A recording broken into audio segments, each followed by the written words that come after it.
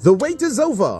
The Trinidad and Tobago Cycling Federation presents the Easter International Cycling Grand Prix. 3 days, 3 venues, 1 epic showdown.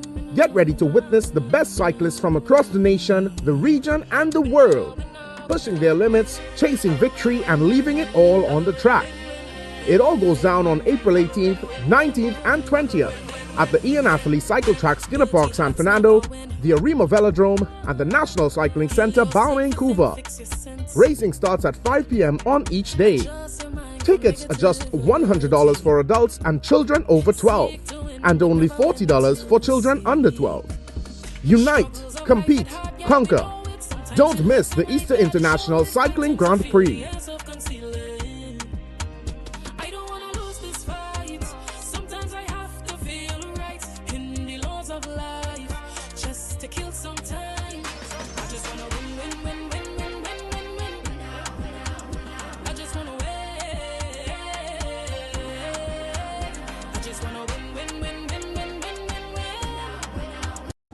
The wait is over.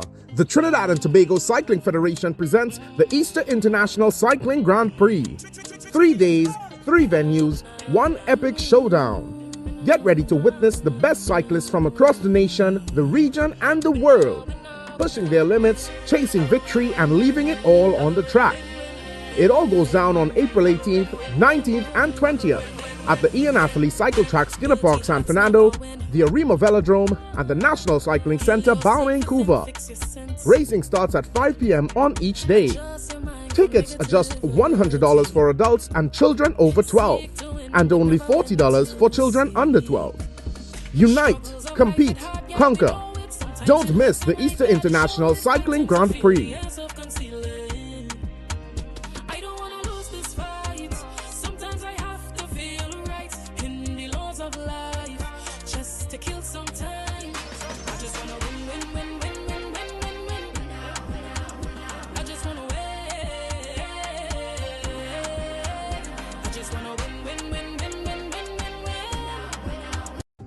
The wait is over. The Trinidad and Tobago Cycling Federation presents the Easter International Cycling Grand Prix. 3 days, 3 venues, 1 epic showdown. Get ready to witness the best cyclists from across the nation, the region, and the world, pushing their limits, chasing victory, and leaving it all on the track. It all goes down on April 18th, 19th, and 20th at the Ian Atherley Cycle Track, Skinner Park, San Fernando, the Arima Velodrome, and the National Cycling Centre, Vancouver. Racing starts at 5 p.m. on each day. Tickets are just $100 for adults and children over 12, and only $40 for children under 12. Unite, compete, conquer. Don't miss the Easter International Cycling Grand Prix.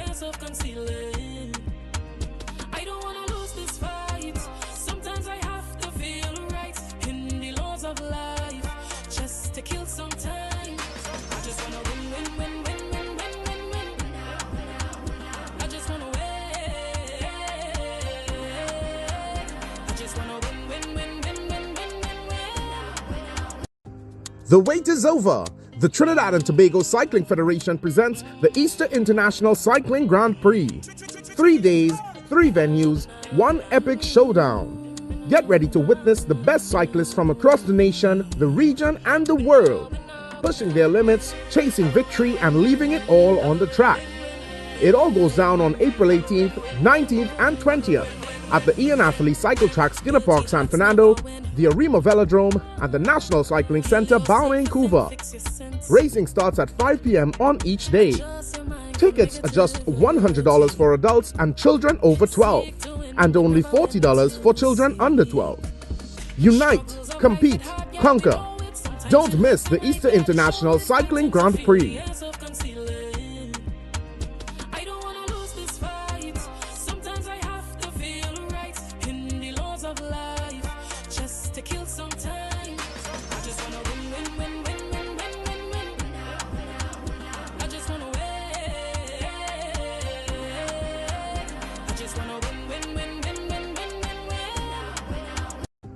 The wait is over. The Trinidad and Tobago Cycling Federation presents the Easter International Cycling Grand Prix. 3 days, 3 venues, 1 epic showdown. Get ready to witness the best cyclists from across the nation, the region, and the world, pushing their limits, chasing victory, and leaving it all on the track. It all goes down on April 18th, 19th, and 20th at the Ian Atherley Cycle Track, Skinner Park, San Fernando, the Arima Velodrome, and the National Cycling Centre, Vancouver. Racing starts at 5 p.m. on each day. Tickets are just $100 for adults and children over 12, and only $40 for children under 12. Unite, compete, conquer. Don't miss the Easter International Cycling Grand Prix.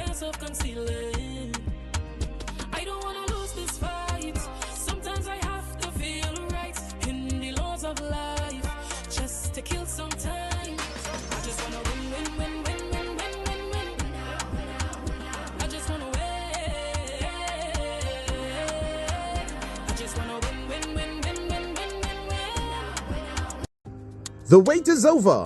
The Trinidad and Tobago Cycling Federation presents the Easter International Cycling Grand Prix. 3 days, 3 venues, 1 epic showdown. Get ready to witness the best cyclists from across the nation, the region, and the world, pushing their limits, chasing victory, and leaving it all on the track.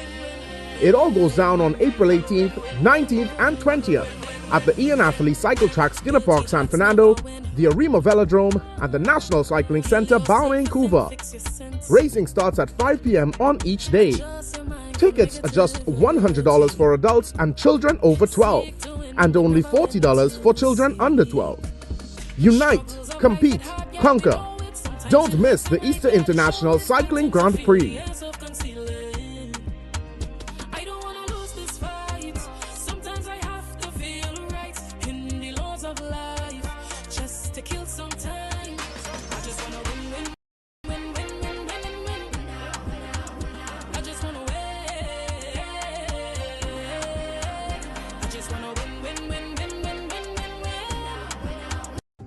The wait is over. The Trinidad and Tobago Cycling Federation presents the Easter International.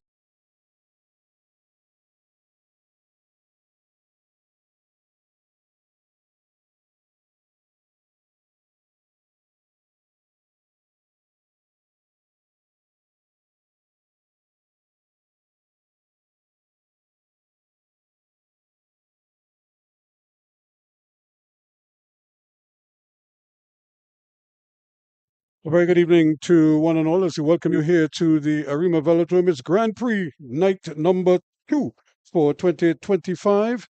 And of course, after last night's events at Skinner Park in San Fernando, 360 TV is proud to be able to bring you day 2 here live at the Arima Velodrome. This is the sort of traditional home of the Easter Grand Prix. And bearing in mind, there is Carifta track and field and aquatics also taking place this weekend, but here the cyclists are in full fettle as they get ready for this. Is there was a sudden end, an abrupt end to proceedings last evening, so this is one of the holdover races from last evening, and this is the 22 lap UCI scratch race for elite riders, elite and international riders, men 22 laps, and some outstanding riders are included in this one. At the front, he opens up for Alexander. They allow Dominic Howard of Barbados to go right on through, but they are generally still all together. Once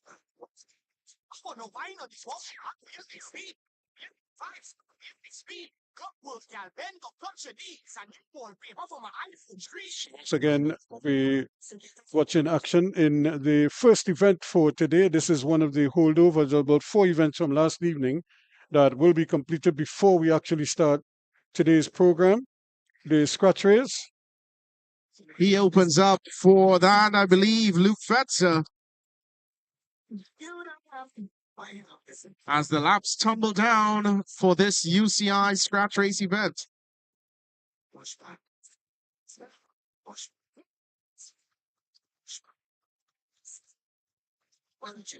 So again, this is the start of day 2 of the Easter Grand Prix put on by the Cycling Federation of Trinidad and Tobago. I see Rowena Williams keeping close tabs on everything. Dan Dredd is also there. Last week he was part and parcel of the Madonna Wheelers Cycle Club, their big event for Mr. De Silva. And this week he's part of the organizers trying to manage today's event. Team DPS, please. Stands on the back straight and not the grandstands. For your athletes, thank you very much. So Bradley Green moves away with Liam Trepte and one of the Jamaican cyclists. They're just off the front of the bunch. Not a dangerous distance. That is, in fact, Andrew Ramsey of Jamaica.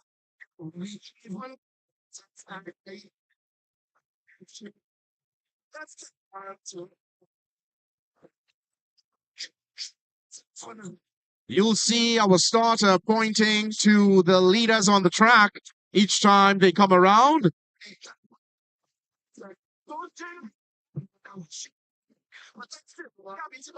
Junior men for the 8-lap scratch race event, please report to the holding bay.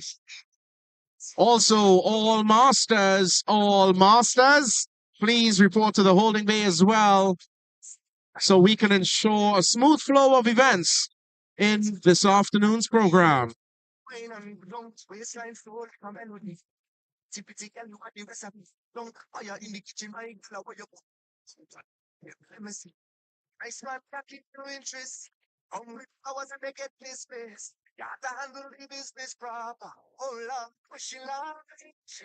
So again, as the riders now begin to stretch out a little bit, they could see some separation in the race. In fact, a couple of riders have already called it a day.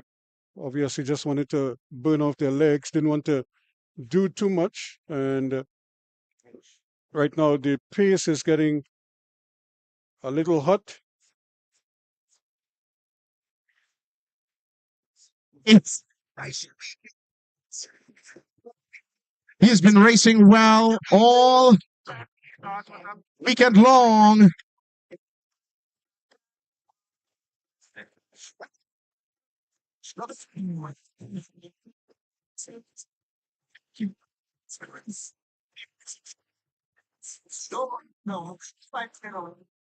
So these are your three at the front. That is Luke Fetzer, Trinidad and Tobago's Liam Trepte, and Bradley Green. USA by 2.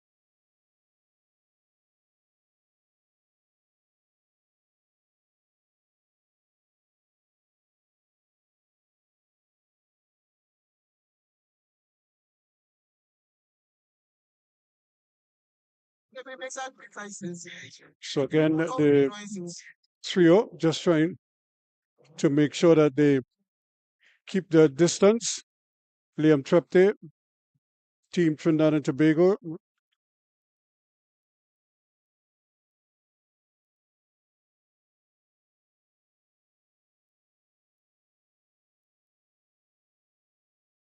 Jaquan Dixon of Jamaica was there, but he decided that he not too happy. Bradley Green is in there. Anton Gibson, Star Truck Cycling USA, and Liam Trepte.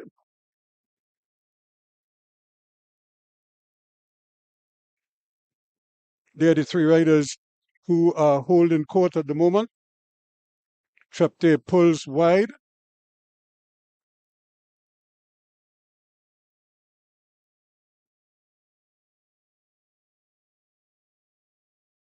And this is the trailing pack. They're watching on and seeing that they have three riders well ahead of them.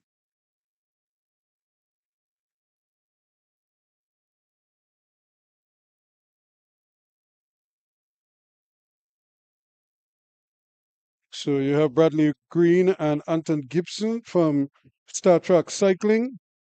And of course, Liam Trepte from TNT. Those are the front three.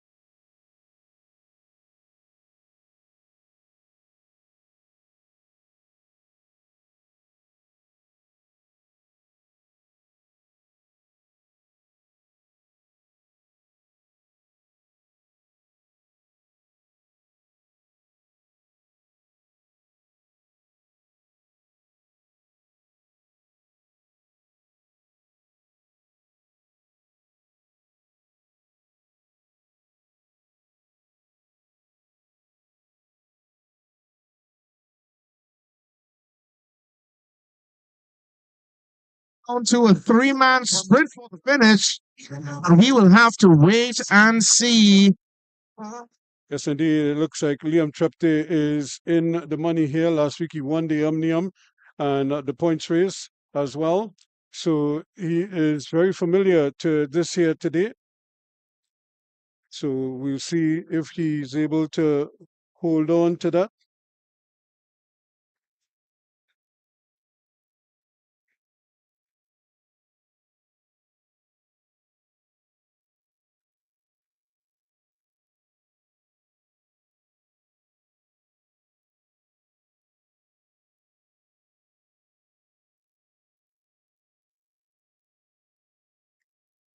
So they're just taking their time right now. They're not overly excited, but they know that it's going to come to a time when things will change. Luke Fetzer is the Turbo Velo Pickle Juice rider.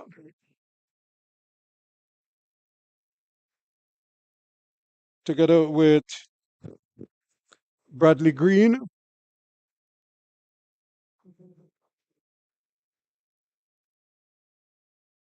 And of course, Trepte, who now gets back the lead.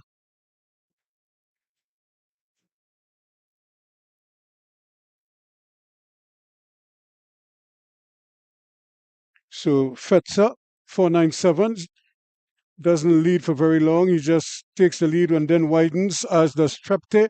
So as a group, they're just cruising around. Nobody's really has dropped the hammer. However, here comes Jamaica. He's trying to join the party at the end. He's spending a lot of energy just to connect. And is he going to bring the rest of the pack? Here comes the Trinidad and Tobago contingent. Are they all going to get back together just for the sprint? Only time will tell. They have some ways to go. They're more than half a lap down. And they're running out of laps. 2 laps to go.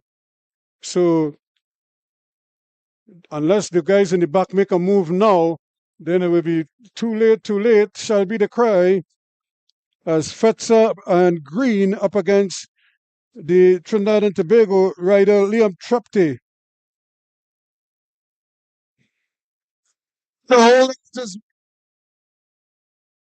To take that fourth place position, we'll have to wait and see.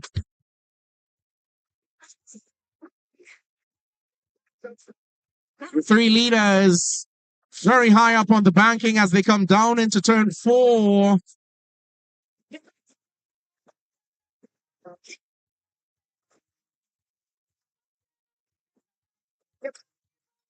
One lap to go in the UCI scratch race event.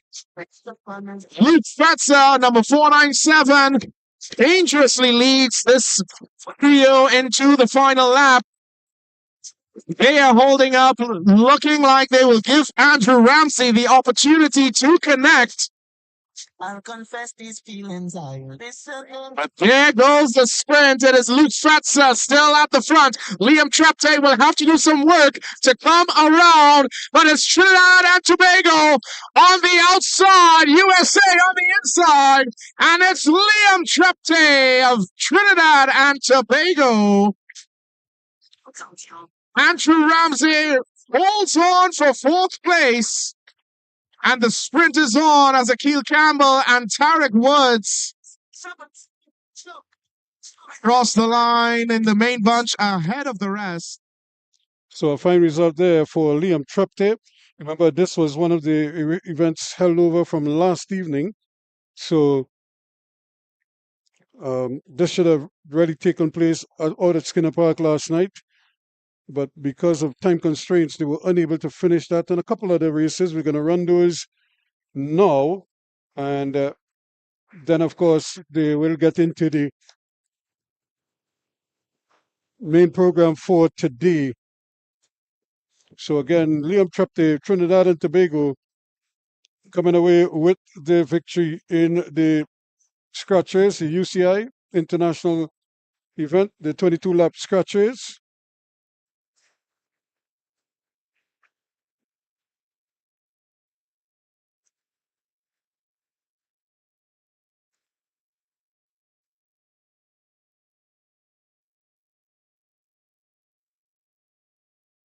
And in addition to that, we have an 8 lap for junior men, a 3 lap for veterans or masters, 60 to 70 plus, and we have a 4 lap for 40, 50, and Elite 3 riders. And so those will go now. And then, of course, we're going to have under 13 heats, all of that before we actually get into today's program in earnest. But so if you're joining us here on 360 TV, you're getting a lineup, so to speak, as we cover the Easter Grand Prix.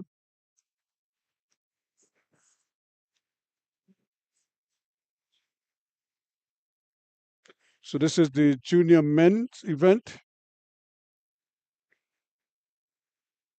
An 8-lapper, it looks like, for junior men. So this ought to be a very interesting one. But we do have some emerging juniors who are doing incredible stuff.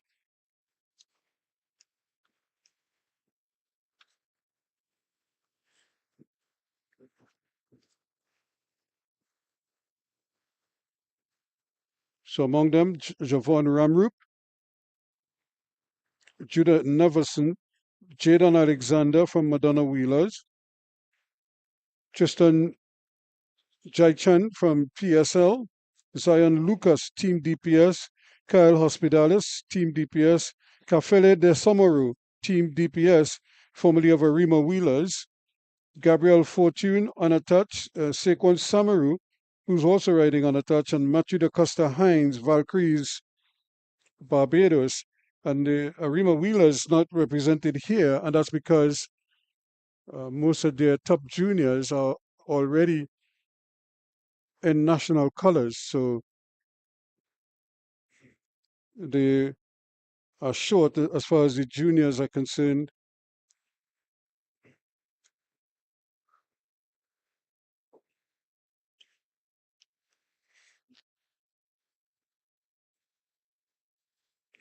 So the riders just slowly cruising around. So they'll do a rolling start here. When they come around, they'll still see 8 laps to go.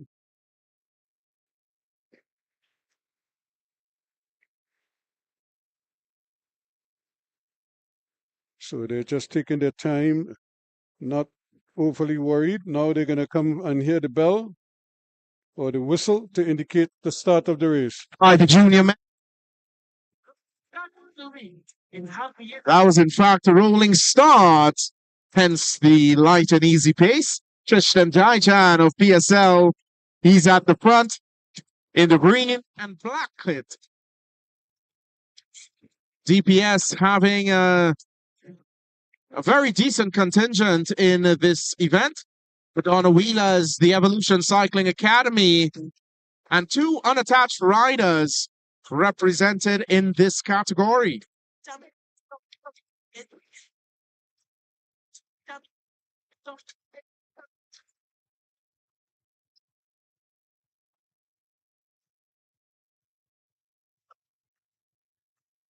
Saquon Samaru wastes no time.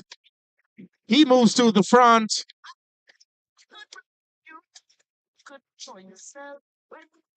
The unattached cyclist showing some good form for the 2025 track season.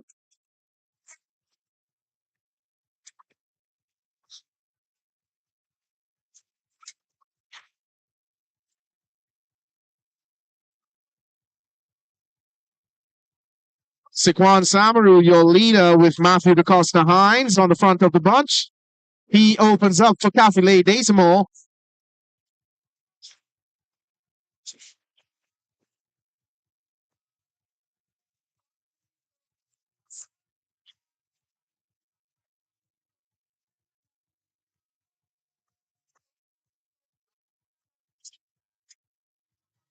Saquon Samaru has decided to give up the chase, so to speak, as he pulled up on the bank and has now fallen all the way back to the back of the pack.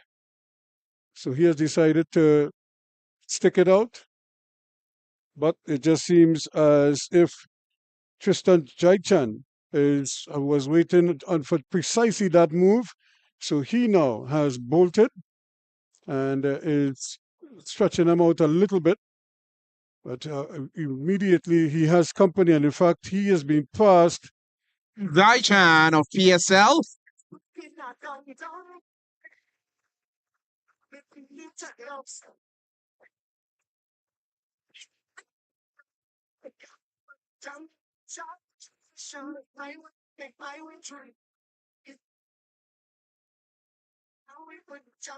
So again, the riders not really pushing at the moment.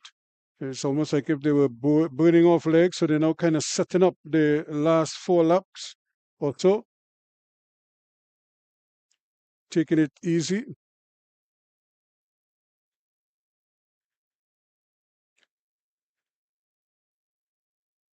So when they come back, they'll see 3 laps to go. And all of them still nicely bunched. All of the main protagonists still there. Mathieu da Costa, Heinz, Sekon Samaru in the mix. Tristan Jaichan, Cafele de Somoro. The laps are tumbling down for the junior men. They are seeing 3 laps to go. Seems as if Sekon Samaru has decided to call it a day. He has dropped right off the pace and just seems to be just taking his time. He's not even climbing up on the bank. He's just rolling around the track on the inside. You look at it, you'll see 2 laps to go when they come back around.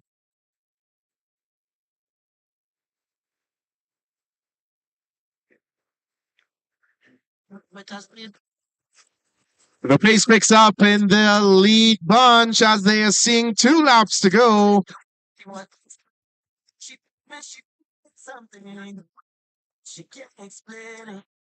Cafele de Somoro right there in the mix, just sort of eyeballing the riders around him. The JLD Cycling Academy, Jordan Neverson.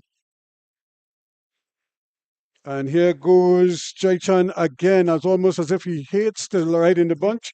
He has decided to bolt once more, but he has company from the Evolution. Javon Ramroop is right on his wheels. Front of the lead bunch, trying to stretch them out, and he opens up, letting Mathieu da Costa Heinz through, and he will lead into the final lap.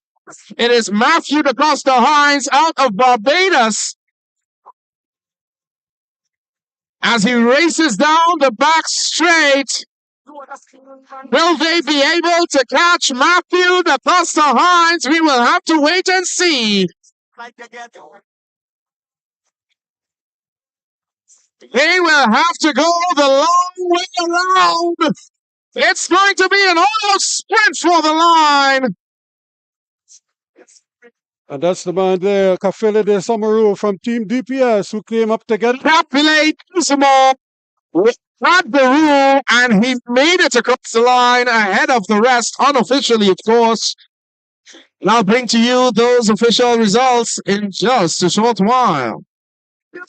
So a fantastic ride there by Cafele de Somoro. For a moment, it looked like he had misjudged it, but boy, he knows his pace, and he planned it precisely that way, and came around quite beautifully to take it just on the line. In fact, he didn't wait for it to get to the line.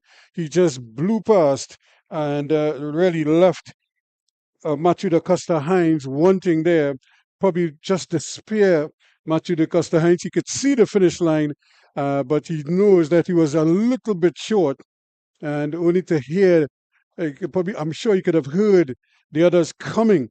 And when he probably realized what was happening there, that's probably the greatest despair.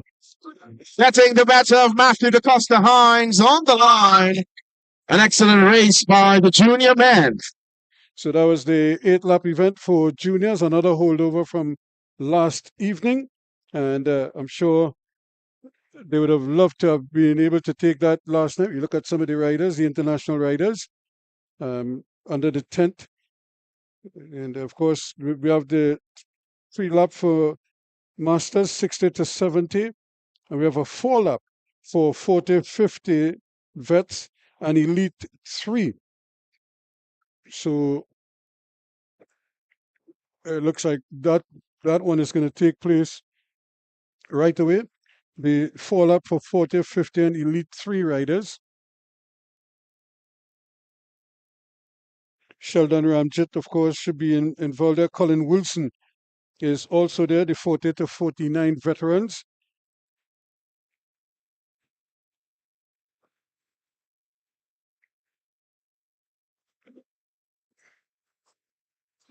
Plus and Elite 3, Masters 40, 50, and Elite 3.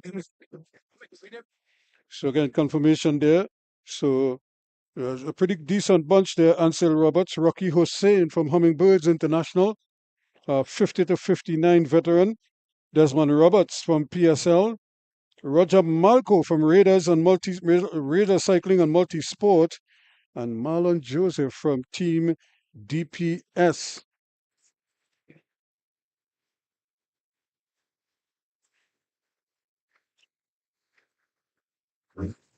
So here they go as they roll off the wall. And of course, Sheldon Ramjet from Hummingbird International leading them off.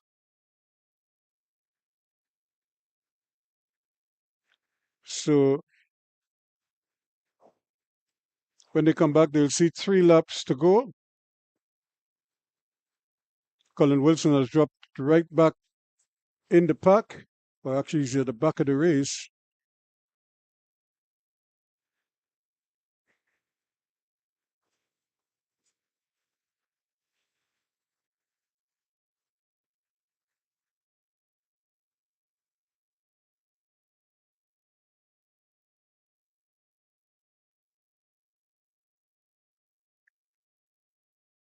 So they're just racing around here now, just trying to hot it up a little bit, cause a little confusion. Ron Graves from Rictech Sonics also getting in a little push here now and easily pulling out.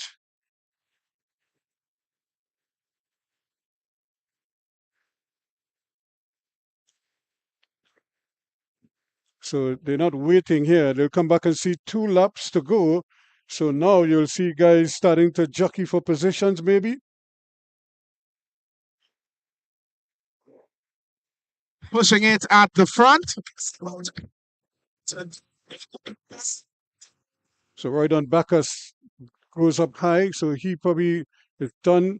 Unless he's coming back for the sprint, he's going to hold on to Colin Wilson's wheel, who is kind of 5th wheel at the moment. And Wilson taking it easy. Well, ladies and gentlemen, Masters 40 plus, 50 plus, and Elite 3.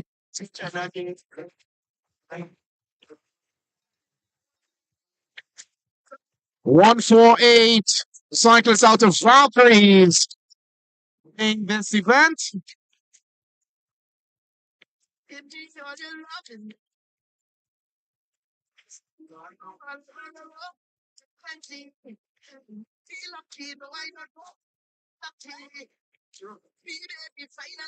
Josiah Williams of Valkyries still at the front. Will he be able to hold on? We'll have to wait and see, but it's a Sheldon Ramjet moving very quickly to the line.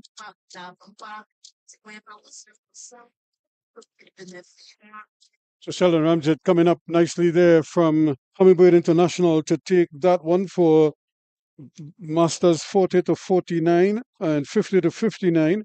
And of course, Elite 3 riders and the Elite 3 specialists in the bunch.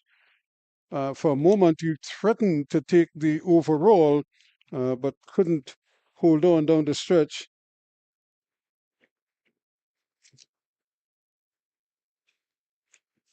And Josiah Williams had to settle for 2nd place in the end. So a good result. Another fine race and another almost win for the man in front. A nearly win, you have to call it that. He nearly won it. And until he didn't. And that's because There are some pretty strong Masters 40 to 49. Sheldon Ramjet, the man you just saw in the picture there, taking the victory. And this, of course, is the Cycling Federation's Easter Grand Prix. This is night number 2.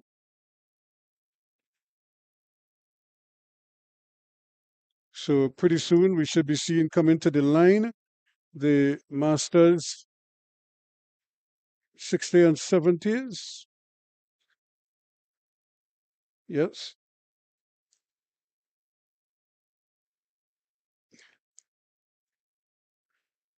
So they more than likely will be doing a 3-lap event.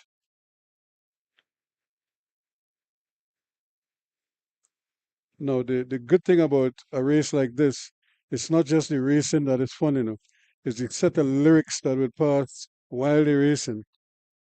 There's never a dull moment with them.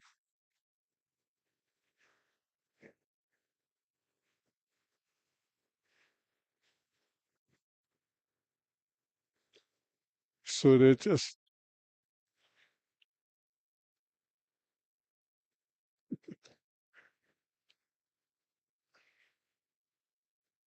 so the riders are coming up on the wall.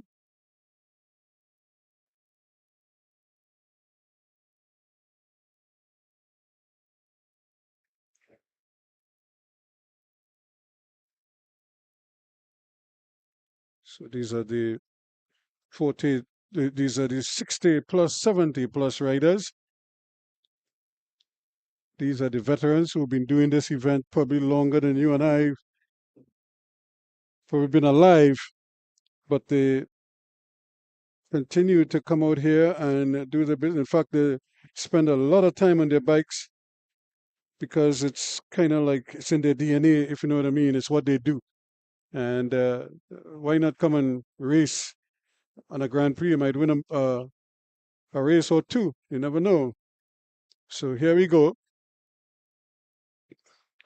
for the Masters 60 plus and 70 plus. Yes. Doing a 3-lap distance.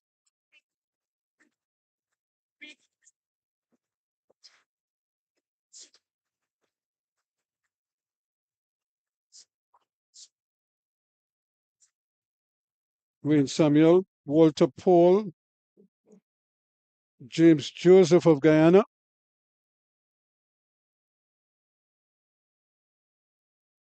So there is James Joseph stretching out there, taking the lead, forcing the others to have to sit up and take notice. Also there, Joel Brown of Arima Wheelers.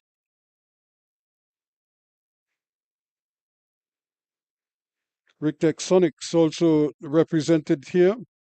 Walter Paul.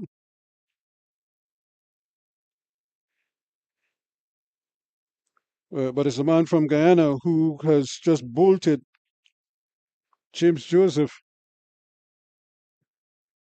He's going to get Bell, looks back, takes a look, sees that no one is really chasing him.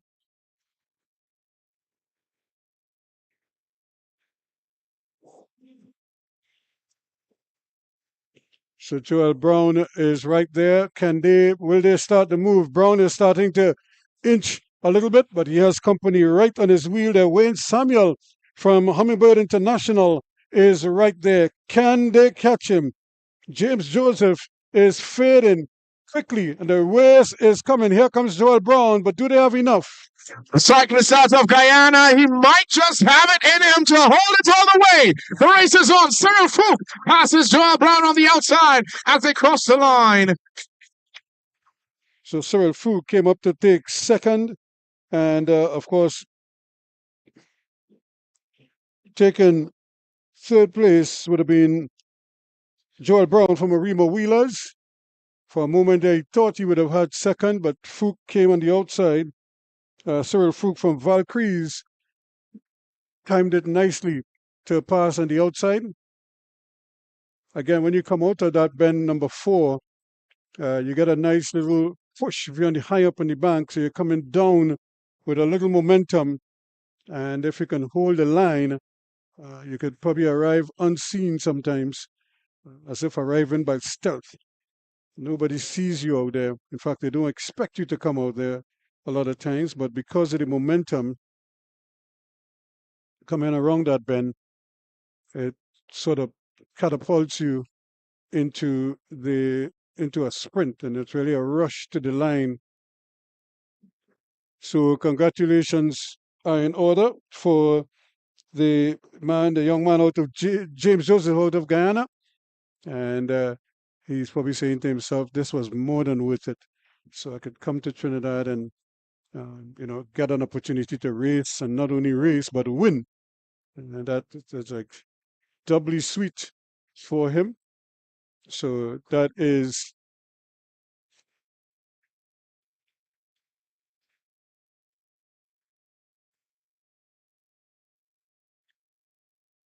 So you see the riders there just getting themselves ready. Pretty soon we're going to get the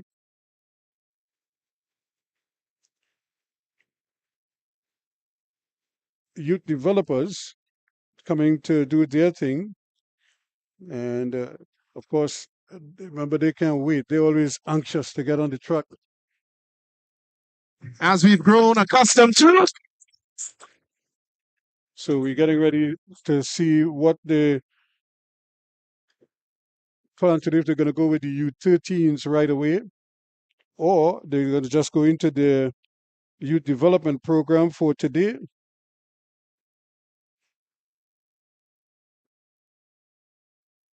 Roger Malco, Liam Sir, Bradley Green, Kafele Desamo.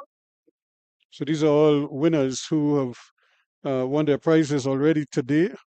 Some of the international riders. So they're probably trying to get the prizes out of the way so that they can start with the races or get into today's official program. And that is going to start with they're going to do the tiny mites, I would imagine. So because I've seen all the young riders there, they don't mix matters at all. They're ready to go. So I see them all assembling there. So they may do the under 13s first. I think that was one of the last event that was held over from last evening.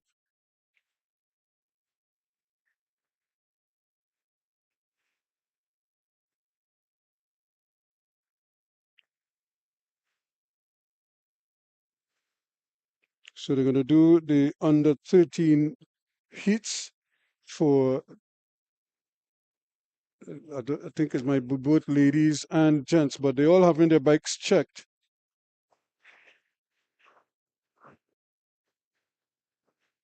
And if you look at the prize rostrum, and there was Trepte getting the top prize in the 22 lap scratch race. Liam Trepte of Trinidad and Tobago.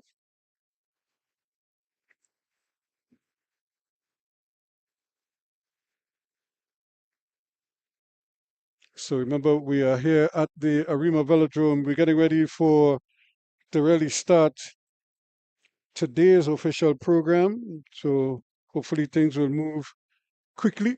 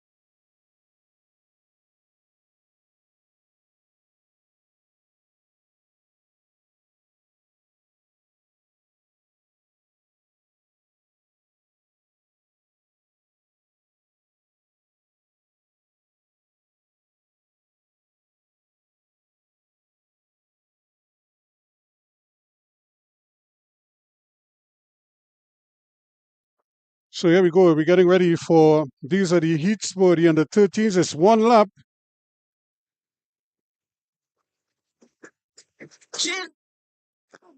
So these are the under 13 BMXers as they push off quickly. And you always know that this is no fun and games for them. This is serious business. Looking for the top four to qualify. Top four to qualify for the final. Keirin, Solomon, Morris, Ty Hercules, Ricardo Tit, Zephaniah, Alexander Smith, Elijah Christopher, Darrell Samuels also in this event. Darrell Samuels.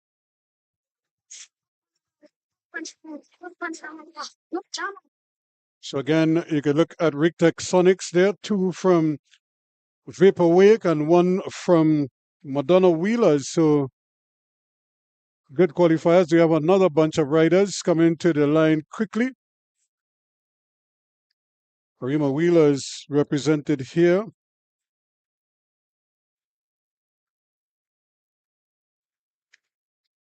Darrell Samuels.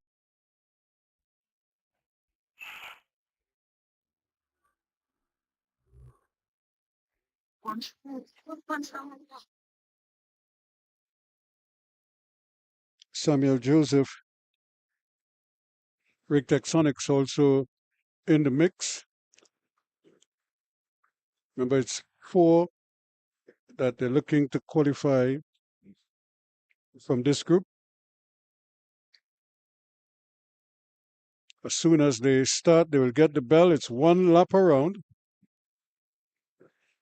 They just check in to make sure that the riders who are supposed to be on the line are on the line and in their respective categories.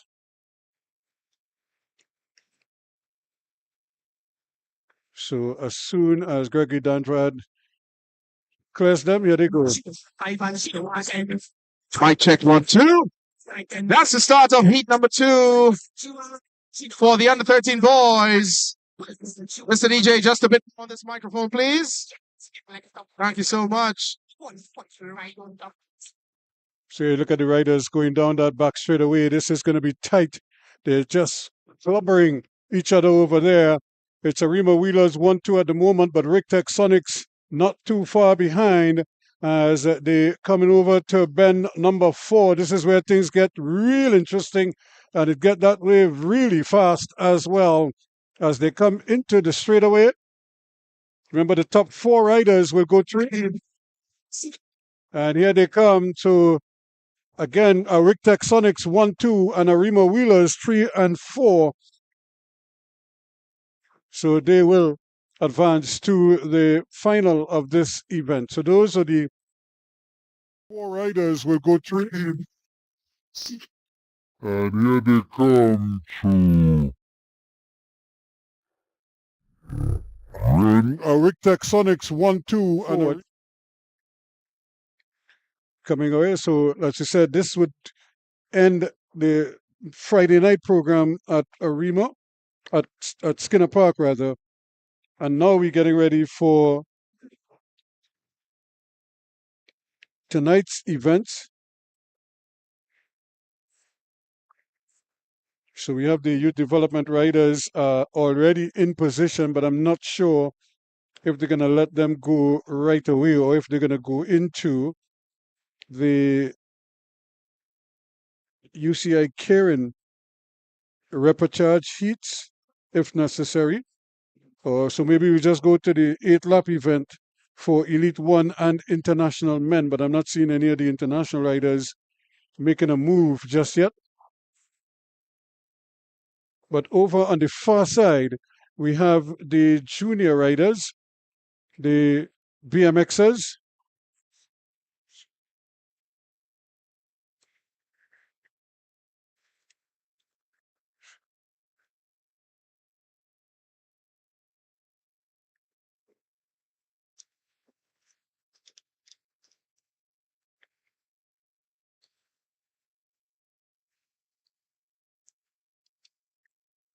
So there are the BMXers. So as they say, the things start because when they get started, it's all about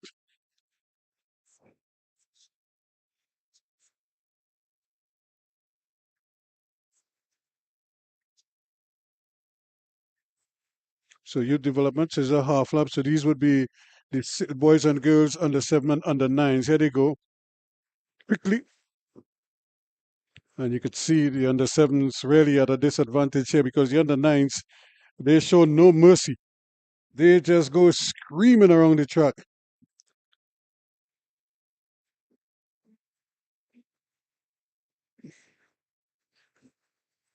Here they come. Coming to the line to win this one comfortably. And Vaporwave, Rictech Sonics, and Rictech Sonics. So fine performance by these youngsters, these U7, and sometimes I wonder who is happier, the riders or the parents, because it's such a joy to see your offspring performing and getting on the track and actually performing and then also winning. That's like twice as good. So here we have another group of riders, youth development,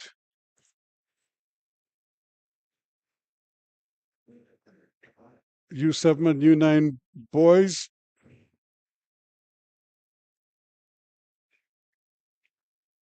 So here they go again, quickly.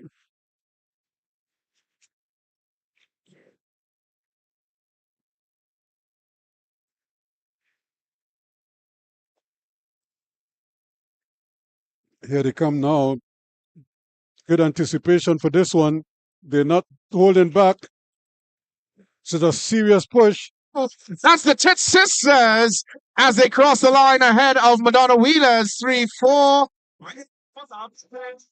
So again, the Tit Sisters showing that they mean business and certainly going down. Annalie Tit coming fast and showing her capabilities there. And also Abigail. Anticipation for this one. They're not holding back. So it's a serious push. That's the track.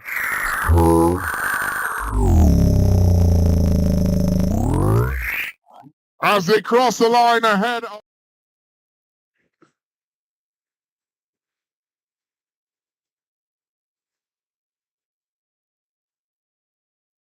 So we have another bunch of riders over on that far side. This looks like the last group.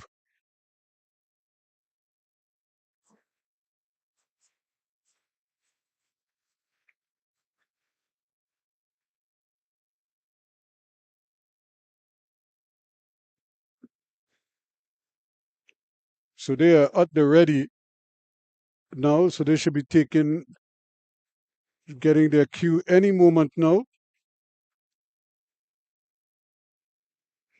So there's the whistle, and they're on their way. And look at speed from the word go. There is no stopping him. He is just going. International men, international men, you.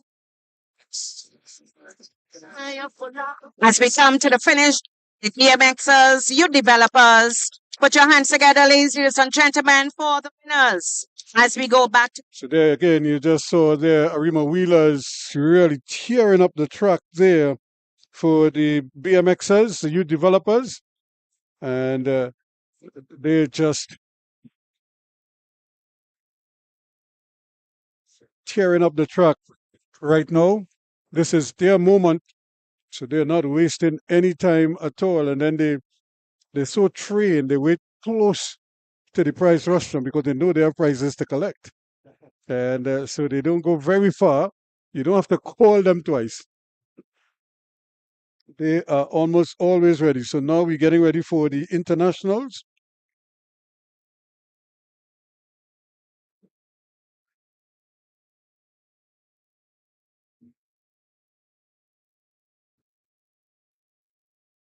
So we have the elite men and international men. Look like they're doing an 8-lap event.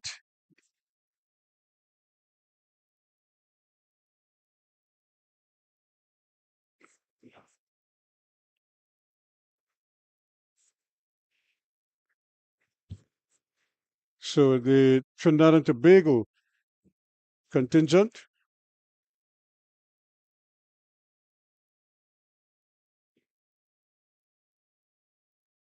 trying to get into position early. So I think they're going to put them all on the wall.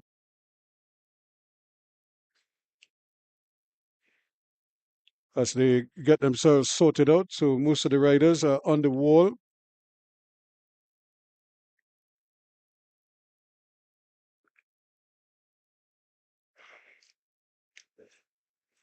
There's Gregory Dandrad. He looks like if he's going to give them a rolling start as well.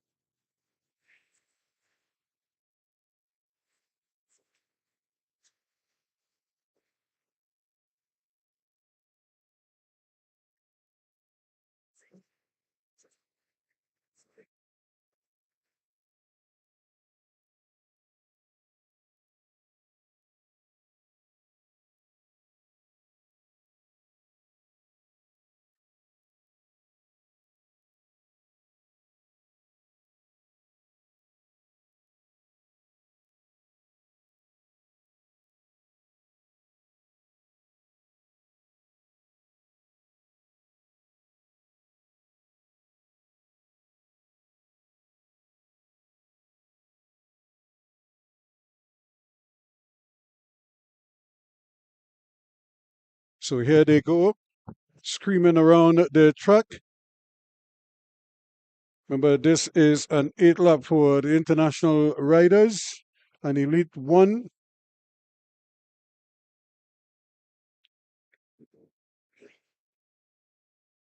Trinidad and Tobago well represented.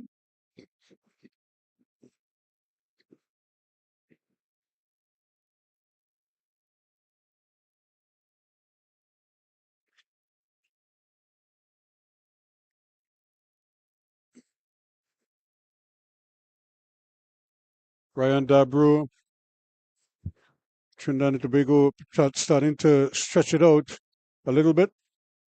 And they have 2 at the front and 2 at the back. So don't be surprised if the 2 at the back are the ones that they're trying to set this race up for, as they just get themselves into position, not really using up too much energy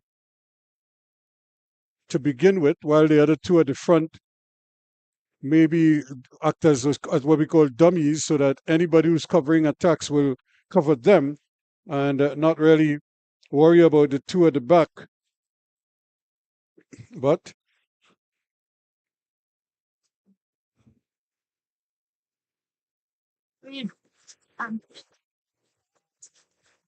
the teams represented in this event, as Jaden Neves of Trinidad and Tobago goes to the front. Chasing him down is Andrew Ramsey of Jamaica.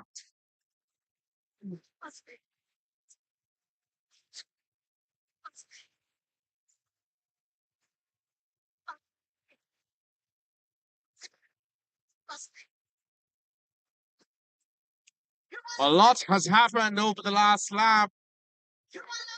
As we can see, joining Jaden Neves at the front. 2 of the cyclists out of the USA, so too Jamaica. That is Patton Sims and Luke Fetzer.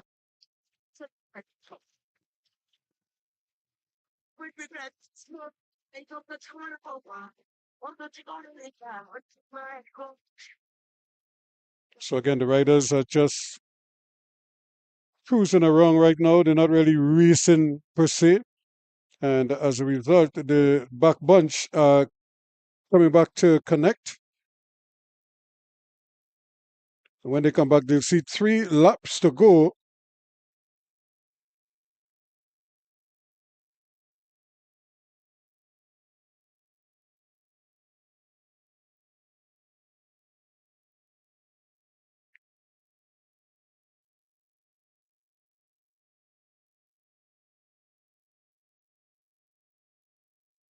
So they're all nicely tucked in together now.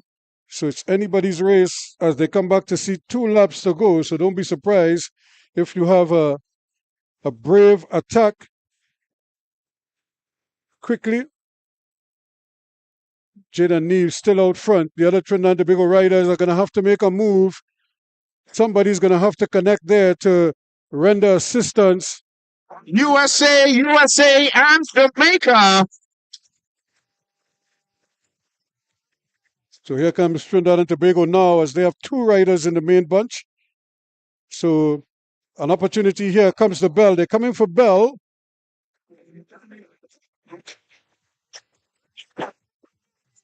Your leader on the track, number 494, that is Patton Sims of the USA.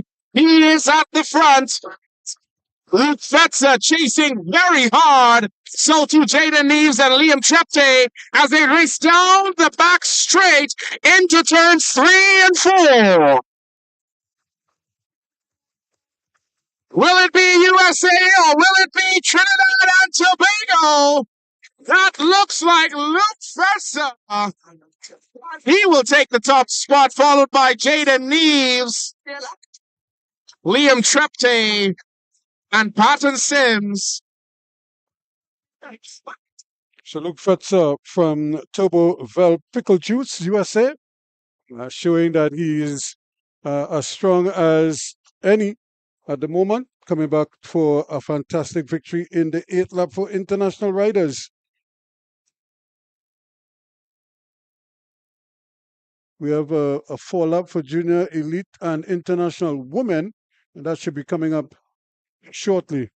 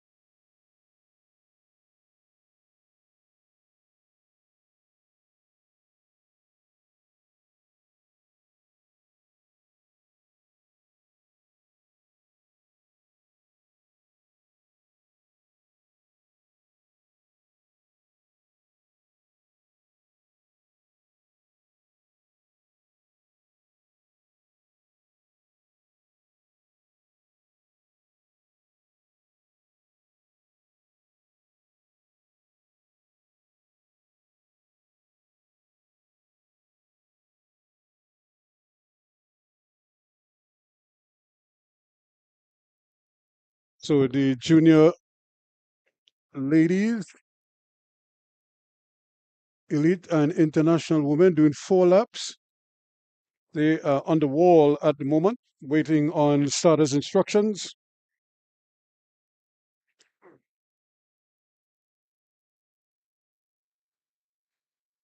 Unfortunately, we see one rider having to leave the track. Apparently, she's having a problem with a bike. So they may have a delay if they're going to get her on the track. In fact, one of her teammates, one of the riders from Rigtech Sonics, might actually lend her a wheel or check the brakes on the bike for her. If they could get it fixed, then she would go with that one.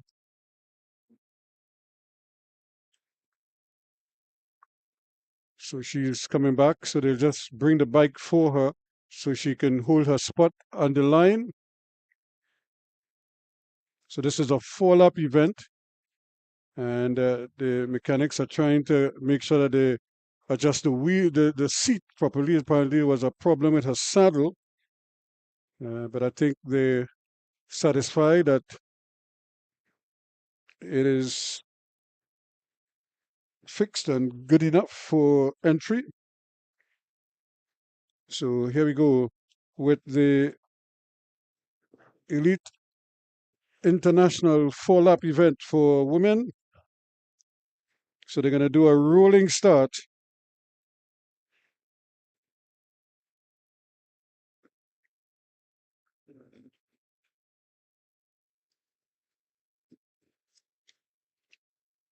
as we've seen so many of the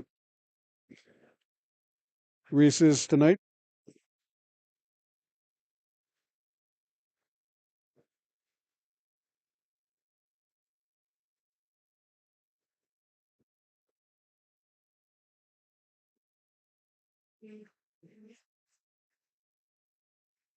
Tatiana Dalga among those.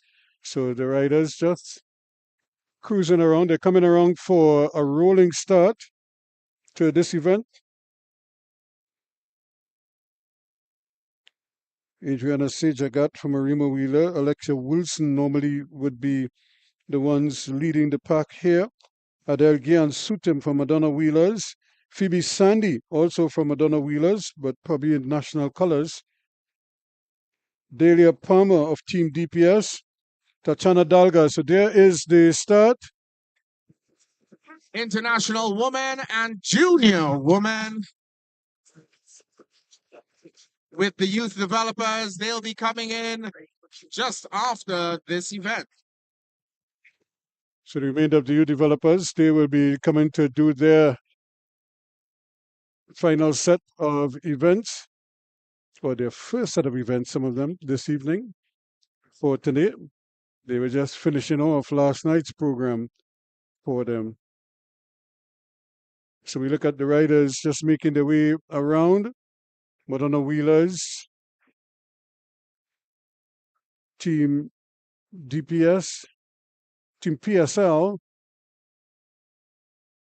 Arima Wheelers, nicely represented, but they all stuck on the inside.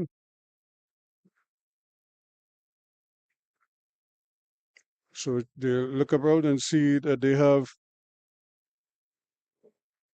the riders still nicely bunched together. Nobody is trying to separate just yet. No one anxious to burn up any unnecessary energy. Not at this stage anyway. So it almost looks as if they're going to have one big sprint. Are they going to wait till very late, or is somebody going to go on the bell? Right now, it's still wait and see.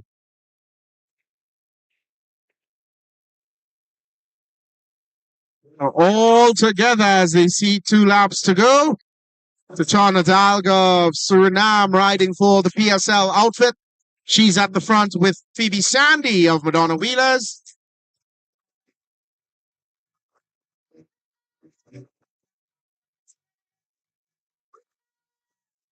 So Phoebe Sandy, formerly of Arima Wheelers, now with Madonna Wheelers, holding the inside. Then her former teammates at Arima Wheelers are right in the mix there as well.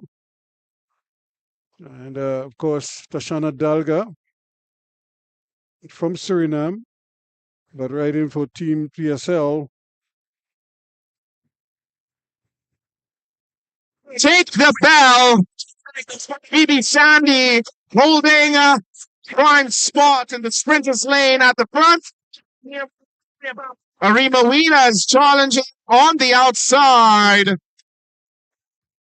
We also have Ariel Greaves of Barbados, a junior lady, in the bunch as well. As they round the final bend and into the home straight. It's a sprint to the line. Phoebe Sandy holding on. Adriana Sejagat in the mix as well.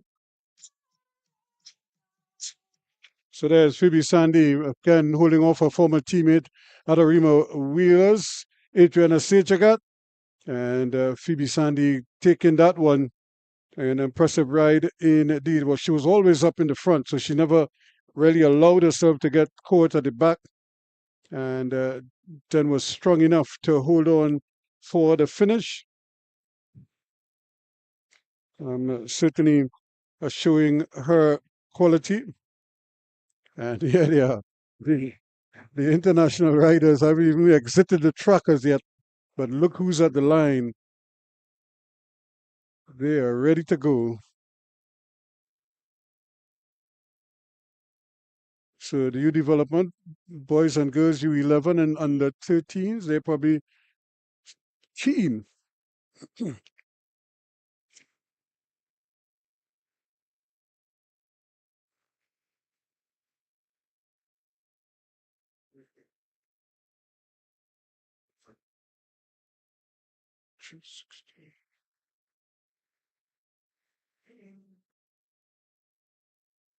So the under 11 females, JL Francis from Madonna Wheelers nearest us.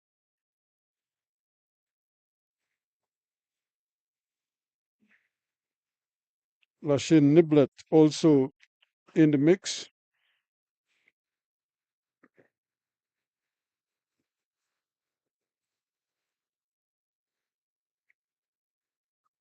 Anne-Marie Rugbeer. Here we go. Rick Sonics, Darius, John Mark Sunilal. Or is it Melody Ramsing who is going to lead them around? But here goes Madonna Wheelers. They have really bolted here. Lachine Niblet of Madonna Wheelers showing an amazing turn of speed here. And she is really just easing away from her teammates and looking to wrap this one up early o'clock. And I don't think they're going to catch her. Lachine Niblet coming racing to the line. She put her head down and is just pushing there. Richter Sonics, Melody Ramsing is going to finish second. And in third place, JL Francis, also of Madonna Wheelers, finishing in third place. But no stopping Lachine Niblet of Madonna Wheelers Cycle Club. And the other riders, they're not even halfway around the track, but look who's at the line already. They, they don't waste time. If the senior riders are only just as keen, it would be amazing. But these youngsters could teach them a thing or two. You're here to race, let's race. And they are not wasting any time at all as they get to the line quickly.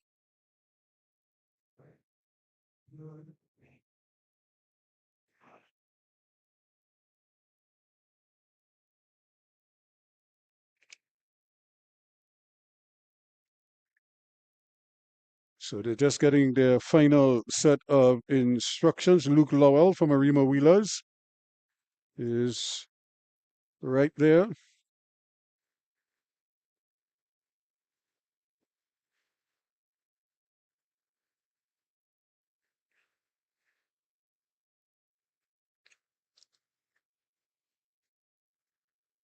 So there is the bell to set them on their way. Here, doing a one-lap event of the Arima Velodrome.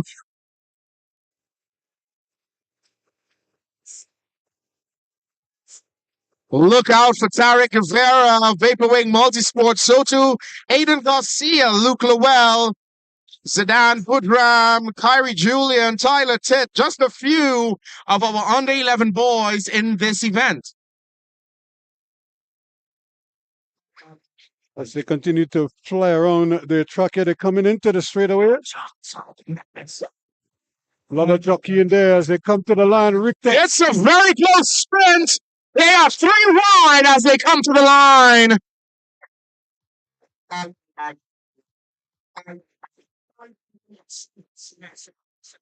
Vaporweight getting the job done. Always a very Tariq Guevara.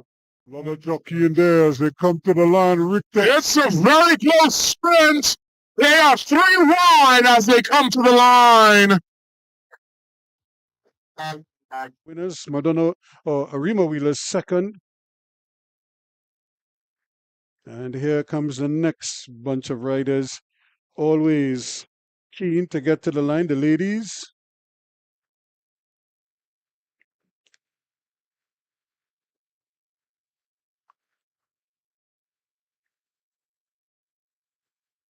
So the under 13 girls.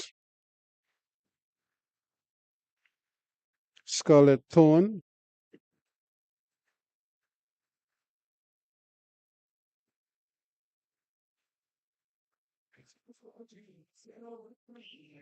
Up here at the Arima Velodrome as we start the under 13 girls in this event. Scarlett Thorne, Annalise Watson, Annalie Titt, Maya Ballantyne, and Demaya Prince.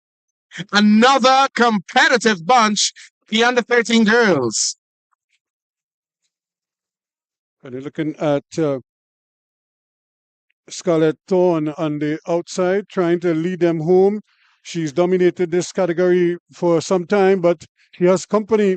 There's Madonna Wheeler's not letting up there. Annalise Watson is not letting her go. Scarlett Thorne has company for this trip home. The race is on, and it's Scarlett Thorne from Annalise Watson on the outside, taking it just ahead of Scarlett Thorne, followed by Demaya Prince. So a bit of an upset there because Scarlett Thorne was the favorite coming in there, but Annalise Watson wasn't going to let her go and just found that little extra to come up and take it on the line. Brilliant finish again. Look at her putting her head down and just driving to the finish to secure the victory. No doubt about it. Thorne had to settle for second, and in third place, crossing the line quickly there, looked like Madonna Wheeler's got up for third.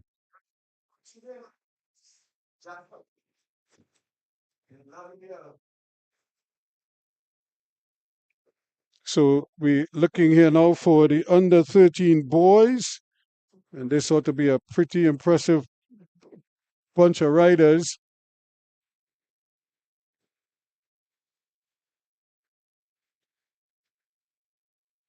Rion Shepard of Rictech Sonics is the one nearest us.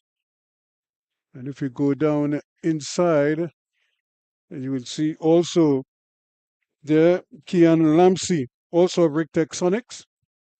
So they are well represented. Arima Wheeler, Sakiria White Diet on the inside.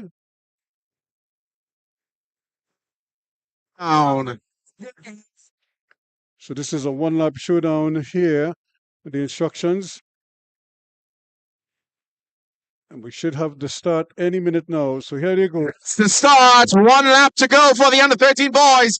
Arima Wheelers moves to the front. Sakiria White Diet of the Arima Wheelers Cycle Club. He has been very, very fast. Also in this one, Rion Shepard. You need to look out for him as well. Elijah Christopher.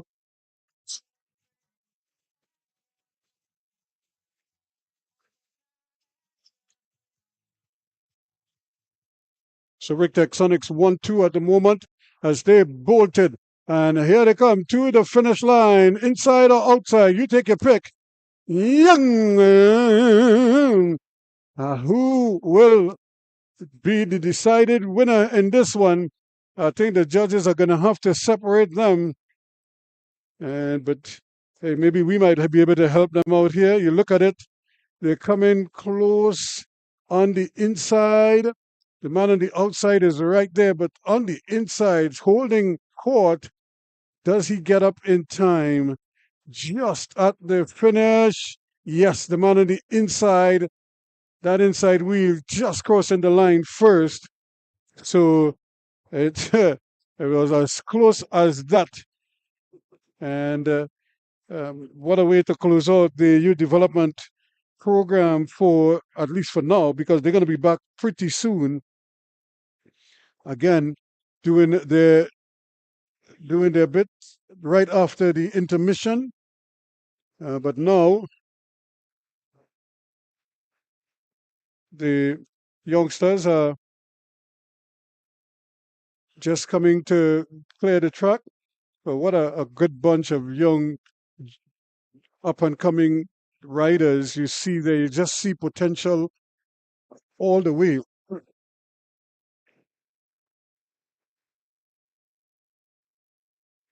So soon as they're able to develop and get stronger on the bikes, then you know they're going to be ready for the next level. But they have really been showing just how capable they are and how much work is going into their development programs at Rick Sonics, Vaporwake, Arima Wheelers, Madonna Wheelers.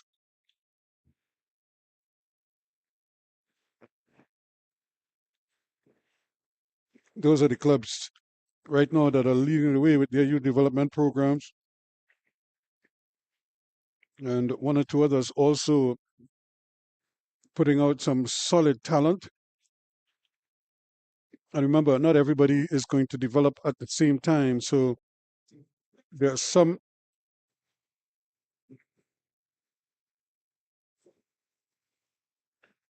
so some of them actually develop later than others. So one or two of the others who are probably just off the pace might very well be the ones who step up at the next level by the time they get to tiny mites and then to juniors. They might be the ones flying around the track.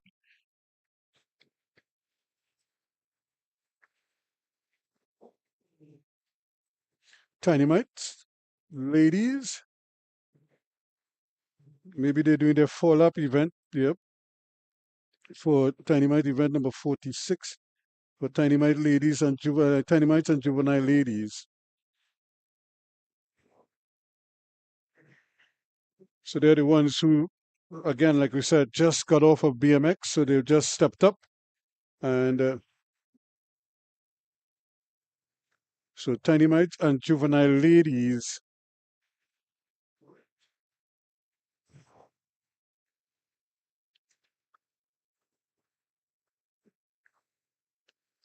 So again, these are some young ladies who are keen to develop in the sport.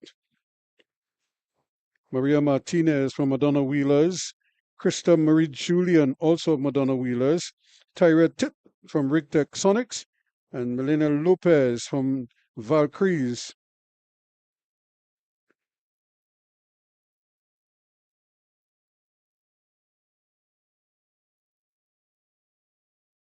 Of course, also the juvenile ladies, Rick Sonics, also represented, Anaya Pope, Ryan Shepard and Mayana Mayers, Shamika Hoyt.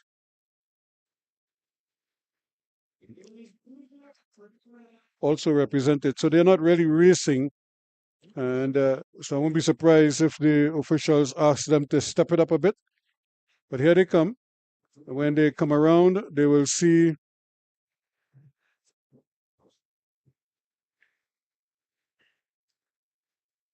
so now we see them just pushing off a little bit. So 3 laps to go. When they come back, they'll see 2 laps to go, but still, it's anybody's race. They're just really on a Sunday stroll at the moment. They're not really forcing themselves or extending themselves any. Oh, unfortunately, we have a rider who she might have just either lost a chain or she lost a boot, slipped out of her harness. Can't get it back in. So here comes Madonna Wheelers, well represented. Rick Sonics also in the mix.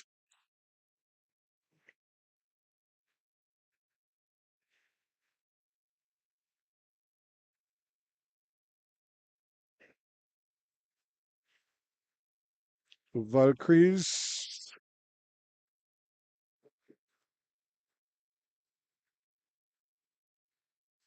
So the riders still not really forcing themselves, extending themselves at all. They're just taking it easy, going around.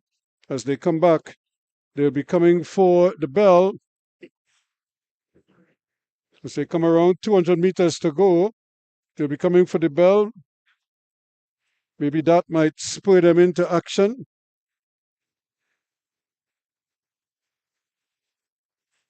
National Grand Prix.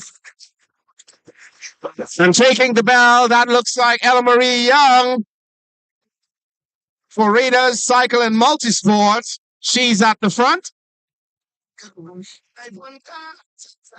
Valkyries also in the mix, challenging on the outside.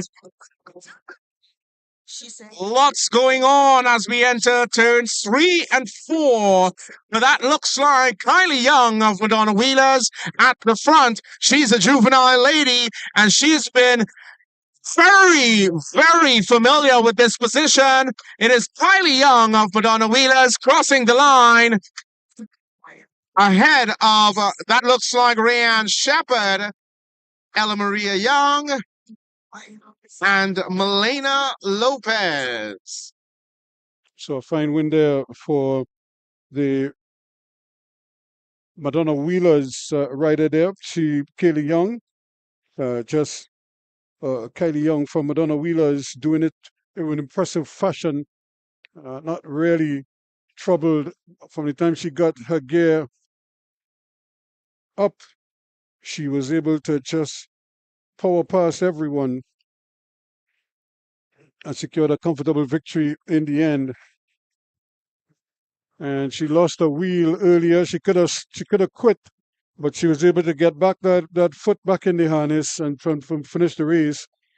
And that's the kind of stuff that the spectators admire at events like these, when they see participants finish what they started,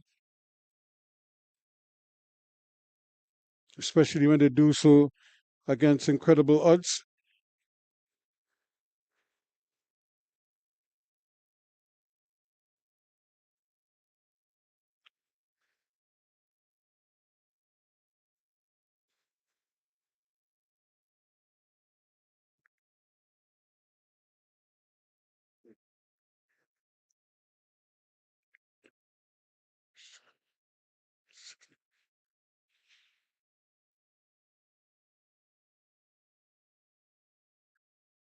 So we should be getting the Elite 2 riders to come to the line. Oh, no, they are on the line actually.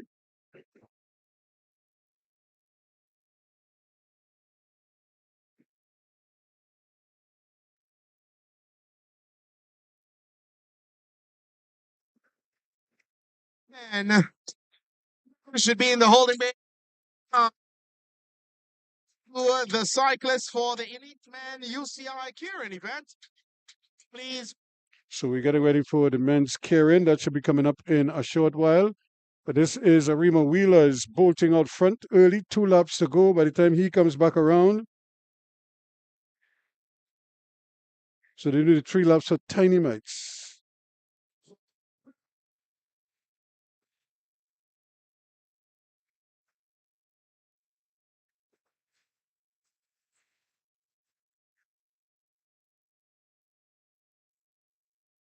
Josiah Lewis of Arima Wheelers. But he has company the Evolution Adiose Lewis, and of Hummingbird International, Tyler Lafourcade and Adrian Sanchez also in the mix. So they'll come back. So slow things down.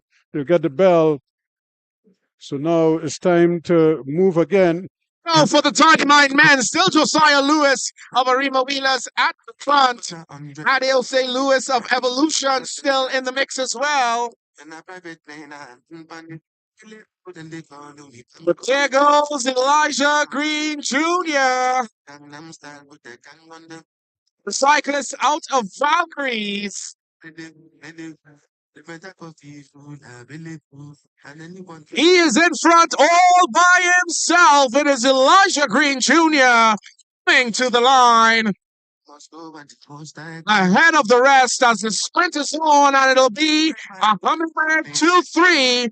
Adrian Sanchez, followed by Tyler Lafourcade and Adiose Lewis.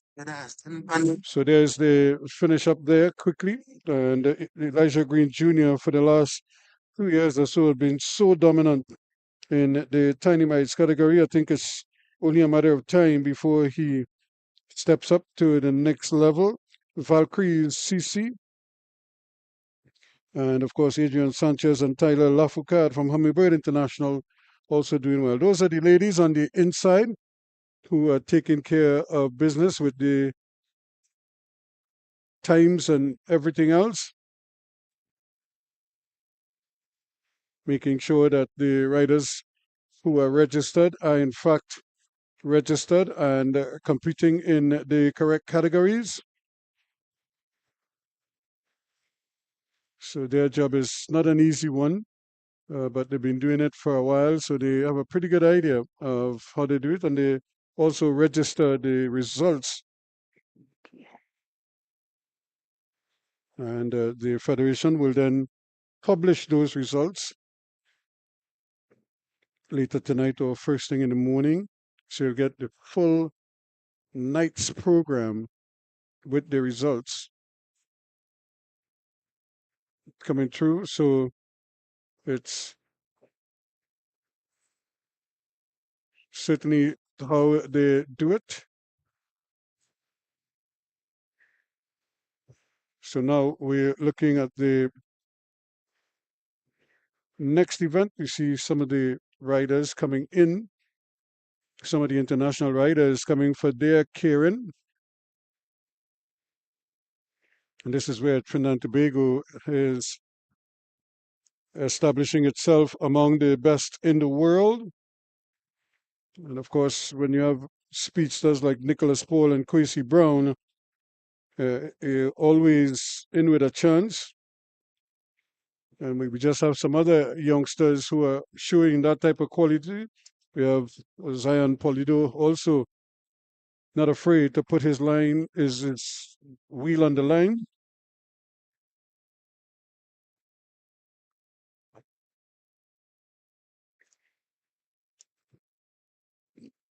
And that also makes for good competitive racing.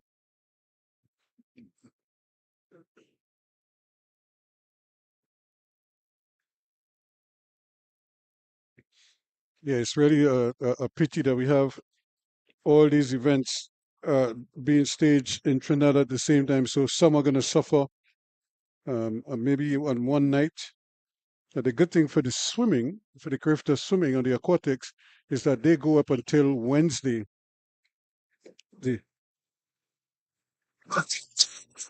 So this is the 2-lap event for Elite 2 riders. So it's just 2 of them.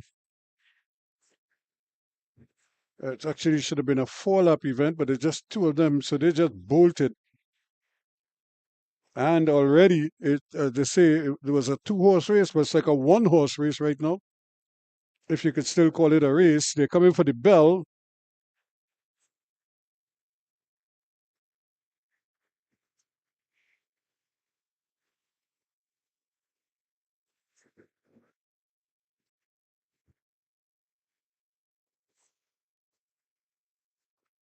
Gregor Cadado of Valkyries and Ander Garcia. But this is an easy win.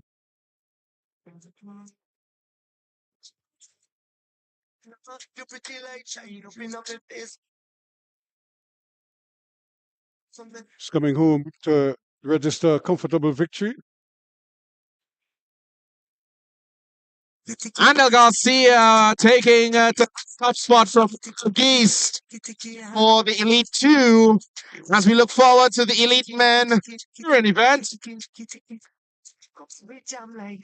And this is...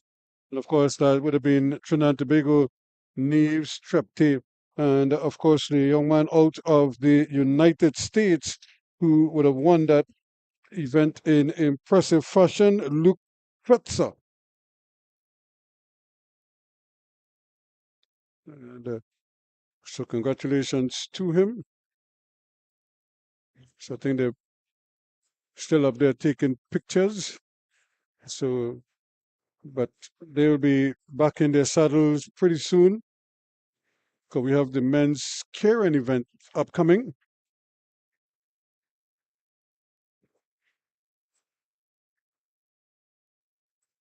So that is always everything. And we saw the youngsters earlier in the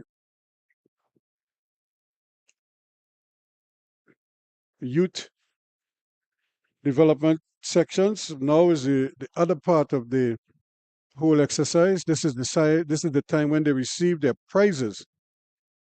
And like I said, I'm not quite sure who is Up here, he's showing off his medal. And he's showing him the envelope as well, as, as if to say, look what I found here. And he has another medal as well. So Rick Sonics. So now he's going to get the gold medal. Imagine some proud parents and siblings. So here they go. He wants to be on the top, but he's only second and third. And so they're ready to show off their medals. And here they go. 1, 2, 3. Proud moment indeed.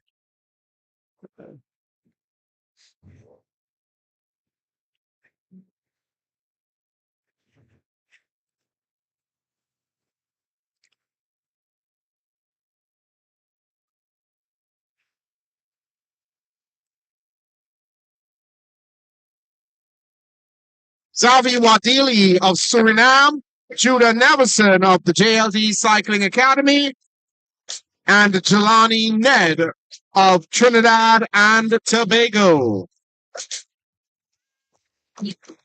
As we go back to the prize rostrum winner. So those are the riders, some of the riders you just heard there in the men's keirin.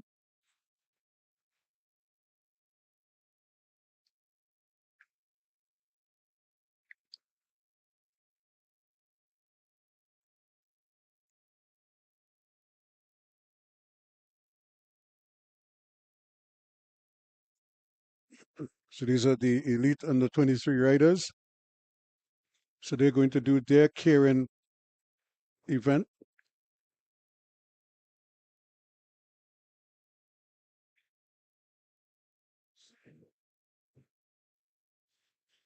And this is always when, of course, the motorbike will be on the track. I think pretty soon it will be heading this way. I don't know if it's going to pass the riders at least once. And then come back around. But for now, it looks as if it's just waiting for the riders to get in position.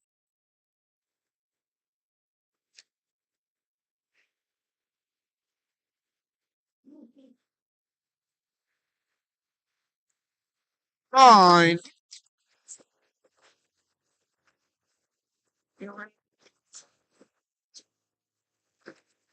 On a 460-meter track, this keirin event goes for 3 laps. The keirin starts behind the motorcycle. The cyclists would have drawn for positions. First wheel, that looks like Ryan Dabro. Second wheel, Nigel Ali. Third wheel, Sindel Samaru. Judah Neverson, fourth wheel, followed by Raul Garcia, Jelani Ned, and the cyclist out of PSL from Suriname, Xavi Wadili. Top 3 to qualify for the final. So the motorcycle incrementally increases speed as they go around. And when they hit the back straight, the motorcycle will leave the track. And it's all out racing from there on. The motorbike leaves the track, and the riders are on their own right now. Dabro, riding in Trinidad and Tobago colors. But from Arima Wheelers is Arima Wheelers teammate. So UCI keirin, heat number 1, taking the bell. Tabro still at the front. Nigel Ali, Sindel Samaru, Neverson, Garcia, Ned, and Wadili. Top 3 to qualify. Ladies and gentlemen, do you want to see Trinidad and Tobago in the next round? Samaru coming to the front.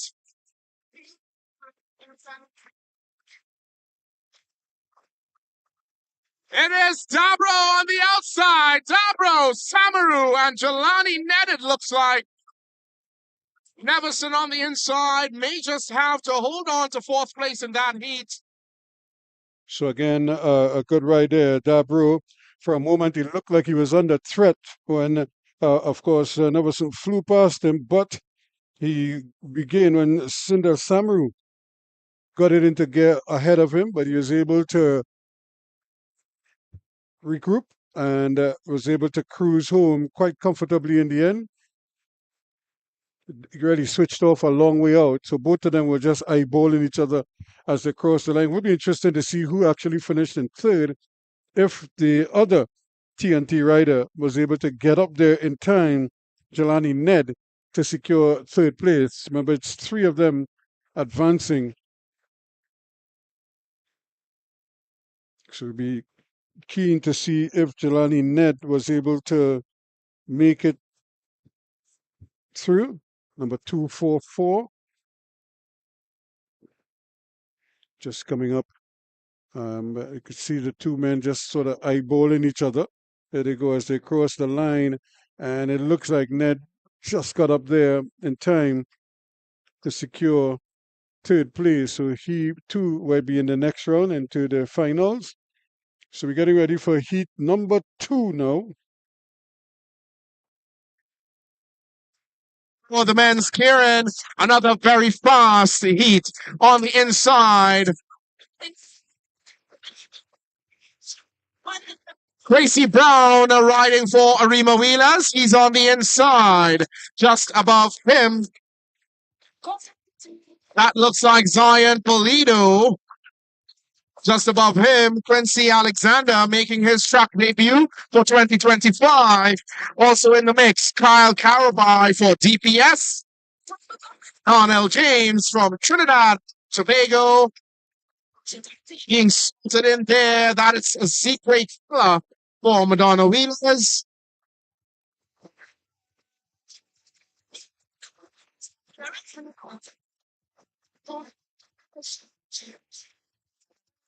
We just heard the lineup there. Chrissy Brown from Arima Wheelers on the inside. Zion Polito in the Trinidad and Tobago colors. Quincy Alexander in the green in the middle, now fixing his helmet there. Lives just a stone throw away from the track there. And a former national sprint champion. Really a kilo specialist.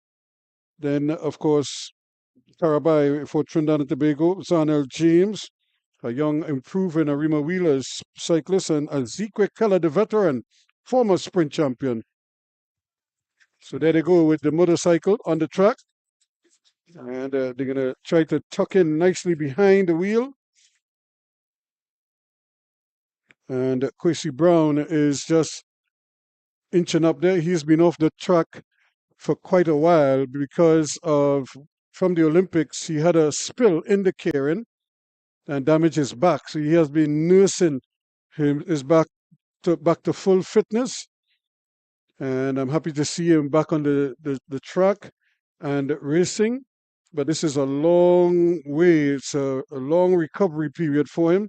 And it really has been a tough road for him when you consider before the Olympics. Remember, he got COVID and was actually in a facility for close to 35 days before actually coming out, and then had to prepare himself to get to the Olympic Games, and then to get to the Olympic Games, and then only to suffer that injury. But here he is back in the saddle and racing.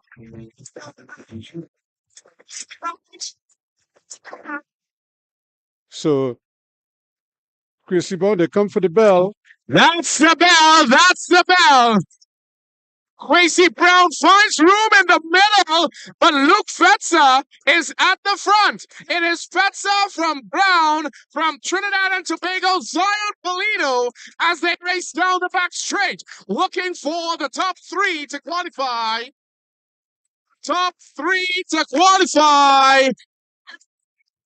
AC Brown over River Wheelers from San Polito. Darnell James, Quincy Alexander, your top 4.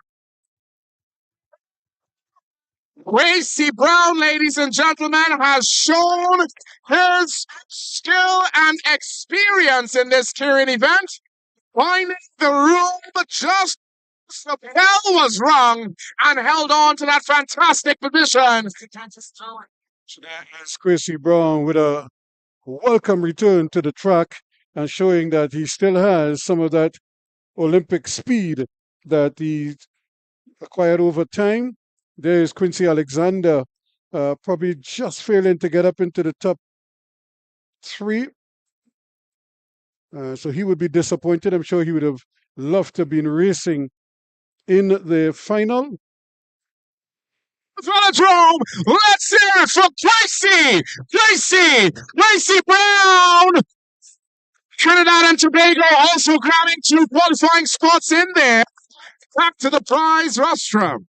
So again, Gracie Brown, Zion Polido also securing a spot on the line, and it looks like Kyle Carabai, who might have snuck in there for the 3rd place. So Trinidad and Tobago well represented in the final. Now, it's kind of amazing to say Trinidad and Tobago well represented because you have Polido and Carabai right now in national colours, but then you have Gracie Brown, who is also Trinidad and Tobago. And under normal circumstances, he would be in national colours leading this young bunch of riders.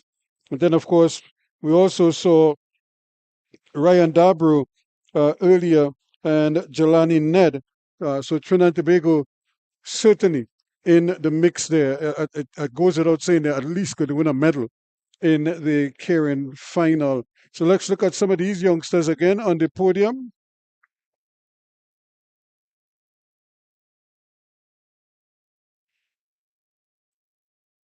So we're just asking the spectator, at least they were just asking the spectators to avoid staying on the railing so that, especially at the start-finish line, because everybody wants to see the finish of the race. And if spectators stand right on the line, then you, the viewers at home, will have a hard time seeing the line. And even the spectators here at the Arima Velodrome, they too would not be able to see the line properly. So they probably couldn't tell who won the race or not, and who might have finished second. So I think that's the cooperation that they're asking from the spectators here.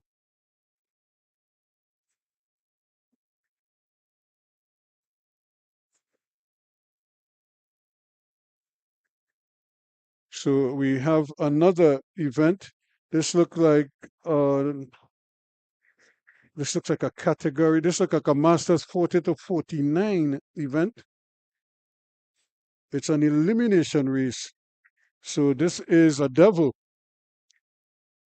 So we'll see how they go as the riders. Remember the 40 to 49 and 50 to 59 went together earlier. 50 plus, and they will be doing an elimination event. They bunched them together as I suspected, 40 to 50 plus, and while the vets take their time around the track, these youngsters are receiving their much deserved hardware for hard work put on earlier. Top 3 getting prizes. So here comes the 40 and 50 plus vets, the Masters. Sheldon Ramjet, who won the earlier event, in the mix. That's the start of the elimination event, and at the sound of the bell, that means elimination. Next lap around. Winners up. So elimination, the next lap around. You'll be better advised to stay to the front and don't get pinned on the inside, because when the rush comes over the top, sometimes you may think you're in the lead and then all of a sudden everybody passes you to your right, and you have no room to race. So it's always better to avoid the inside of the track and stay out of harm's way. There is a simple elimination at the back. On Sean Millington, you have been eliminated. Thank you very much. So Sean Millington from Hummingbird International, he goes up. So the devil caught him. We call it an elimination race, but we also know it as the devil take the hindmost, the last wheel to cross the line. So the judges are looking for that last wheel. Sometimes it's very difficult to determine which wheel is the last wheel. And this time around, 3-2-2, Ansel Roberts. 3-2-2, Ansel Roberts. You have been eliminated. So Ansel Roberts taking an early exit from the elimination. Still have a decent bunch there. Might be going down to 2. So another 7 eliminations to go. So here they come for another elimination. Another elimination. 175, John Guy and Sutem. 175, John Guy and Sutem. You have been eliminated. Falling. So here they go again. And Colin Wilson is riding on the inside, but he's trying to stay ahead of everybody. And he has to be smart. If you're going to stay on the inside, you have to push up quickly to ensure that you don't get past on the outside, and there's room on the inside for you. And here is quick elimination. 1-4-1, Sanjeev Sonilal. 1-4-1, Sanjeev Sonilal. Thank you very much. So Sanjeev Sonilal has to take off.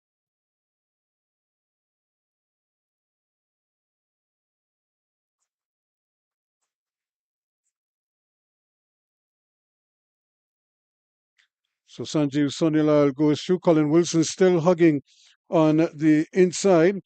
And of course, Sheldon Ramjet is right next to him, shoulder to shoulder. They're staying out of harm's way. And there you go. That could be 1-4-8. You have been eliminated, Josiah Williams. 1-4-8. You have been eliminated. Josiah Williams, thank you very much. So Josiah Williams got caught, that the devil caught him. And he had a good position. But again, when you're riding, you have to be aware of your surroundings. And you don't want to get caught. Colin Wilson now finds himself in a bit of a dicey situation because he's going to now have to sprint to try to get into position here. Is there any room on the inside? And Wilson is going to get caught. 300, Colin Wilson. 300, Colin Wilson. You have been eliminated. So we have 5 riders on the track. So 3 of them are going to be eliminated. And Sheldon Ramjet holding his own out front from Hummingbirds International.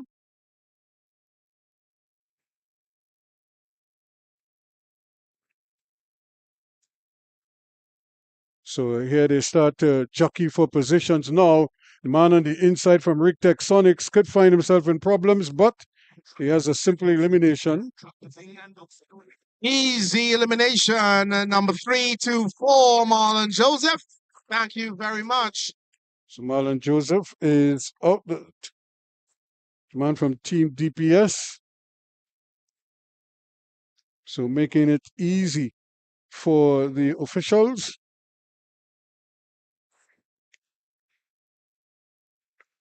Raiders Cycle and Multisport. Royden Bacchus. Roger Malco. As they come for another elimination. Together. Again, it is problems here. There is an appeal. I'm not quite sure what the appeal is about. On the road. Oh, 3-1-0, Royden Bacchus. You have been eliminated. Royden Bacchus, you have been eliminated. So Royden Bacchus is out. He wasn't too happy. You could see him. I'm not sure what he was complaining about. It might be something that he spotted, because riders are going to be changing lanes quickly, especially with the elimination there. And, number 356, Roger Malco. Number 356. Malco, you have been eliminated, and we are into the final lap. It is Ron Greaves of Rick Texonics and Sheldon Ramjet of Hummingbird International. It is Greaves from Ramjet as they go into turn 4. It is an all-out sprint as they come for the line, but it's Ron Greaves! Ron Greaves of Rick Texonics, cyclist out of Barbados, taking the top spot. So Greaves out of Barbados, showing that he is quite ready for the action, riding for Rick Texonics. But I'm sure representing his home very, very well, proudly indeed, and winning for Rick Texonics and for Barbados.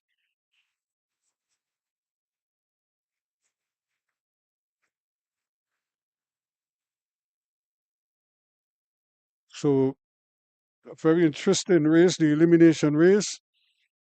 And riders don't like to hear their names called at all when you're riding in an elimination. And quite often we go down to 2, but a lot of times they, because of the sizes, might come down to 3.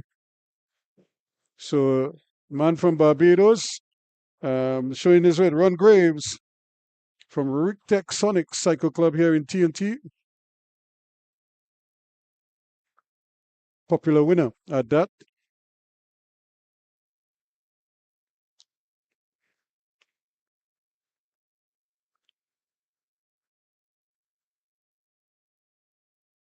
So are they going to stay with the Masters now? Juvenile men for the 4-lap event to the holding bay now. We have the riders on the line, on the wall rather, getting ready to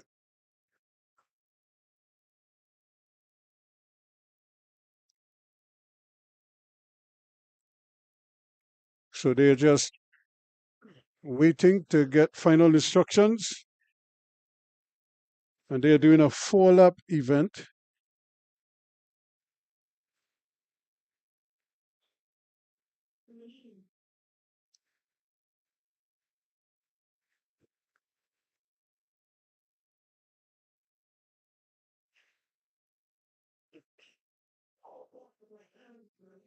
Stairs 60 and 70 plus. The gentlemen of cycling. They are doing a 4-lap event.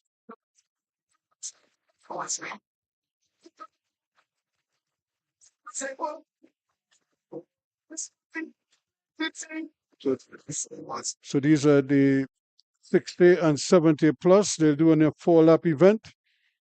And these are seasoned campaigners.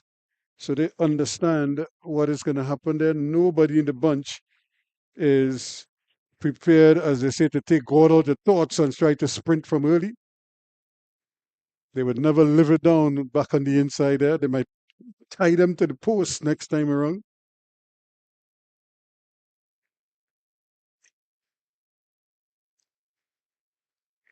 So they just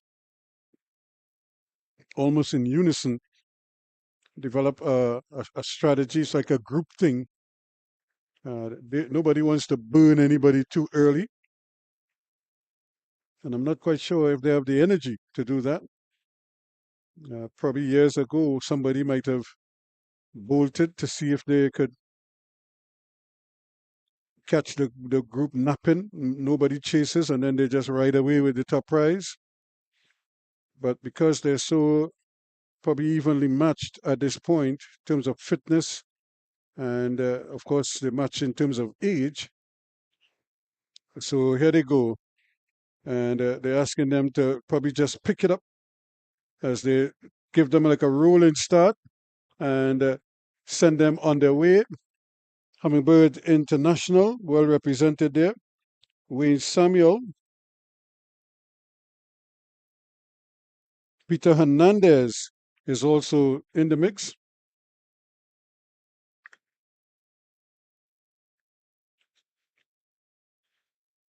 So these veterans doing well. Actually, nobody's starting to really push just yet, but they have stepped up the pace a little bit. You're looking at 3 laps to go now.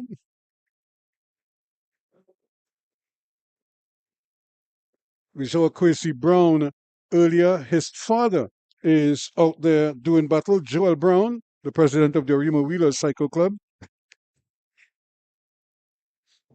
His sister used to ride. I don't think she rides competitively anymore. Aziza Brown, now a university grad, probably trying to figure out how she can make the big bucks in the world of work.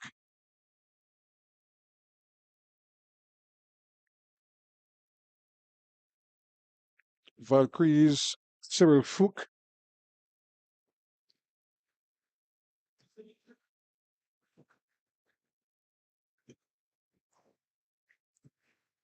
Peter Hernandez right in the mix there.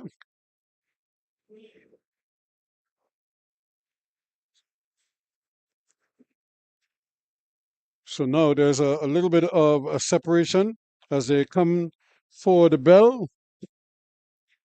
So this should get the juices pumping. Riders now beginning to feel like they have a chance to win this.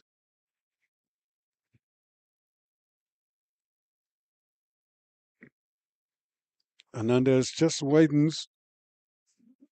To go for the Master 60 and 70 plus. Philip moves up the track. Mook is at the front for the Valkyries. We still have James Joseph in the mix as well. So too Joel Brown of Arima Wheelers as they go down the back straight at not an extraordinary pace, but he'll be picking up the pace shortly, and that's about now as they race into turn 4. James Joseph on the outside. Cyril Book against Diana from Trinidad and Tobago. James Joseph, number 44. James Joseph does it again. The man from Guyana has picked up another victory here. Ahead of Cyril Fook and Joel Brown coming in 3rd place. So a fine ride again from James Joseph. And I think the local riders are going to have to try to figure out how to rope him in a little bit. But right now, he's just riding so well that the others are unable to really match him for any extended period of time. Remember, this is the Easter International Grand Prix here at the Arima Velodrome. This is the 2nd night of 3. So in the middle stages of the meet, and we're in the first half of night number 2. Remember, we had to finish off some of last night's events before actually getting today's program started. And but now that we're up and running, things are moving along quite quickly. So the Elite 3 riders should be coming to do their 4-lap event.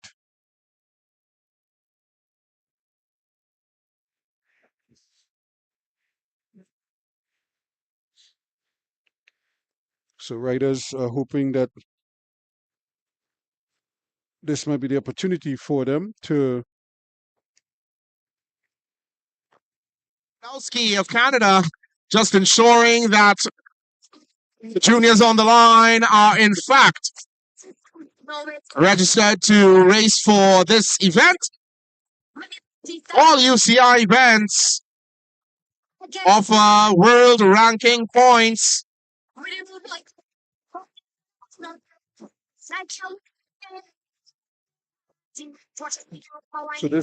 So this is event number 55, the UCI elimination for juniors. So the juniors are going to have their elimination event now. And there is the UCI instructor out of Canada, just ensuring that all of the riders are accounted for and that all their numbers are properly displayed. So those are just some of the discussions that they're having here. If they are registered and with the Cycling Federation, and if the numbers correspond with the numbers that are who are eligible for this particular event.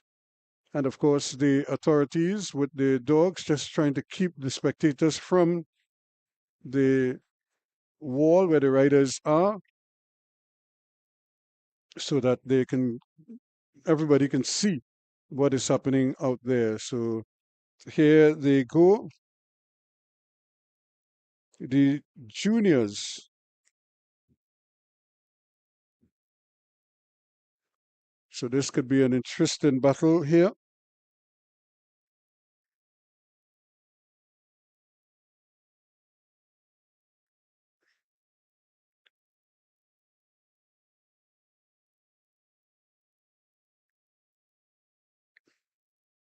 Javon Ramroop Evolution, Judah Neverson, JLD Cycling Academy, Jaden Alexander from Madonna Wheelers. You also have Tristan Jaichan from PSL in the green and black in the front and the inside. Two unattached riders, Gabriel Fortune and Sequan Samaru. And of course, DPS doing this rolling start to this race. Zion Lucas, Kyle Hospitalis, and Kafilid Demaru, or the Somu, rather, the three DPS riders. So here they come to take the bell to start the race officially. That's the start, and that's the bell. That means elimination next time around. Each and every lap for the juniors. Used to be they'll do an elimination every other lap, but now they have made it a little bit more difficult for the riders. They have to keep the tempo high.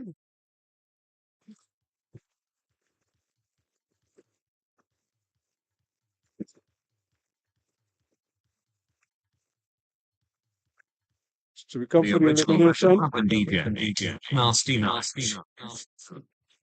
Number 265, Kafile Dezimo. 265, Kafile Dezimo. You have been eliminated. Thank you. So this more mistimed his positioning there and got caught to the devil. Very uncompromising. He just wants the wheel that is last. Doesn't matter who is riding. He will take you out. So here we come again for another elimination.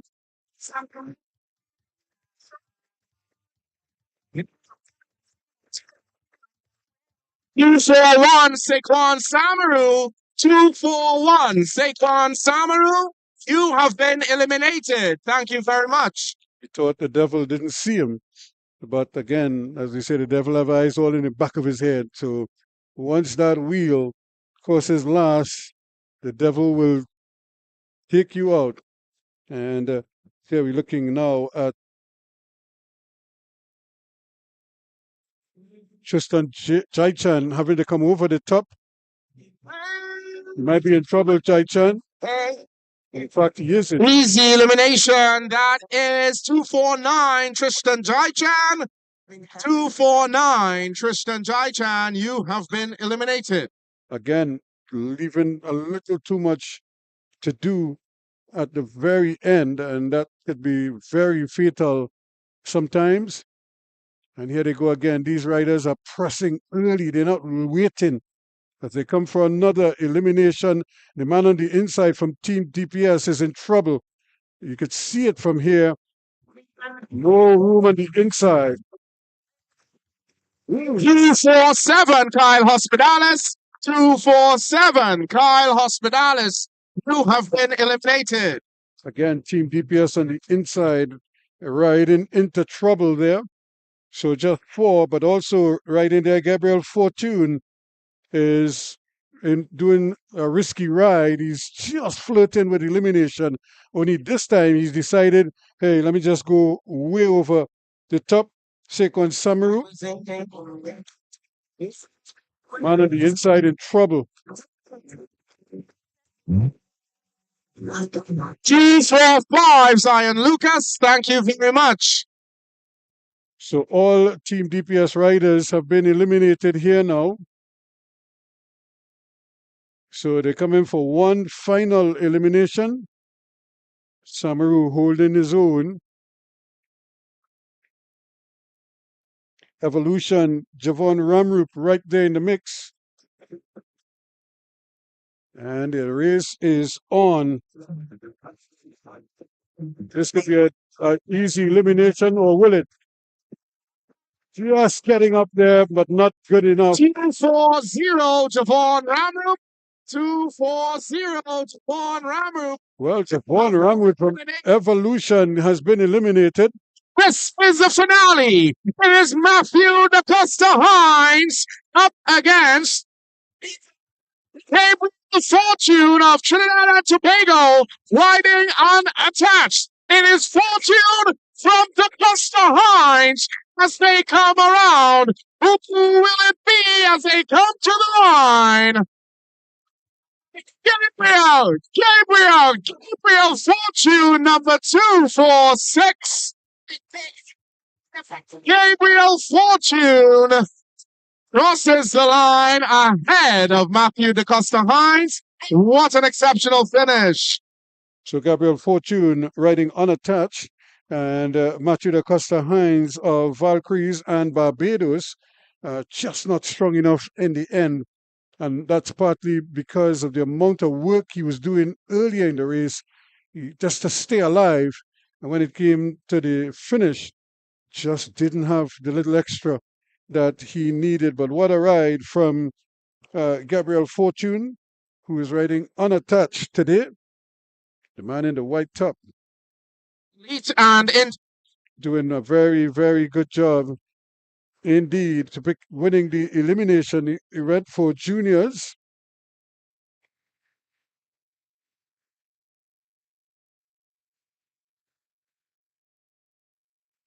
So here they are. Congratulations in order. I think both men rode very well indeed, and getting the applause from an appreciative crowd here.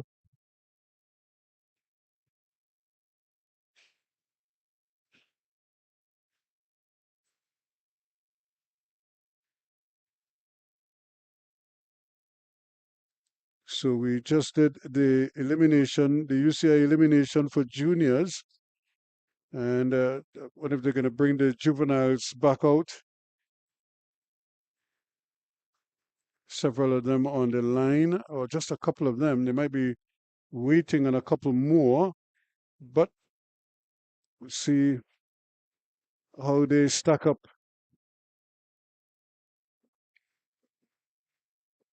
So their 4-lap event is coming up now. The juvenile men doing a 4-lapper, event number 56. There's just a few of them at the line already.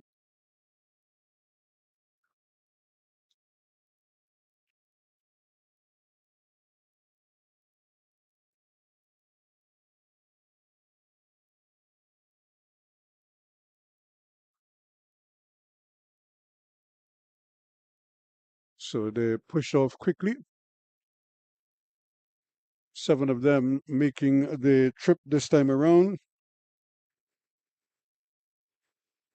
Arima Wheelers with a couple of riders in there. Rigtech Sonics well represented.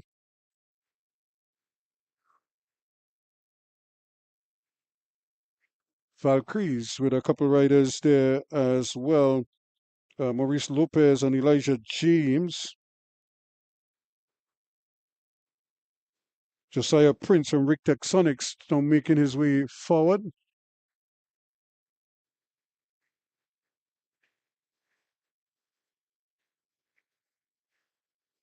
But they're all over the track at the moment. Nobody is really moving to say they're going to draw attention.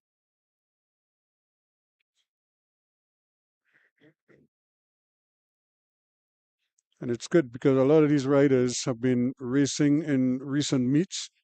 We did a couple of meets out at Skinner Park earlier this year in the lead up to the Grand Prix. The Luces brothers put on by Rigtech Sonics. Just last week, we did the Madonna Wheelers event right here at the Arima Velodrome. So some early action.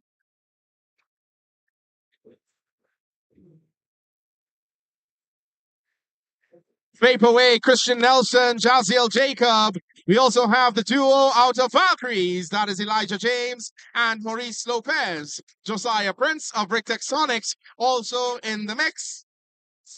So too Isaiah Sobers of Arima Wheelers. So as they come back, they'll see 2 laps to go. And Arima Wheelers not wanting to try to get away just yet. Still has 2 laps to go. When he come back, he will come for the bell if he's still in the front. But the others are right there making strides.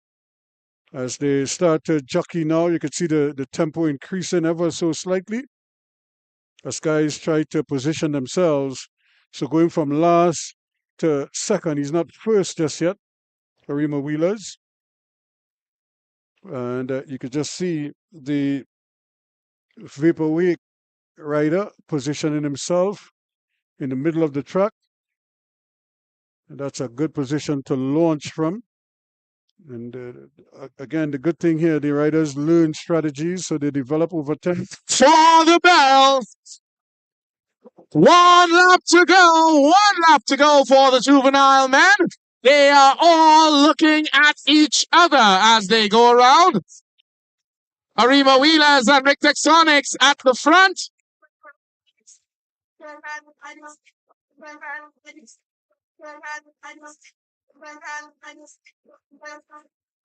And there goes the jump. It is Christian Nelson on the outside for Vaporweight Multisport. On his wheel, the cyclist out of Valkyries, but it's Nelson. Nelson at the front. Valkyries on the inside. And it's going to be a sprint to the finish, but it's Nelson from Lopez. That is very close indeed, because if you notice, Nelson changed lanes. Now, I don't know if he went wide or if Lopez turned left to come on the inside, but it's certainly just as they were coming around the bend, you could see the riders changing lanes rather quickly. I wouldn't be surprised if the stewards had a look at that, because that was very... Now, look at... This is after the change took place. But prior to that, it was different. The man on the inside was actually the one on top. And then just so, as I say, they switch lanes. Now, they don't seem too put off by it all, but I'm sure the authorities will probably want to have a word, because you don't want riders, once they settle under that blue line, they can't come back up. International men doing their... So it's always important that riders respect that and don't move away from it at all.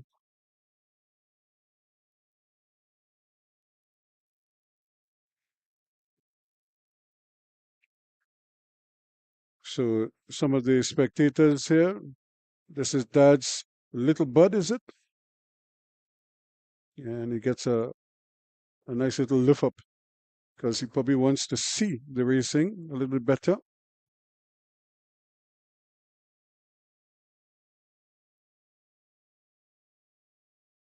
So here it is again. Now watch the change of lanes here.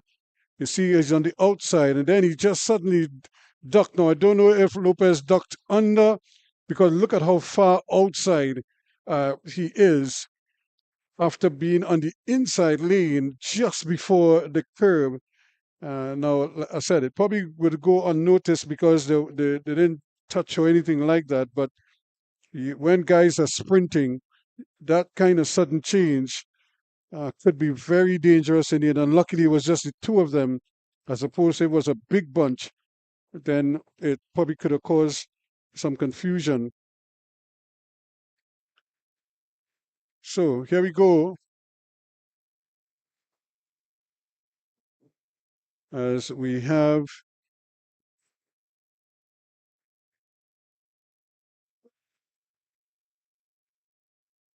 this looks like a UCI event.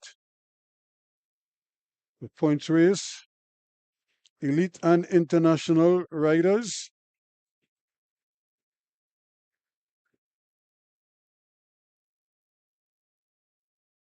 Is this a points race? Is this a 66 lap points race?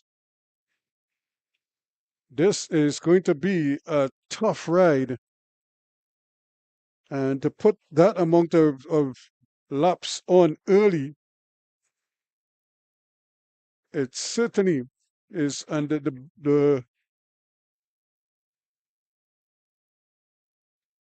I am not sure the riders would have been. Normally, you'd ride a 66 lap race at the end of the night's racing. But this one is before the intermission. So this could be very interesting indeed. Now, because it's a points race, they'll probably they'll get the bell after the 5th lap, and then they will get points after that. Every 5 laps after that, they'll sprint again. And there comes Tariq Woods trying to make sure that he's part of the action, because this is a big event in this one. So they just want to make sure that Trinidad and Tobago is well represented here and that they do have riders who are capable of riding this distance a race in the mix. So it's going to be a rolling start for the UCI points race for elite and international men. In this event, Akil Campbell, Anton Gibson, Liam Trefte, Luke Fetzer, Bradley Green, plus George Cuidado will not be starting this evening's event. Stephen Alexander in the mix as well. So to Tarek Woods, Jaden Neves, Dominic Howard, Patton Sims, Andrew Ramsey, Jaquan Dixon, and Adam Alexander.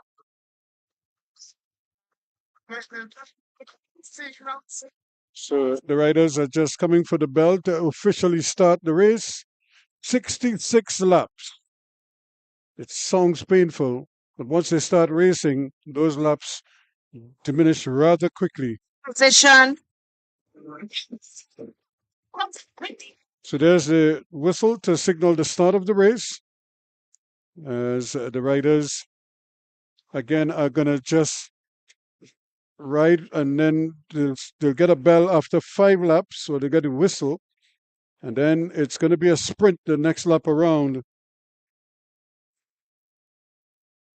Green riding for Valkyries. Ladies and gentlemen, put your hands together for the winners of the.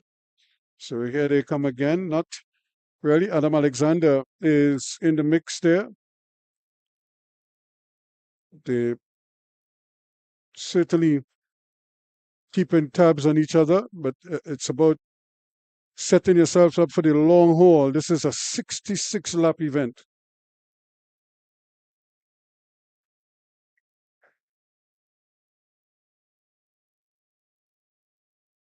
bunch, they will gain 20 points. Cyclists who are lapped will lose 20 points. Right. So again, the points allocated after each sprint.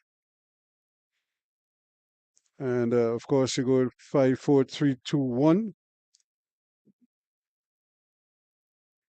And if you lap anybody, you'll get 20 points. And the person who gets lapped will be docked 20 points.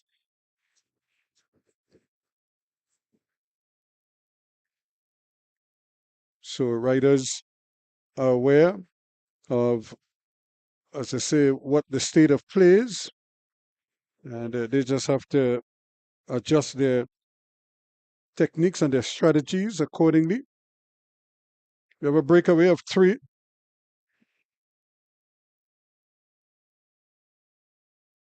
Six from Adam Alexander. I believe also Akil Campbell is at the front as well. And Bradley Green out of Star Track Cycling USA. As we go back to the prize, rostrum winners of the Masters 70 plus category in So there are the riders just working their way around, just trying there. They're going to be coming 62 laps.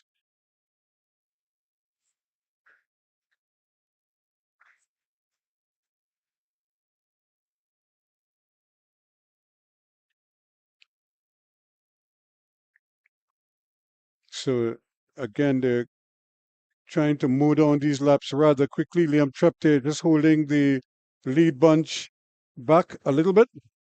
And it's good strategy because he does have a TNT rider in the top 3 up front. So he is to cover any other attack. So here they come for the bell.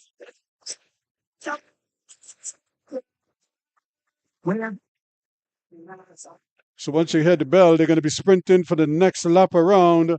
They're sprinting for points. So remember, the back bunch can also sprint because they'll be sprinting for the minor points. So they get the bell. And here we go.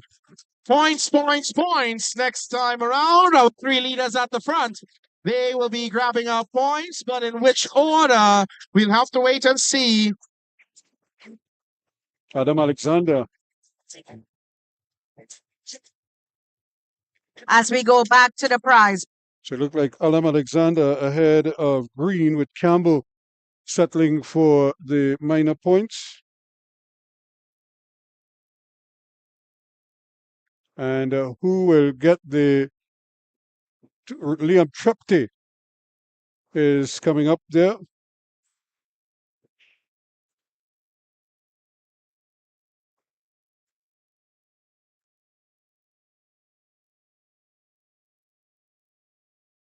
So the main bunch still out front.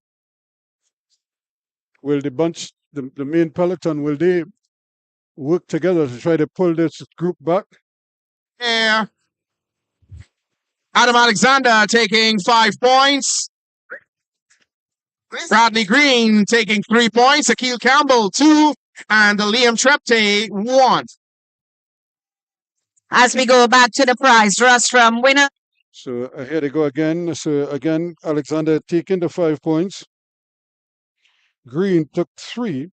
Campbell took 2. And Trepte 1. So Trepte again able to take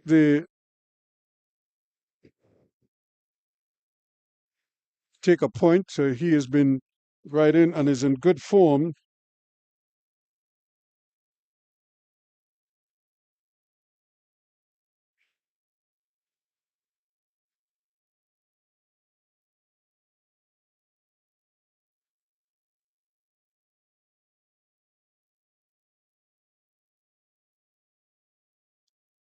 So the top 3 still maintaining their advantage.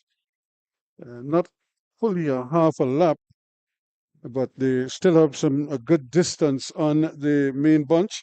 And now we see some kind of effort to try to close the gap here. The Americans not happy that 3 riders are out there who are probably just going to share the points among themselves. So they've decided that it's time to move.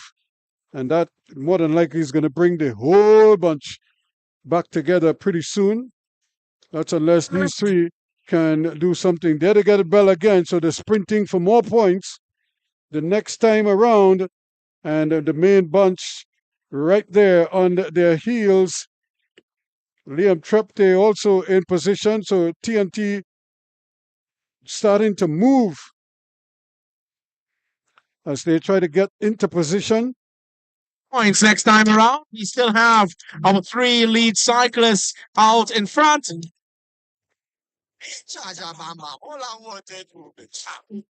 So here they come now. This time it's Campbell who's trying to get the 5 points, and he does.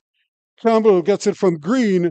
Alexander is there and not too far behind. Trinidad and Tobago again getting points. So here they go again. Race is still on as the riders just up the tempo just a little bit. You could just see the effort, but now they just kind of shut it down. So they're probably going to wait for the bunch.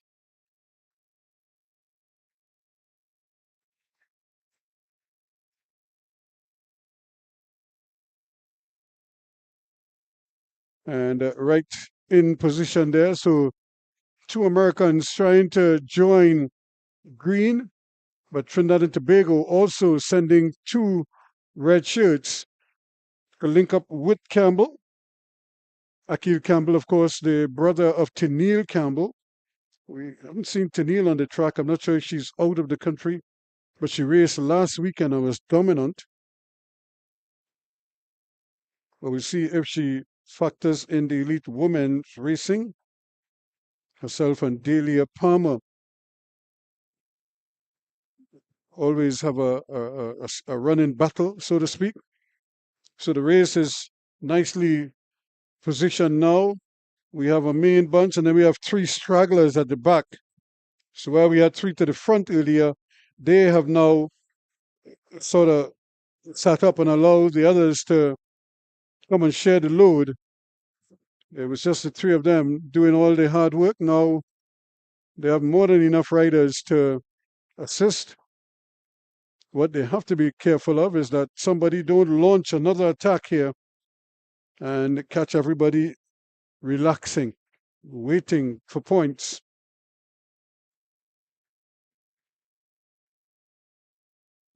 Trinidad and Tobago, well represented. Tariq Woods is in there. Akil Campbell in the mix. But here there goes Liam Trepte, also in the mix.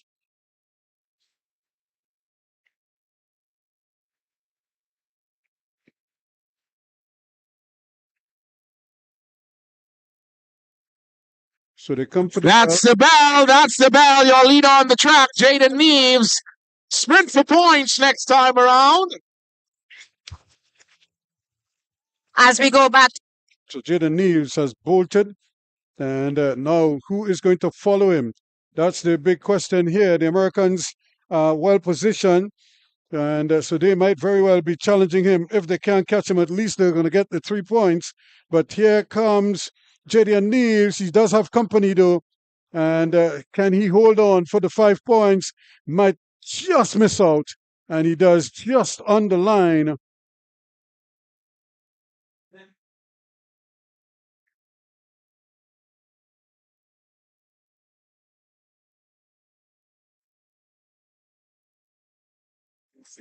So a nice finish again as the riders really hunting points here.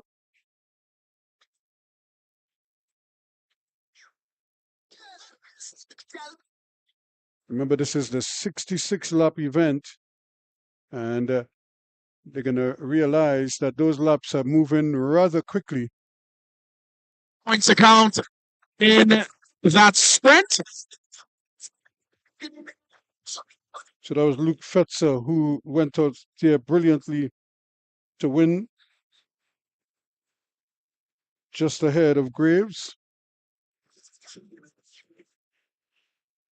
So the race starting to splinter a little bit again. And that's because the heat is on. Your conditioning has to be supreme at the moment, because if they're not, then you're going to be found out. Because you have plenty of time to change your mind. In a race like this, you ask yourself, what am I doing? Or why am I suffering this much? So they'll see 48 laps to go. Still.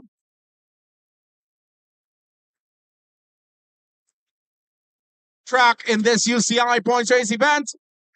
Cyclists keeping a tally of their points as they go around.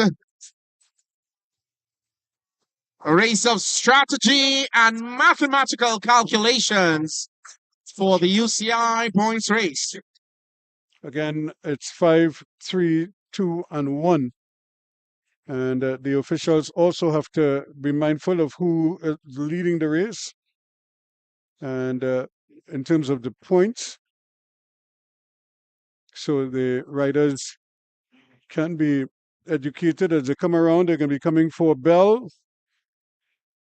Bell sprint for points once again as they come around.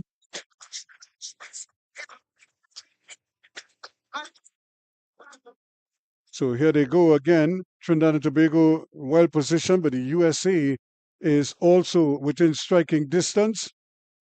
And can TNT hold on to that lead? But the Americans are doing well. Can they keep him boxed in? Once they do that, it's going to be difficult. And around the front comes Trinidad and Tobago.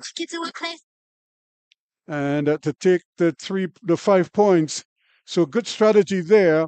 Just keeping him boxed in just a little bit, not impeding, but not giving him a free rein.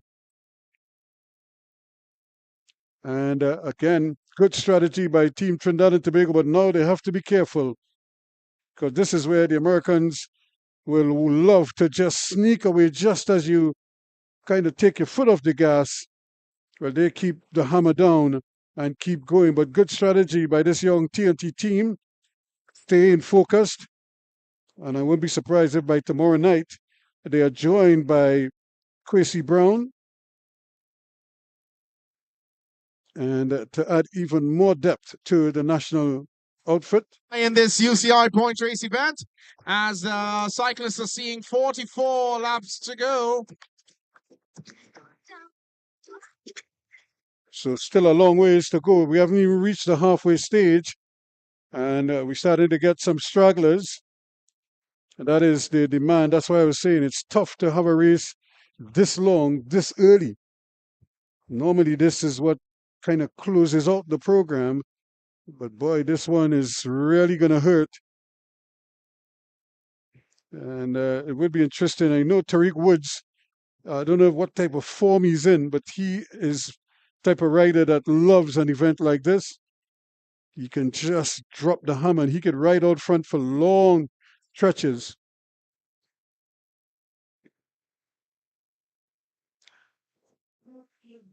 The racing here this evening.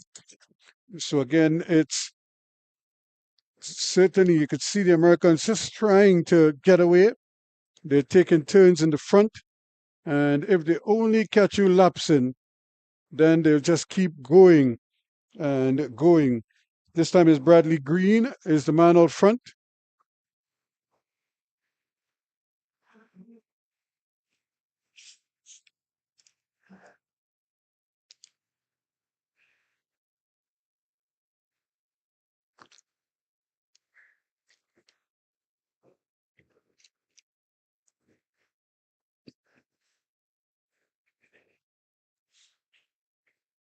Still, these two doing their business. They're coming for the bell again, so there's no respite for them. And again, Trinidad and Tobago right there. So it's 3 USA, 3 TNT. So they are keeping tabs on each other. Here goes the Americans now as they try to secure the top points. And they're probably going to do to Trinidad what Trinidad did to them, box them in and not give them any sprinting room on the outside. As they come around. 1, 2, 3 for USA.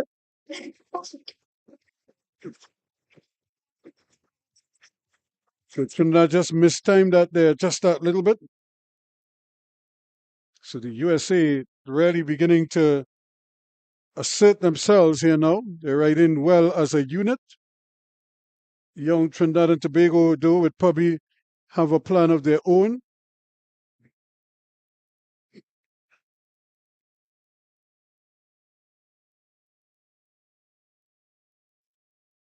Again, they're keeping the cadence really high. Riders not afraid to attack every so often, but Trinidad and Tobago well represented and holding their own quite nicely here. This is a young TNT team, but they certainly accredited themselves very well. This is a demanding race. No matter how you square it or how you slice it, 66 lap is punishing. And again, like I said, 66 laps this early. Man, you're going to be hurting for the next couple of hours. But the riders are giving it their all.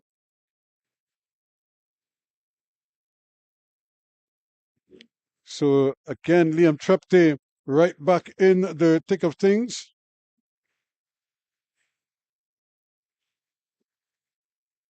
Dabro trying to stay in touch here, but he's in no man's land, dropping off the pack.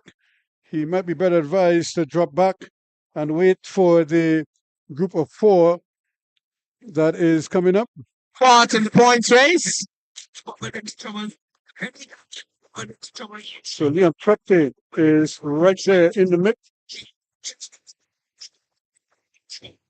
So they're going to lap the field.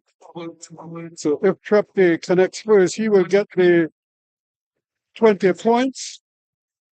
But I would imagine the rest of the group there will also do a similar thing. But Trepte is the one who should get that 20 points for lapping the field.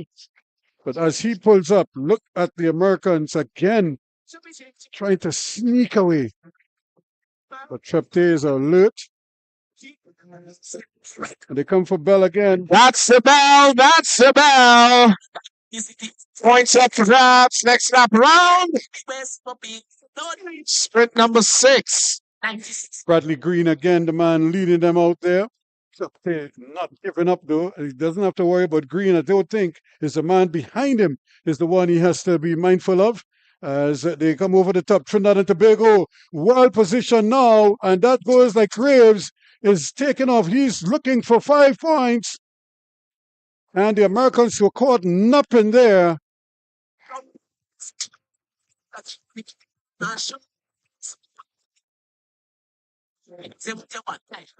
So a good sprint, but now he has to be mindful that because the Americans are outnumbering him up in the front, he has to stay in touch and try to at least hold on until another TNT rider can join him.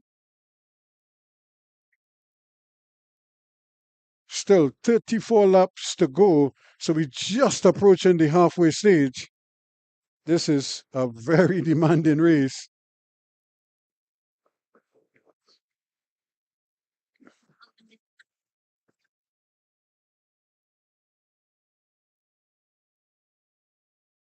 So we have 2 groups. Now we have another TNT rider linking up.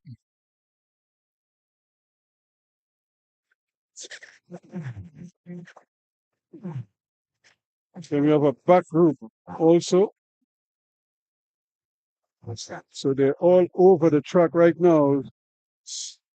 The pressure begins to tell here.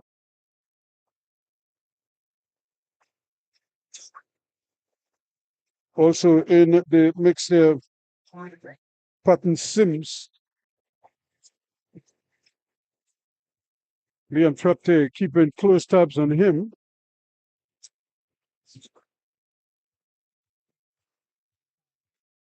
So you could just see how the bunch is back together again.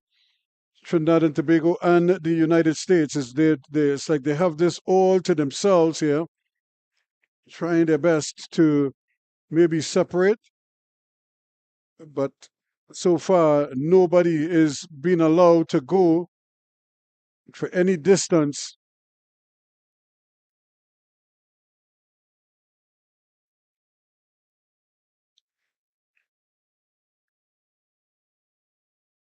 So again, pushing them all the way.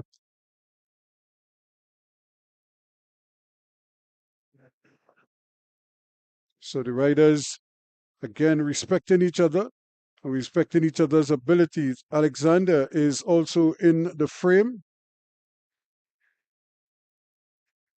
So they come in for Bell for more points. Again, so that could only mean one thing for right now.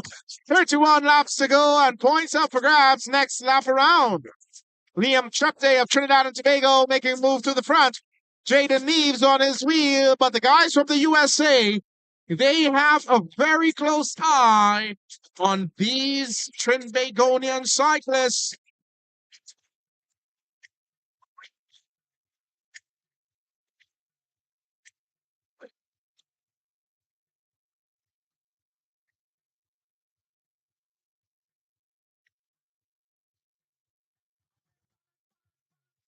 So again, good riding here, and Trinidad and Tobago getting 3 points. But the USA again picking up another fifer. And this is the trick here. How do you stay to the front? So even if you don't get all 5 points, you at least could pick up 3 or even 2, possibly even 1, because that might count at the very death. When it's all tabulated, all you need to do is win a couple of sprints and then get a couple of seconds and thirds, and you might very well be the winner of the race, because if they're sharing the other sprints, you never know. And then if you could win the race, or if you could lap the field, you get another 20 points. So a lot still to ride for.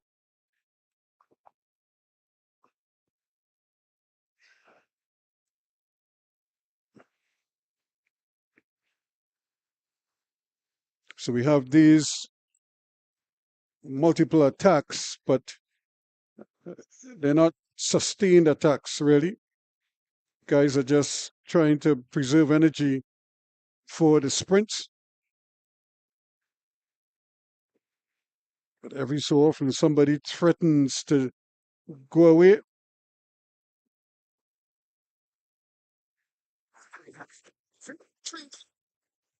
So Trinidad and Tobago really time trialing around the track here now.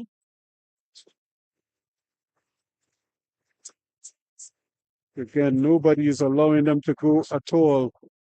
And as you pull up, another attack.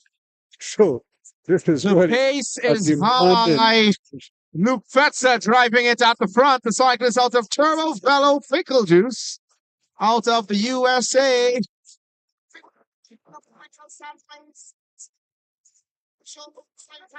So Trinidad and Tobago, Graves is right there. This young man is showing a tremendous amount of heart, keeping the tempo high, but also staying in touch with the leaders and ensuring that Trinidad and Tobago is well represented as they come for Bell again. That's the bell. That's the bell. 26 laps to go. And there goes Patton Sims of Star Trek Cycling.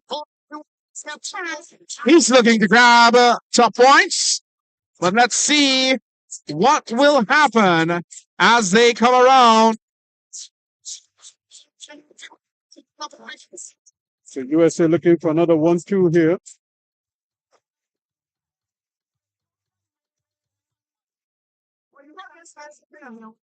And again, comfortably done. Trinidad and Tobago, though, picking up 2 points. But they're going to have to start winning some of these sprints at the tail end. Top points that time around. 8 sprints in.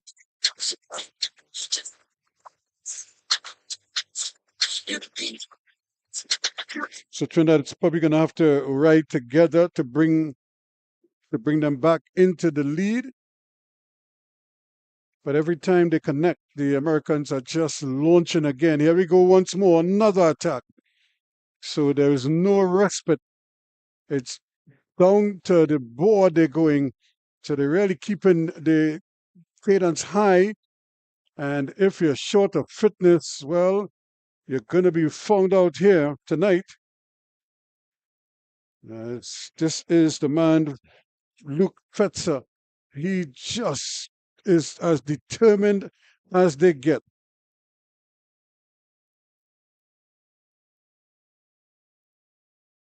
The man from Turbo Velo Pickle Juice Club in the USA. And he's just making it look so easy. And you look at him, his head barely moves. It's just his legs moving. As he sits on the bike there, very aerodynamic. And takes a little look between his legs to see where the competition is, how much of a lead he has, and how much does he need to push right now. Remember, this is not a points lap, so he doesn't need to overextend himself. But if he can keep his lead, I'm sure he'll be happy, because then there will be an easy 5 points when the sprint arrives. But the others are not giving up just yet. 2 fellow Americans and 2 TNT riders. They want points also.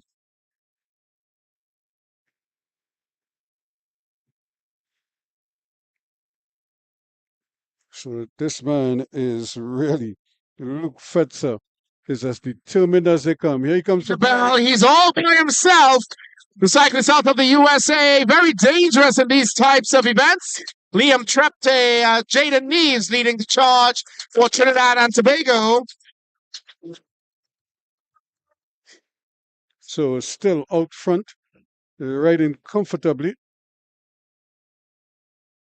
And that was always the fear that one rider would just sneak away and the others wouldn't have the will to try to catch him, and he's going to have an easy 5 points. 1.7, taking 5 points there.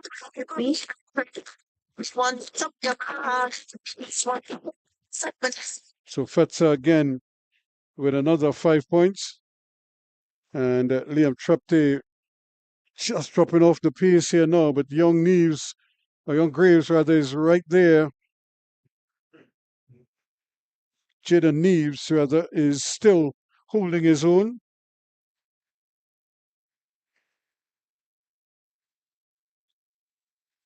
But this man really is in a class by himself right now. Seems like the longer the race goes, the stronger he gets. He reminds me of Emil Abraham, who was like that. When you think Emil will slow down, that's when he starts to ride even faster.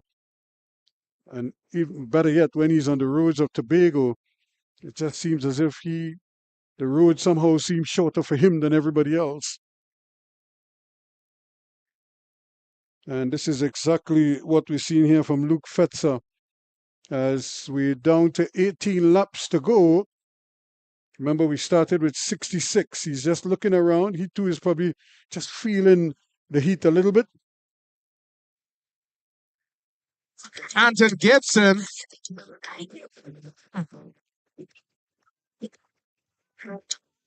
And Fetzer could afford to sit up because he has 2 of his American teammates or countrymen in the mix. But here he goes again. It's almost as if he's toying with them. He just doesn't seem to know when to stop. And as they pull up, here goes another attack. So this is a coordinated effort here. The Americans working in tandem. And young Jaden Neves, well, he has to battle all 3. So this is not an easy ride. It might look easy, but this is demanding because the cadence is so high. And because it's 3 Americans, they could easily take turns at sharing the lead, but every time they sit up, somebody seems to want to attack, and that just keeps the tempo high. And if Neves has to cover all those attacks, by the time they come down to the sprint at the end, he is going to be a spent force. That's the ball. Another sprint for points. Another sprint for points. Push back, push back, push back. Bend over. One, right back. So can Trinidad and Tobago get it into gear? And another TNT rider joining the lead. But only for a moment. As they single file down the back straight. So Trinidad and Tobago looks in the mood here for more points as they try to get a steal. Yeah, Neves trying his best, Trinidad but it's hard. points this time around. Fetzer getting there. But again, not allowing anything to pass. He just wants all the points. He is so strong, and he doesn't look, he's not big physically, but boy, as they say, he has a tank and a half. I think while the others are on empty, he is just cruising. Men are going in the red quickly, but he just seems to have so much in reserve. And here now goes another one of the Americans. That looks like Patton Sims just testing the waters, but maybe he too might decide to take a little saunter out front for a while. But they have to be mindful here. Here goes another attack. It's just non-stop. They just don't know how to sit and relax. It's pounding all the time. They're relentless in their pursuit of these points. But it's excellent riding. Cycling USA as the laps are tumbling down here at the Arima Velodrome for the UCI points race for elite and international men. Our cyclists coming around to see 12 laps to go. So 12 laps to go, and really the Americans are putting on a clinic here in how to race at the front and how to keep the others at bay. You really have to have a heart for racing and be a glutton for punishment, because this is really punishing riding. Neves lead the charge. Punch. So Neves trying to pull the Trinidad and Tobago riders as well as the other American riders to the front, but this is not going to be an easy task here.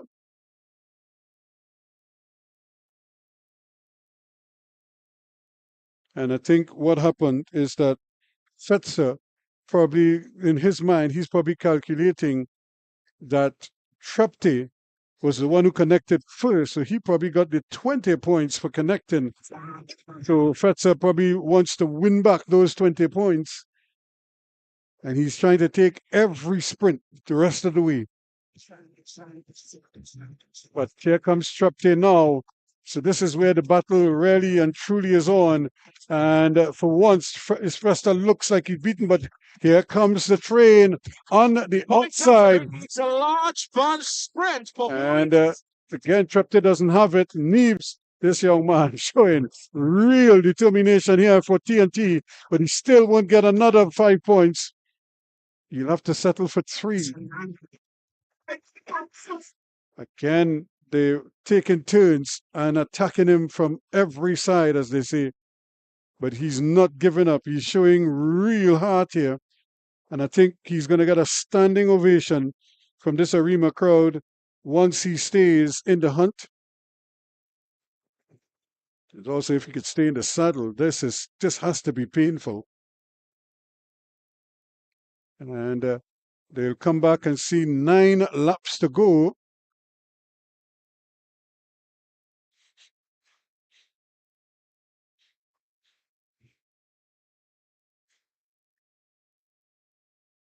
So a group of 4, and then another group of 3 to the front. And actually, those are all the riders left on the track. So 7 of them. And the front bunch, 3 Americans, 1 TNT rider. And then in the group behind, there are 2 TNT riders and 1 American. So he's in the back there, probably keeping tabs on those 2. And in the front here, well, no help for Neves. But here they go again, another attack, and he has to cover that. But look at the man behind, and this is how they set it up nicely. One man almost fakes a jump and see if Neves will cover it. If he does, then the others will come behind, and here they come. Look how easy he's trying to ease away and to see if Neves will cover that. So it's real strategy here. They're relentless. And you have to feel for this young man. This is not an easy ride, but he's holding his own. And as they say, he's growing up on the bike right before our very eyes. What strategy does he have to probably win the race? It would be nice if the other 2 Trinidad and Tobago riders at the back could connect and just ride interference for him the rest of the way, because look at how the Americans are just trying to keep him at bay as they look to probably push away from him. 6 laps to go. The penultimate sprint is on. Next lap around. So they come for the bell.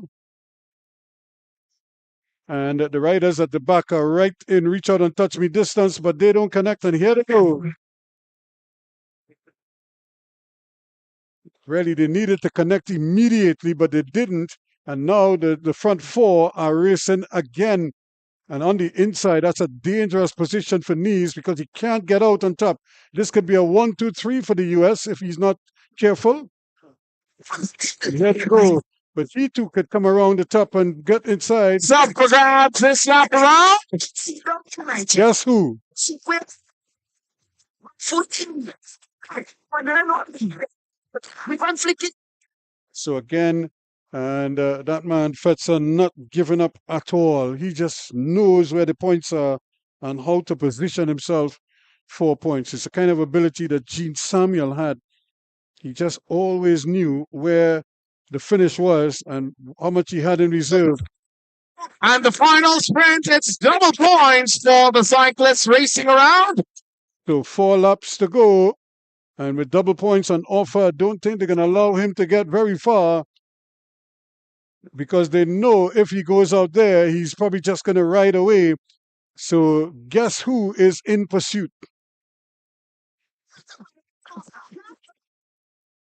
So this has been a brilliant ride, but can he just hold on?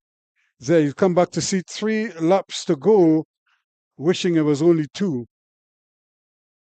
And he's still driving there. His inside must be feeling like sand right now. And just giving it his all. This has been a brilliant ride from this young man. So 3 laps to go. But with Anton Gibson and Luke Fetzer. So Fetzer right there in striking distance. He's in 3rd wheel right now. Look at him go now. He's starting to rev it up. And he probably wants to just bolt away, not to make it much of a sprint. So don't be surprised if you see him just ease away. And that has been his strategy. He's very clever that way. They're allowing Neves to cover everything else in front, and he's just sitting there waiting. So they'll come to see 2 laps to go. Neves still in the front, but he can't get away. And of course, Patton Sims and Luke Fetzer keeping close tabs, looking around to see if there's any help coming. Now, this might be interesting here. If the back bunch could connect, it could make life very interesting here in this last sprint. Everybody could come together. Can they get up there now and get the bell together? Here we go. Trinidad and Tobago's Jaden Knees at the front. Luke Fetzer is there as well. So too Anton Gibson. They are all back together. It is double points. Double points up for grabs. Right, the lips good. Someone right. Someone right. Look at Fetzer move. He needs points. Julian Trapte doesn't have it, does he? Can he hold off Fetzer? But Fetzer goes and Trapte knows it. Fetzer is way too strong. And he's going to take double points. So he is your winner. No question about it. The man is an animal on the bike. And they just can't seem to rope him in. And ladies and gentlemen, we'll be heading into a brief intermission where I have some door prizes to give away. So there is your winner. What a ride. 66 laps, and you felt that he was sprinting all 66 of those laps. He was just not going to let anybody dominate the race, and he just took it upon himself to do the hard work, but he knew when to sprint, when to get into position, and here he comes to receive the applause. An amazing finish to the UCI Mets points race right here at the Arima Velodrome. But don't forget Let's the also hear meaning. it for that is Anton Gibson, Liam Septe, and Jaden Neves of Trinidad and Tobago, leaving it all on the track. So there you have it, folks. The first half of this evening's proceedings here, day 2 of the Easter Grand Prix put on by the Cycling Federation out here at the Arima Velodrome. We'll take a break and come back. But just as the riders, the racing is ready to resume.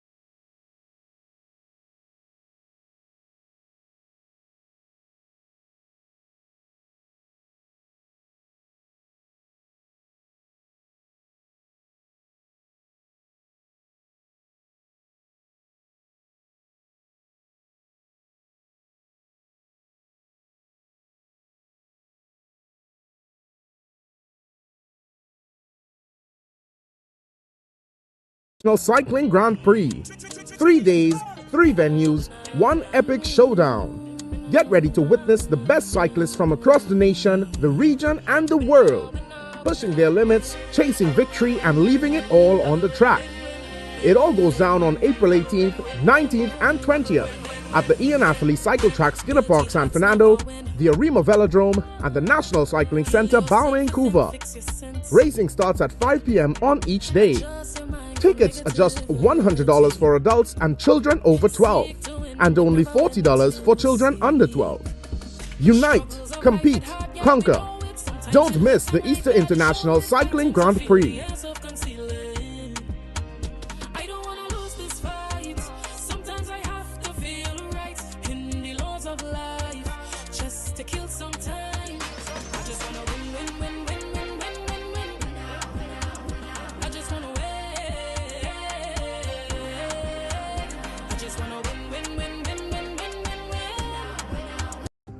The wait is over.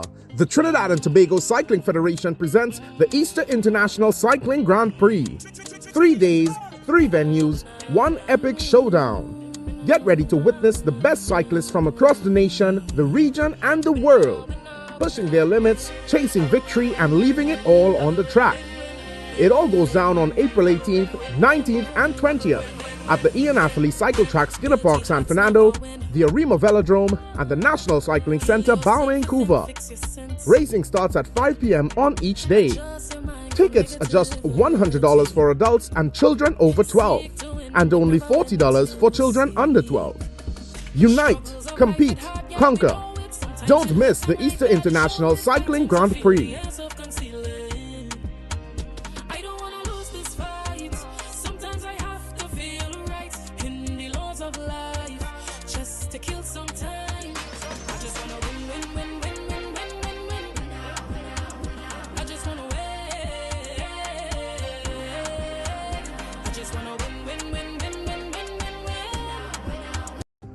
The wait is over. The Trinidad and Tobago Cycling Federation presents the Easter International Cycling Grand Prix. 3 days, 3 venues, 1 epic showdown. Get ready to witness the best cyclists from across the nation, the region, and the world, pushing their limits, chasing victory, and leaving it all on the track. It all goes down on April 18th, 19th, and 20th at the Ian Atherley Cycle Track, Skinner Park, San Fernando, the Arima Velodrome, and the National Cycling Centre, Vancouver. Racing starts at 5 p.m. on each day. Tickets are just $100 for adults and children over 12, and only $40 for children under 12. Unite, compete, conquer. Don't miss the Easter International Cycling Grand Prix.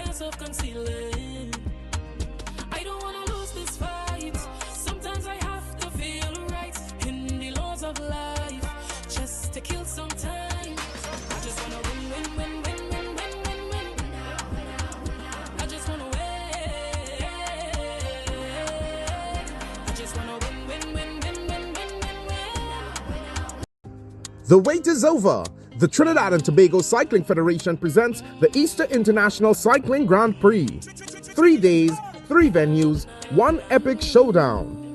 Get ready to witness the best cyclists from across the nation, the region, and the world, pushing their limits, chasing victory, and leaving it all on the track.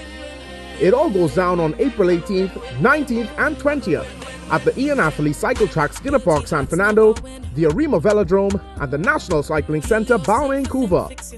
Racing starts at 5 p.m. on each day. Tickets are just $100 for adults and children over 12, and only $40 for children under 12. Unite, compete, conquer. Don't miss the Easter International Cycling Grand Prix.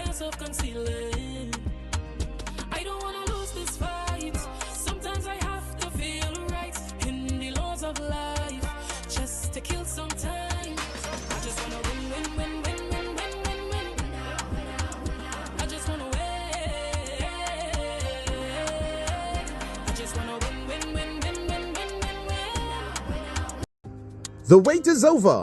The Trinidad and Tobago Cycling Federation presents the Easter International Cycling Grand Prix. 3 days, 3 venues, 1 epic showdown.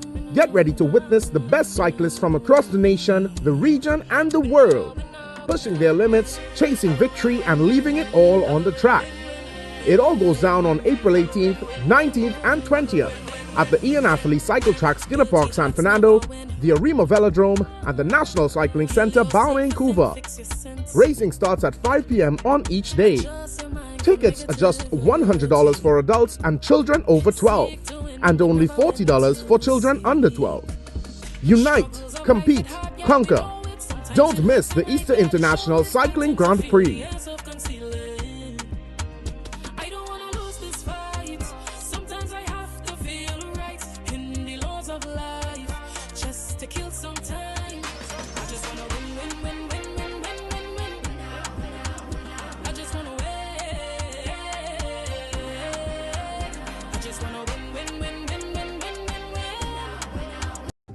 The wait is over.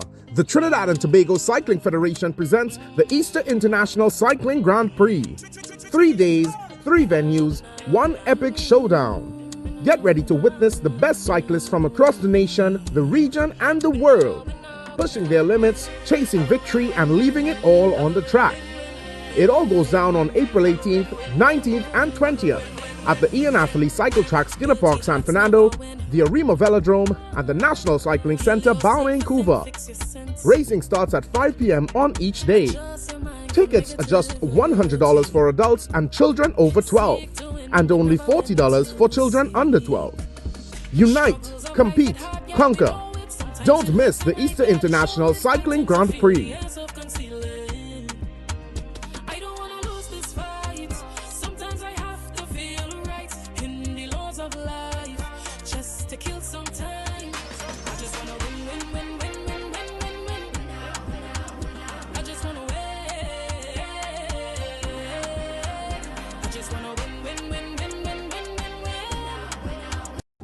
The wait is over. The Trinidad and Tobago Cycling Federation presents the Easter International Cycling Grand Prix. 3 days, 3 venues, 1 epic showdown. Get ready to witness the best cyclists from across the nation, the region, and the world, pushing their limits, chasing victory, and leaving it all on the track. It all goes down on April 18th, 19th, and 20th at the Ian Atherley Cycle Track, Skinner Park, San Fernando, the Arima Velodrome, and the National Cycling Centre, Vancouver. Racing starts at 5 p.m. on each day. Tickets are just $100 for adults and children over 12, and only $40 for children under 12. Unite, compete, conquer. Don't miss the Easter International Cycling Grand Prix.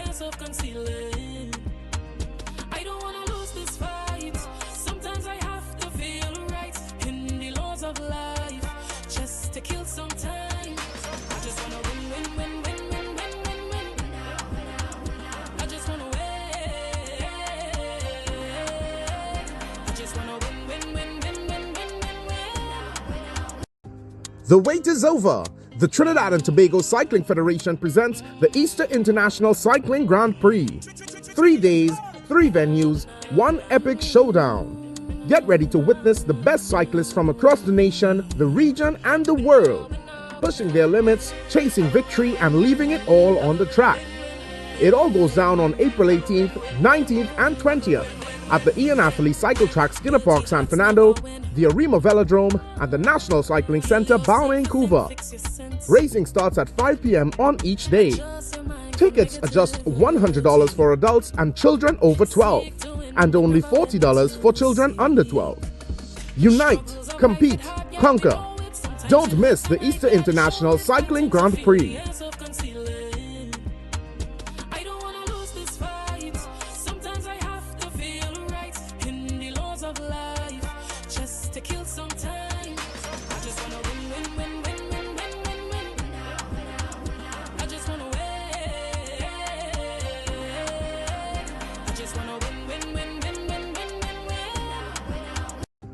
The wait is over.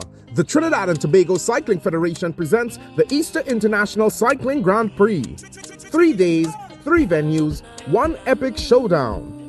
Get ready to witness the best cyclists from across the nation, the region, and the world, pushing their limits, chasing victory, and leaving it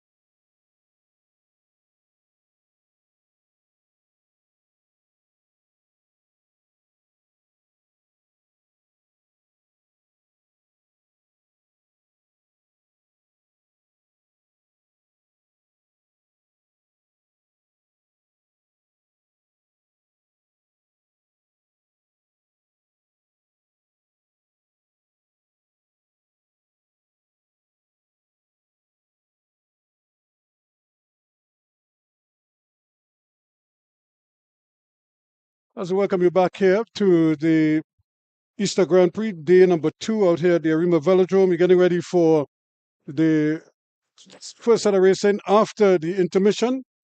It's a keirin for women for the elite, and we have the 7 to 12 and then the 1 to 6 finals.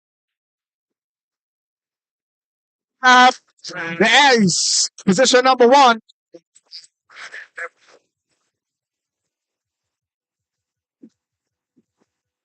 Next up, Sabi Wadili of Suriname riding for the PSL outfit. He grabs position number 3. Ezekiel Keller to the holding bay.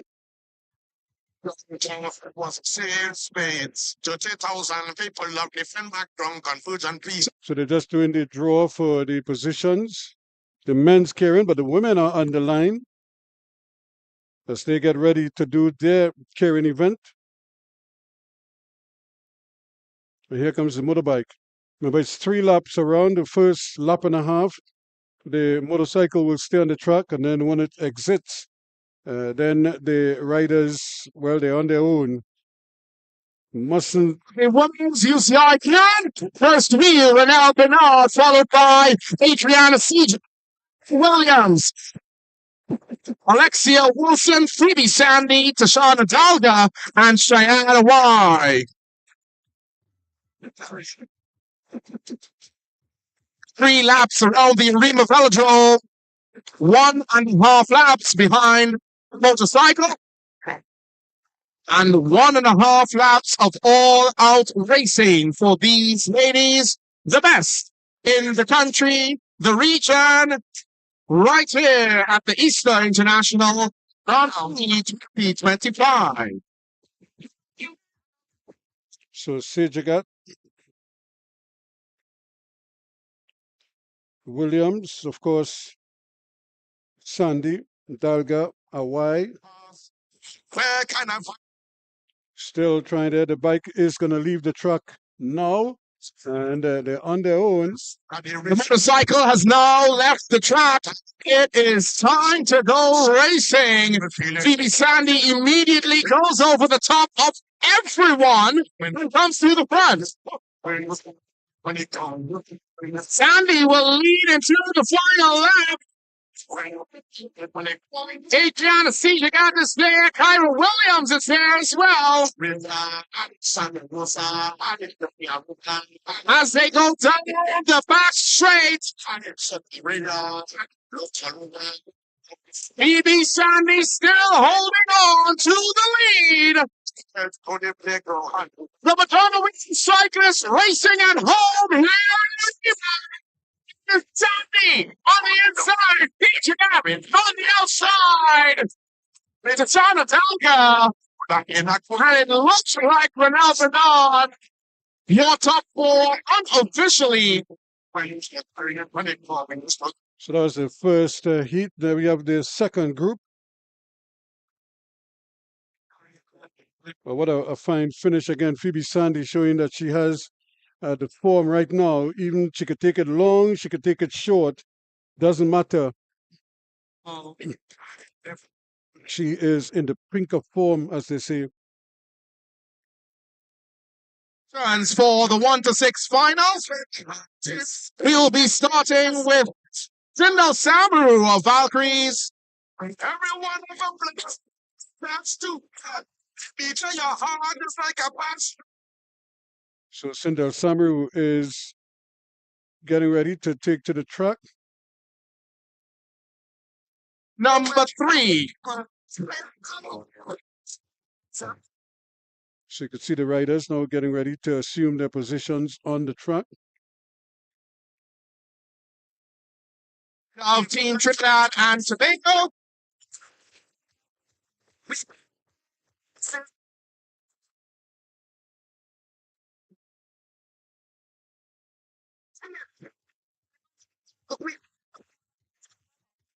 So these riders are just getting ready to put the wheels on the line.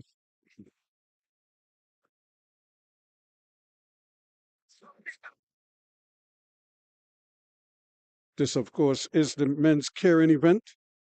Very popular in these parts. In fact, all around the world, the keirin is now viewed as an elite sprint event.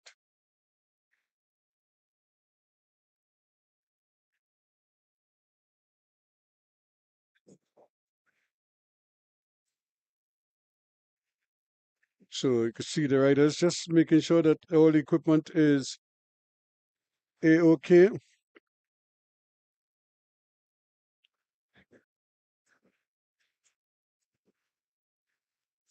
Not seeing a secret killer here. I don't know if he's riding elsewhere, but here comes the motorcycle.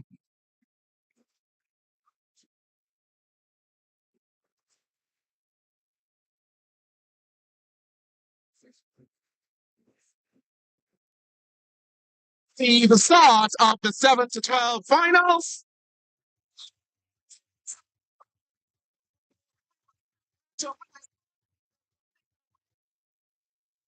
So again, this is the 7 to 12 final. This is like the wooden spoon race. These are the guys who failed to make it into the top 6.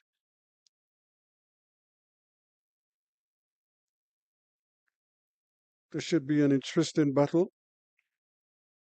Only 5 of them on the track, though. One opted out.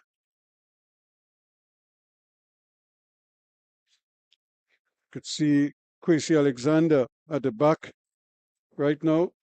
Intermission and Quincy Alexander.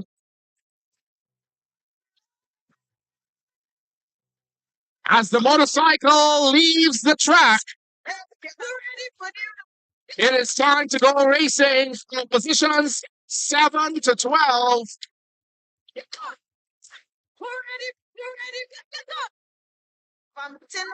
So again, the riders still nicely bunched. Nobody is left as yet. Coming for the bell. Carabai leads this bunch into the final lap. This is the UCI keirin for elite and international men. There goes Savi Wadili of Suriname, riding for PSL. He makes a very early jump. I'm not sure if he will have the legs to remain there, as there's a rush on the outside. Quincy Alexander open his 2025 track racing account with the 7th place in the UCI men's keirin event. So Quincy Alexander showing that he is getting back to top form. Made it look so easy. In fact, our Dilly left way too early. Doesn't have the legs to carry him from that far out. And Quincy Alexander, who started at the back of the pack because of positioning.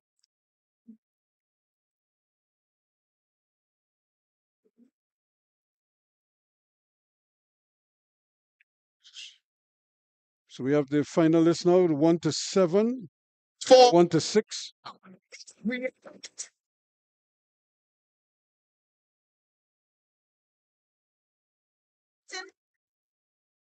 So we can see the riders coming on the track. Trinidad and Tobago well represented. Quincy Brown is in there as well. So he might very well be favored. Ryan Dabro. Sorry, that's Donnell James, the tall man out of Arima. Donnell James in position number 1. Sion Toledo, position number 2. Sindel Samaru, number 3. Ryan Dabro, number 4. Jelani Ned, number 5. And Gracie Brown in position number 6. So those are the positions that there's Gracie Brown, his father. Joel Brown is holding him, giving instructions. And to his left is Ned from Arima Wheelers. Then Dabro, also from Arima Wheelers, but riding for Trinidad and Tobago.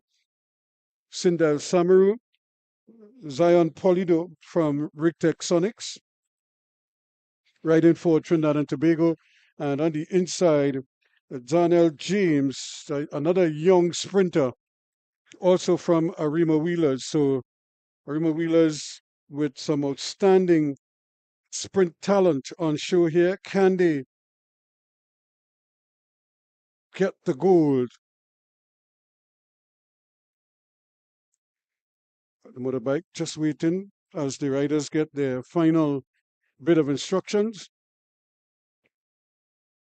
So here we go. 3 laps around, 1.5 with the motorcycle, and they have to stay behind the motorcycle. They cannot pass it. And they have to stay in their lanes, in the positions, I should say, more or less. First wheel has to get behind the bike. Then everybody tucks in thereafter. So here we go. James, Polido, Samaru, Dabro, Ned, and Brown. Ryan Dabro, Jelani Ned, and Quincy Brown. So again, this is the 1 to 6 final. These are some of the top sprinters in TNT and possibly in the region, certainly in the Caribbean. As they come around to complete the first lap, they're going to have a half a lap behind the bike, and then it's every man for himself. Quincy Brown at the back. We just saw Quincy Alexander come from the back to win. Can Quincy Brown do a similar thing? Both of them are Arima boys. So here has left the track. In this UCI keirin final. Darnell James looks over his shoulder to see Zion Polito and Ryan Dabro, Sindel Samaru, Osix, so too Jelani Ned and Quincy Brown, but it's Dabro leading into the final lap. So Quincy Brown has some work to do here, but here he goes. He's going right over the top, and he is gone. Can they catch him? That's the big question. He has been building up for this for months now. Finally, he had some ease in that back, and it shows because he has just decimated a top-class field and made it look relatively easy. Samaru, Jelani Ned, and Zion Polito in that order. What a race! What a race! Showing who is still the king. Once, anytime you think that Nicholas Paul is not around, the next name that you're going to call is Quincy Brown. And you just saw why. Because together with Nicholas Paul, they are among the best sprinters in the world.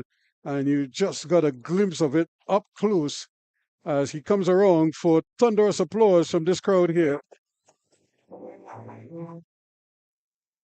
Let's hear it for the Arima Quincy Brown!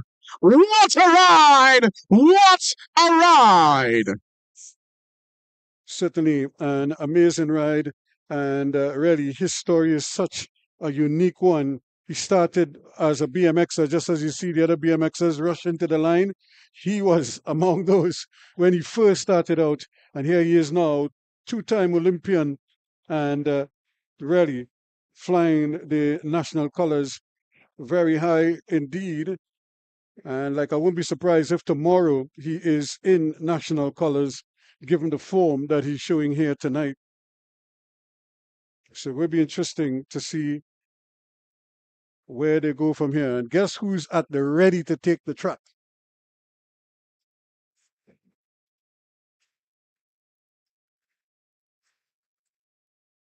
So the riders way over on the far side, just taking their time, just easing down, and the Trinidad and Tobago riders in there, obviously very, very familiar with each other, so they know each other very well, and just, I suppose, chatting, discussing strategies, and obviously they all take a page out of Brown's book.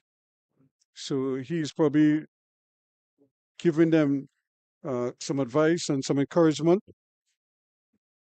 And, certainly a proud moment for him and for all the folks in Arima. And I imagine all the folks who would have seen this ride to understand. And I could think of one person who, if he's watching, it must be very, very proud indeed. And that would be Nicholas Poor, because he could see the progress that Kwesi's making and saying to himself, yes, he's back.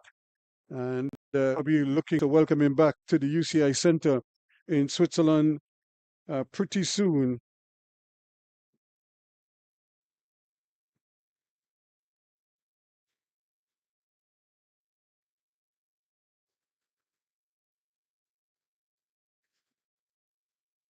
So there goes the youngsters as they're sprinting around, coming around the track. The U7s. They are on their way to the finish line. The under 7 boys and girls.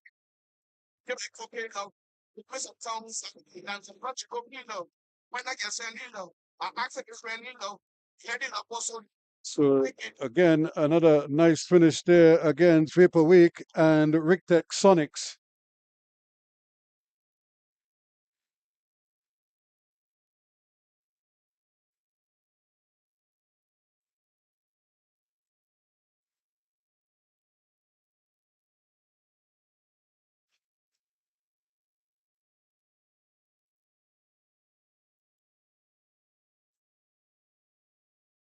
So the youngsters for the youth development, obviously very thrilled indeed. So they did a half lap. Boys and girls U7s, the U9s are doing 1 lap.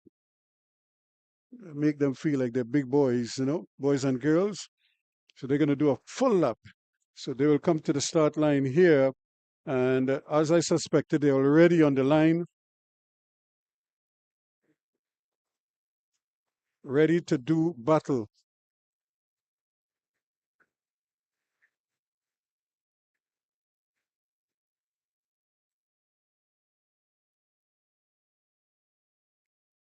So Gregory Dandrad just double checking to make sure that everybody is aware. And here we go, 1 lap. The under 9 boys and girls. And Rictech Sonics, they are just bolting. Madonna Wheeler's trying to stay in touch, but this is Rictech Sonics showing their capabilities. Looking around to see where the competition is. And Madonna Wheeler's trying to get in between there. It's not going to be easy, but he just has to relax here now and keep churning. Keep churning. And there's no room on the inside, so you're going to have to go the long way around, son. Great finish, though. And blowing kisses to the crowd.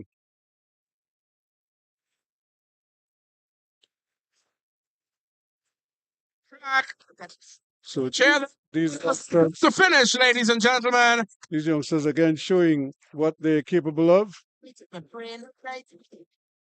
And even though the girls might be finishing at the bottom, remember they are riding in their own category. So they will get prizes among the girls. Starting out. Congratulations to the under 9 girls. So even though they might be finishing way behind the boys, they're still riding in their own category. So they will get 1, 2, 3 prizes. And check the under 11 boys.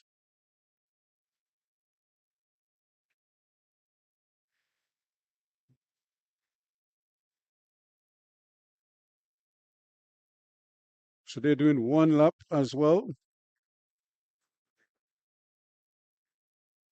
Actually, the under 11 boys should be doing 2 laps, but if this is 1 lap, then this might be the 1 lap for boys under 9.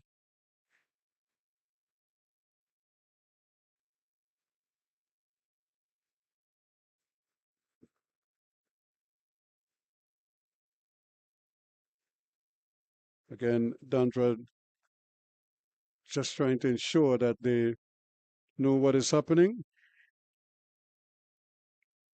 They're ready.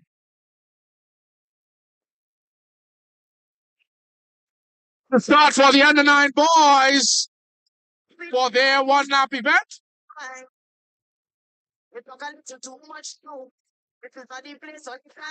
And again, Rick Tectonics on the march early.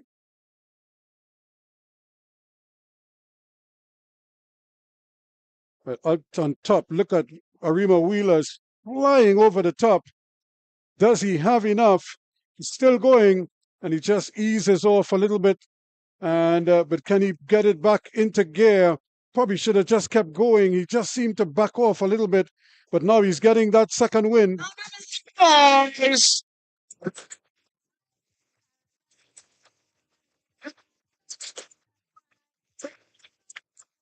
Arima Wheelers takes it ahead of Royal Shepherd.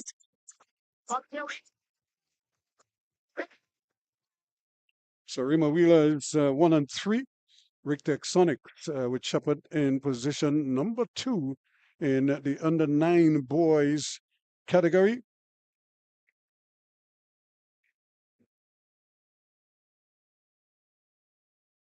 Lake Lowell, showing that he's quite ready for the action. And once again, look at how quickly they're on the line. Before you blink, they're ready to go. No wasting any time here.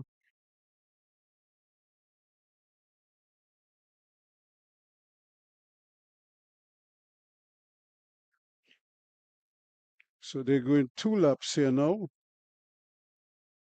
Youth development boys and girls under 11 and under 13. So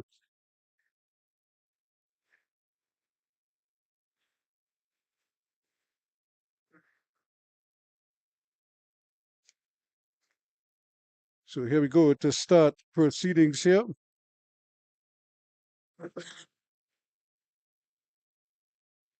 As they make their way around. Remember, it's 2 laps, so they're going to have to be cagey and hold something in reserve.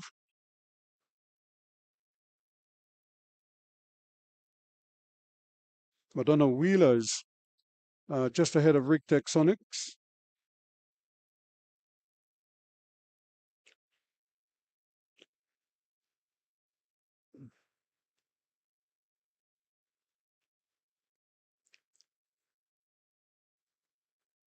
It's coming around now. They come for the bell.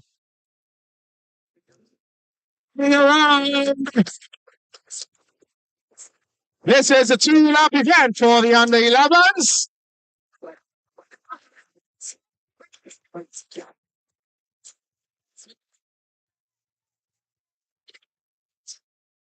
So there they take the bell, and now they're starting to push.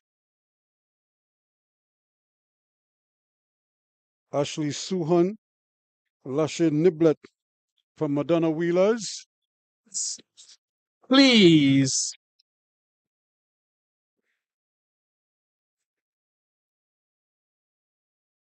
Not.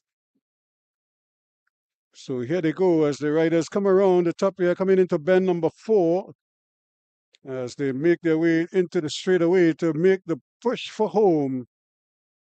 Madonna Wheelers from Rick Tectonics.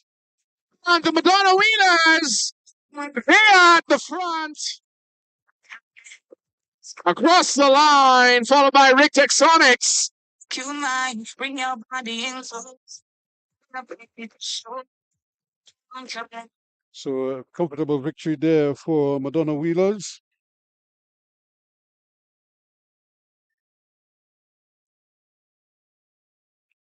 So the sprint has started, and this is just the sprint to the line. They don't wait. They're not joking at all. They're waiting for these races whole day, and they are not going to miss out.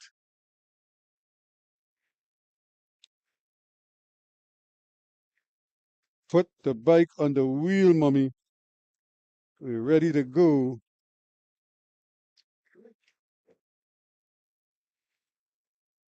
So the boys under 11 getting ready for their 2-lap event.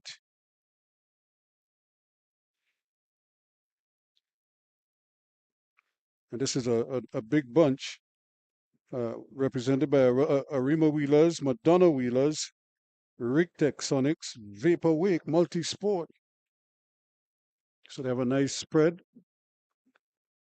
Each team has at least 2 riders in there.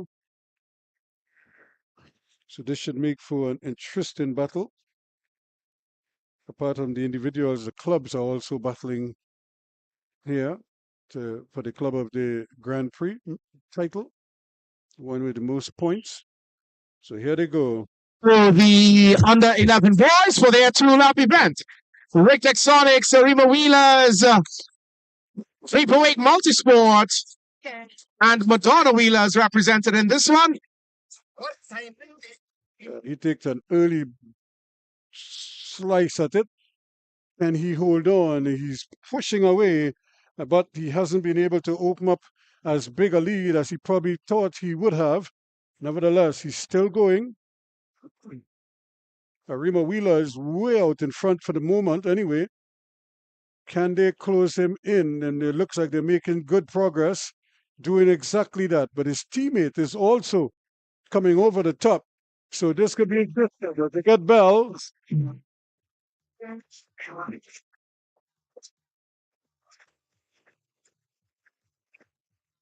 Junior men for the points race. So there he goes. He keeps churning it on. Sakiria Y Diet, David Rockberry, and Samuel Joseph are all in there. But can he hold on? 200 meters to go. And his teammate is trying to come over the top, but it's not going to be easy. He's still holding on. Can he do it? Here comes his teammate now, or rather Vapor Wake is coming, and coming late. This is a push to the line, right to the line. They're coming right to the line, and he takes it. It's at Rictec Sonics. What a ride, what a ride.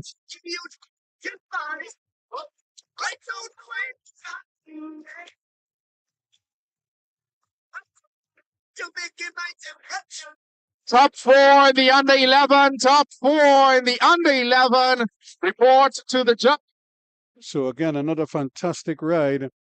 Coming very late indeed, Vapor Wake, and taking it all, having to probably by this time not react to the initial sprint, and then just keep his nerves, trust his fitness and speed, and then come over and take it quite nicely. The under 13 girls up next. Scarlett Thorne from Arima Wheelers, number 66, nearest to the top. She, of course, is among the favorites, but she was beaten earlier. So I'm sure she would like to make amends here now. Here they go. The under 15 girls are on their way. And as we enjoy the racing here at the Arima Velodrome. So again, the riders pushing off quite nicely. Remember, we're live here on 360 TV covering the Easter Grand Prix for 2025. This is action from day number 2 out here at Arima. So the riders, remember, this is a 2-lap event, so they're not down to board just yet. But they are making good, quick progress on the first lap. It's almost as if nobody wants to give an inch just yet. So look at them right across the track. And finally, we have some break in proceedings as Vapor Wake had to just back off there a little bit. the Maya Prince, but she's still going at the top, and there is a spill. 2 riders going down, and of course, you always worry about that, especially when they are sprinting like that. And just look at the concern from Scarlett Thorne. She is first to render assistance, and she's probably better advised to just sit there, let the medical team take a look at her rather than trying to get up. But that's it, kind of like the natural reaction is to try to sit up immediately.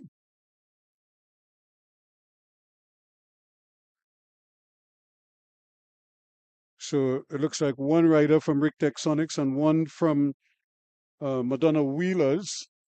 And so we trust that they're all okay and it's not just, it's just a spill. And there we go down. She got bumped. And again, it was so tight. There were 4 across. So any miscalculation there at all, whether it's your fault or somebody else's fault, it's always going to be tough. Now you see there are 3 of them here. Now the 4th rider from Rick Texonics, from Vaporwake rather, is going to reconnect. But remember, the riders are squeezing in, and this is what happened right there as the Madonna Wheelers just sort of veered left and into the Rick Texonics, to the back of the Rick Texonics rider, and down they both went. So very unfortunate indeed, but you hope that they are both okay. Of course, there must be a lot of concerned parents right now, because that's the one thing you don't want to see is your little son or daughter going down on the track, taking a hard spill. But she's up and walking. That's a good sign from Madonna Wheelers, and I want to believe it's a similar thing for the rider from Rick Texonic. She was up quickly and then sort of collapsed on the grass. So we're hoping that it might just be a little bump or bruise. And I see they're bringing the stretcher for her. Do they need it? We'll wait to see. And again, sometimes this is just the precaution. So it looks a lot worse than it really is, but they cannot take any chances, and they're trained to ensure that the athletes are well protected at all times.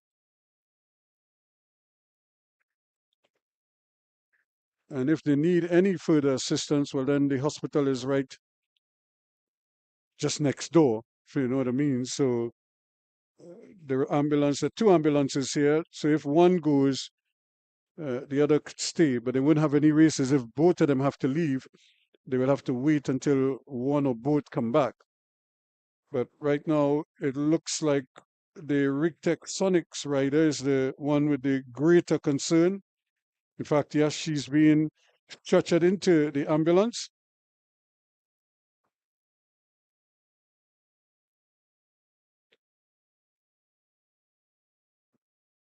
So you don't want to see that, but like I say, I cannot actually say what is the extent of the injuries because I'm not sure. And from this distance, it's very difficult to determine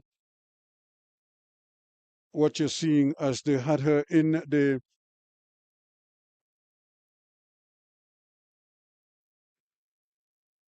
the stretcher and took her into the ambulance. So I think that ambulance is probably going to head over to the hospital as a precaution. And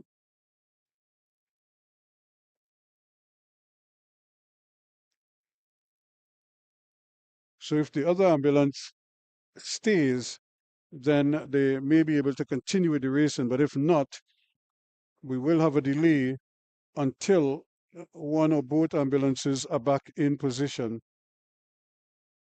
And you don't like to see this. This was shaping up to be a really nice race as well. And it was just unfortunate. And when you're racing like that, all it takes sometimes is for somebody to hit you on your shoulder. Remember, these are young riders, they're not as skilled as some of the others. So even though just a little bump might put them off, and what you saw there is what could happen. That's why we have riders riding in the various categories. It's based on their own abilities. And some riders, even though they might be good sprinters, are not comfortable in bunch races.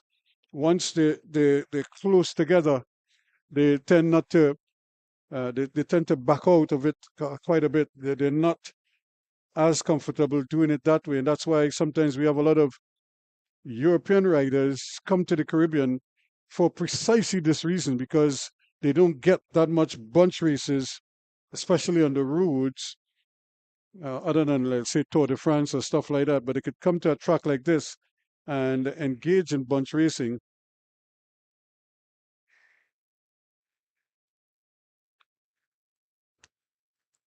And when they do that, it helps them with their skill levels and how they're able to maneuver in traffic. And that is always the big question for some of these young riders. If things don't go according to plan, how then do they adjust, and can they handle that aspect of racing? Because remember, they're taught to ride a particular way, but all of a sudden they meet something a little bit unusual on the track, and they're unable to navigate that as readily as they would. But here we go.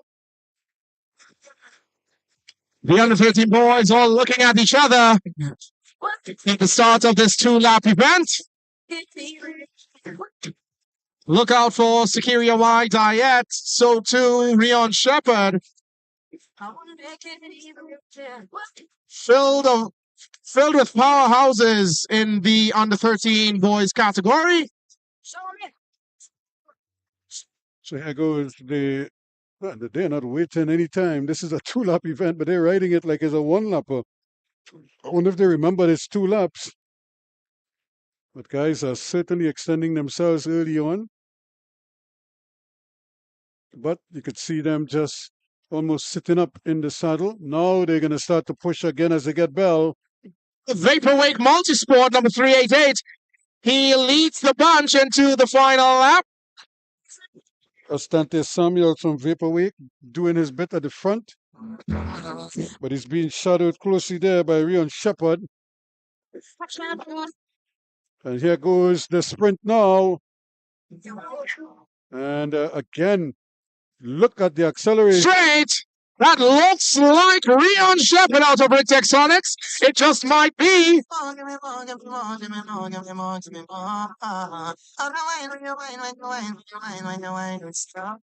And again, it's race over.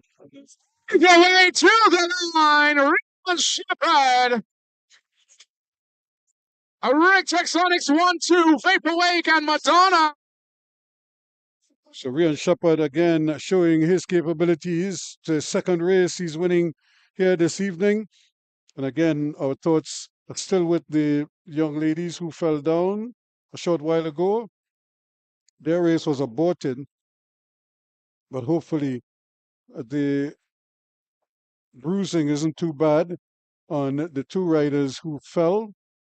One from Madonna Wheelers, one from Prix Tectonics. And hopefully the parents would be satisfied that everything is A-OK, and probably telling the daughter, hey, you got to be tough. It could happen. Probably just to elicit a smile out of them of some sort.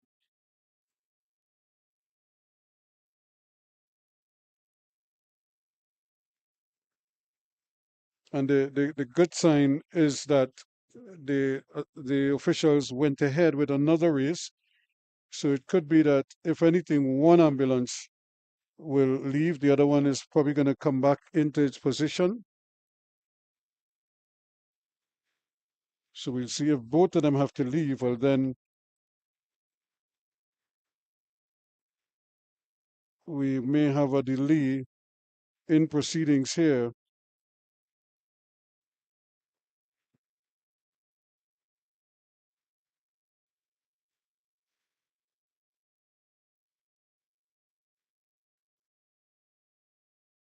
Well, we're seeing the ambulance. Somebody is actually going into the ambulance, the second ambulance. So we just have to monitor that to see what the situation is. As for now, they are getting ready to continue with the racing.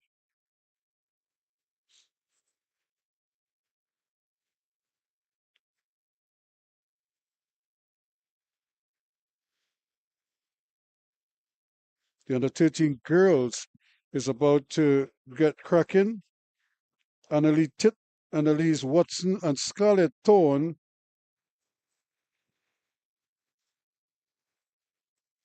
among the thing. Rick takes on it. Mia Ballantyne and the Maya Prince of Vapor Wake Multisport.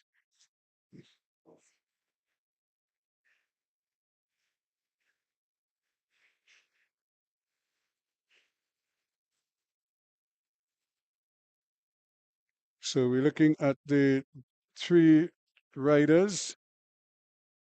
Actually, a fourth is joining them from Madonna Wheelers. It looks like Annalise Watson is a late addition.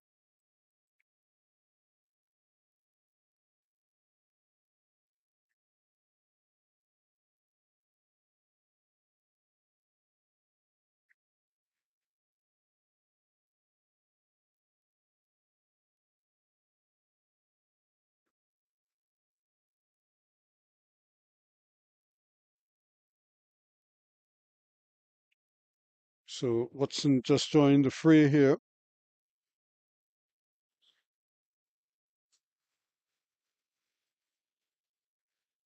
So now we have four of them on the line. The Maya Prince from Vapor Wake. We've just been joined by Annalise Watson from Madonna Wheelers. Scarlett Thorne from Arima Wheelers. And on the inside, the Maya Prince of Vapor Wake Multisport.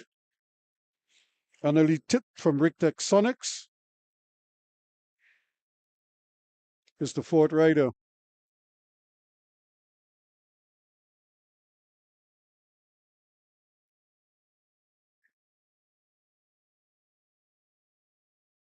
So the officials just double checking, making sure that everybody's aware. 2 laps. Or is it 1 lap they've adjusted it to? This should be a 2-lap event, but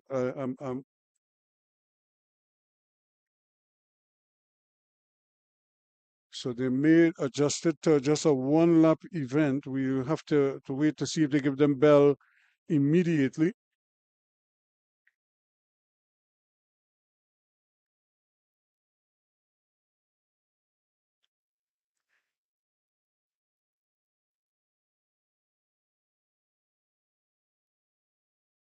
So they're just waiting, I suppose, waiting on the ambulance to make sure that there is the facility, the ambulance facility available should anything else happen.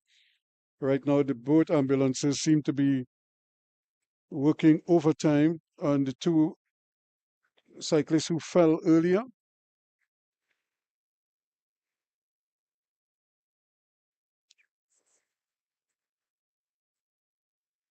So there is a little pause here.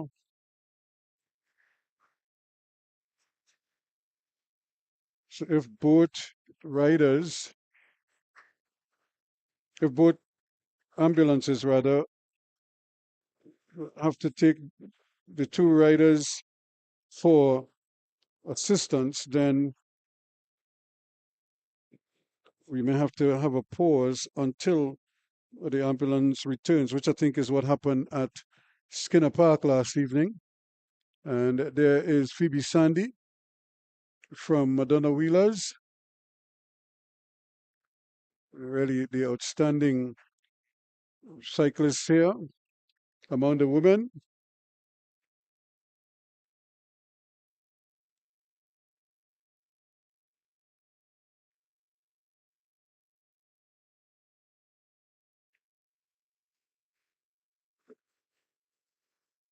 So still we wait.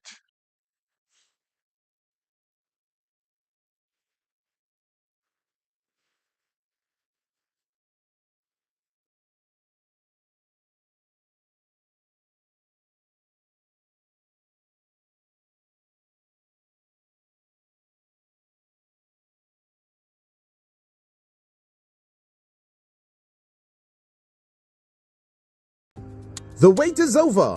The Trinidad and Tobago Cycling Federation presents the Easter International. 3 days, 3 venues, 1 epic showdown.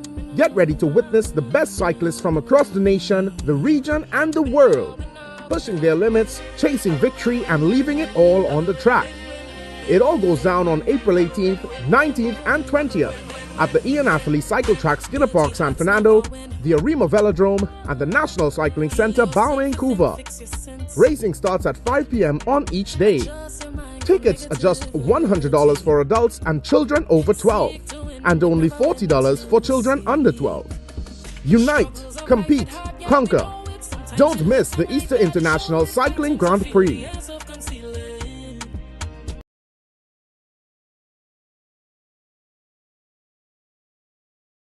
So back here we're seeing the riders have been joined by another young rider. And it looks as if Maya Ballantyne from Rick Texonics, who fell in the last race, is back up in this one as well.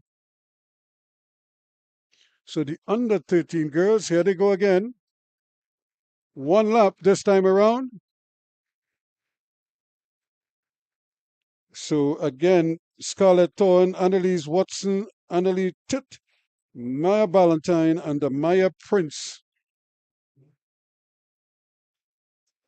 Right out on the outside from Rick Texonics. This is going to be tight as they start pulling away. There goes Scarlett Thorne from Arima Wheelers, but Madonna Wheelers, Annalise Watson, who beat her earlier, is threatening a repeat. As they come to the line, again, Watson is coming over the top and is going to take this one just on the line. So Annalise Watson has done it again for Madonna Wheelers, just nosing out Scarlett Thorne from Arima Wheelers. But spare thought for the gutsy ride there from Maya Ballantyne, who, despite the bruising on her hand from that fall a short while ago, was back in the saddle for Rick Texonics, giving it her all. And that is the daredevil nature of cycling and cyclists. She just had the arm strapped and was ready to go again. It was good that the officials allowed her the opportunity to race once more. So that would just kind of ease the pain a little bit for her.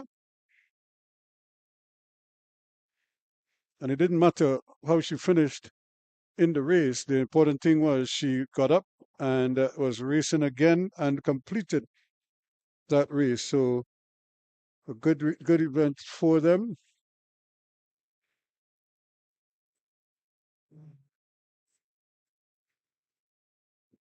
So it looks like we have a juvenile event coming up. We'll wait to see. Is this the juniors coming to the line?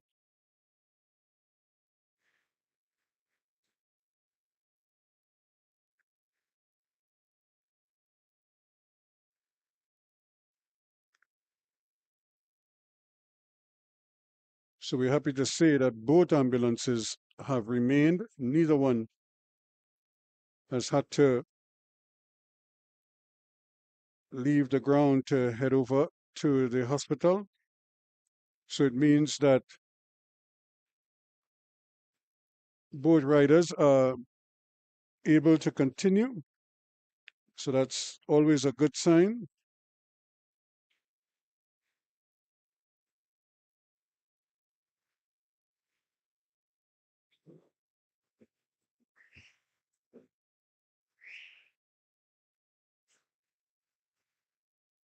Laps.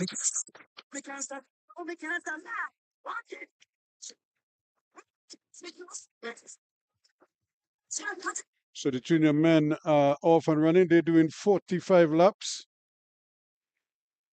So they're doing their UCI points race.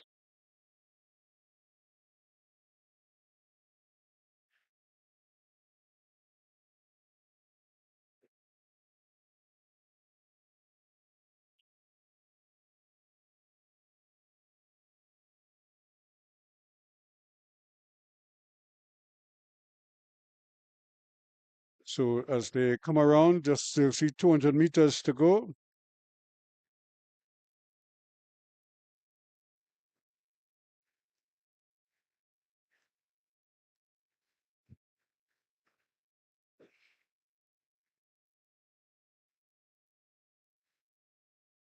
So as they come, they'll get the whistle. So there is the whistle. So the race has started. And a 45 lap points race. This is a UCI event.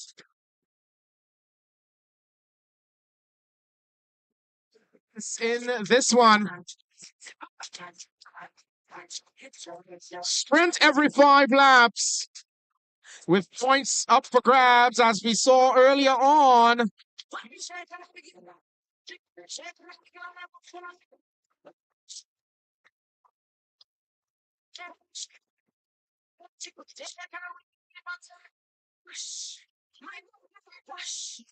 So you could see the just 5 of them in the race, and trying to maybe just separate a little bit.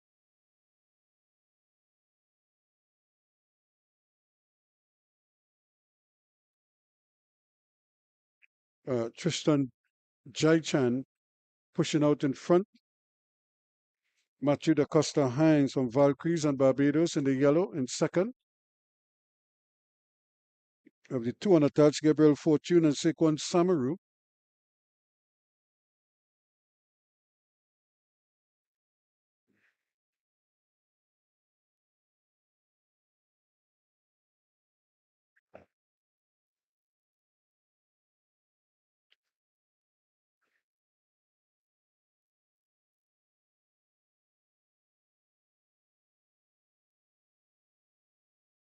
And of course, riders are just keeping tabs on each other.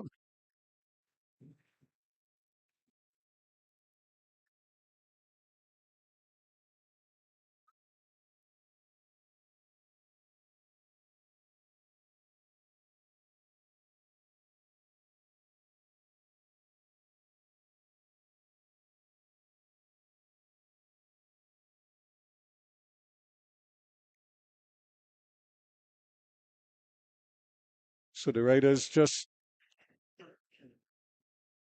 staying nicely bunched, maybe just trying to test to see what the response would be. But Matthews has that covered immediately.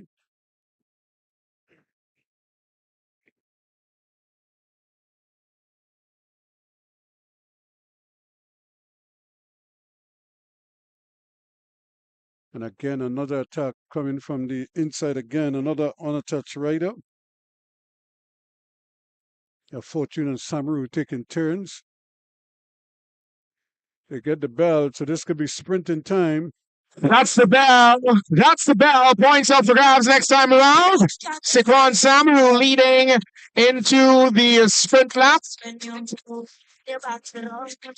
Can they catch him this time? He's eyeing 5 points, but here comes Matthews, Matthew da Costa Hines from Barbados.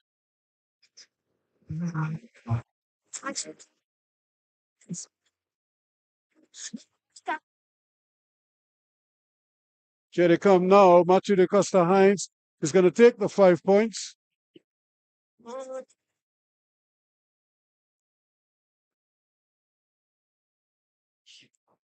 So he's going to take the first 5 points on offer.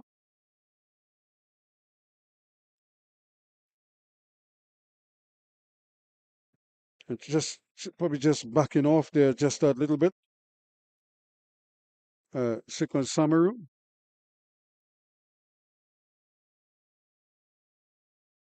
Remember, riders have to be smart. They also want to save their legs for later in the race.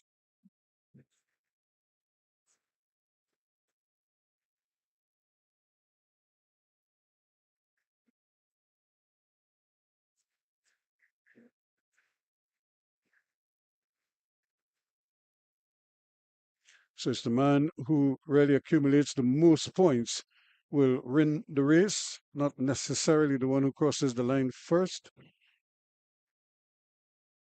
Because you could do all your damage early in the race, as we saw there from Matthew da Costa Hines taking that first sprint. So he is the race leader right now with 5 points.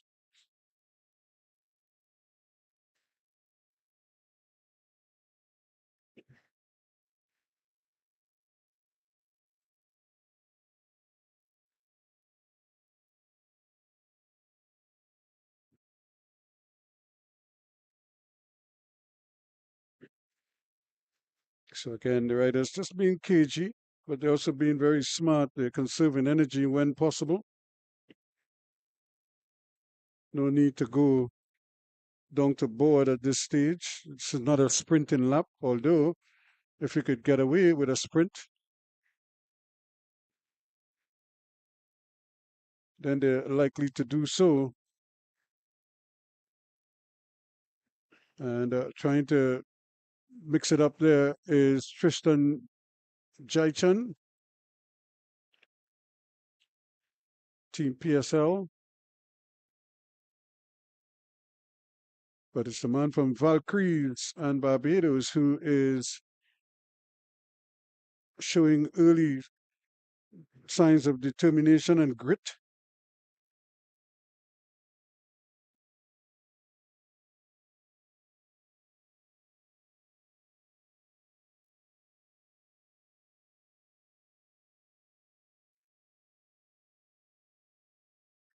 So now they're all back together and they're coming for Bell. So more points on offer. It's the Bell sprint number 2 coming the next lap around. 36 laps to go. Sikwan Zamaru back at the front. DPS also in the mix. Matthew da Costa Hines of Barbados.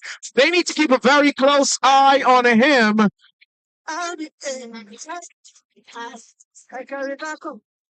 So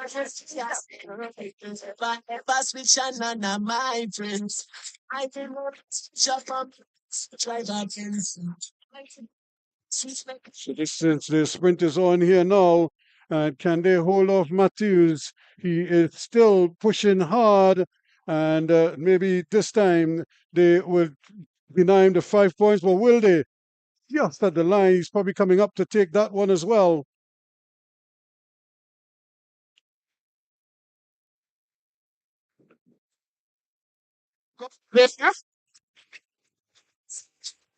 So again, he is the one doing the damage early.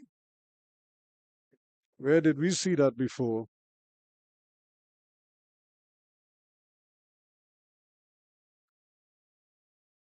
So just this is the really the rest lap. So he's just playing with the opposition right now. And because nobody is prepared to force the hand, he is quite comfortable where it is right now. This is his recovery lap.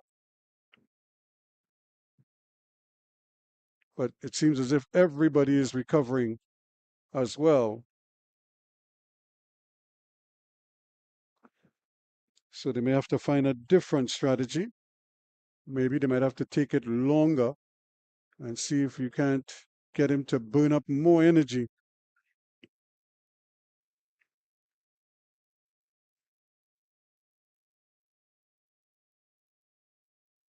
Or try it another way. Try to do it as short as possible. And if you get the lead, then you have a shorter distance to go to the finish line. So it's different strategy. I'm sure the riders are probably working that out in their minds right now. What options are available to them?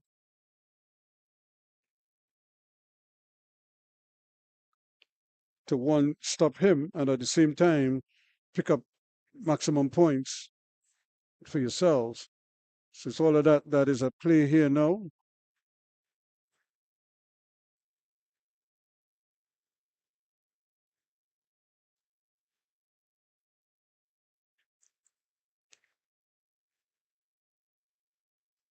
So this is a young man who obviously seems determined to try to pull away. But again, they're covering everything. So here now is another attack. So guys are getting antsy in the pack. Switch on, switch off, switch on, switch off. Here we go. He is on now, and he's trying to pull away, but again, Matthews is closing him down. The Costa Hines right there. Remember, this is not a sprint lap. They're coming for Bell, and they're right there. So somebody else is probably going to have to change things. And here he goes again. They're really just trying to see if they could change up the way the race has been going so far. Can they somehow deny him as they take Bell?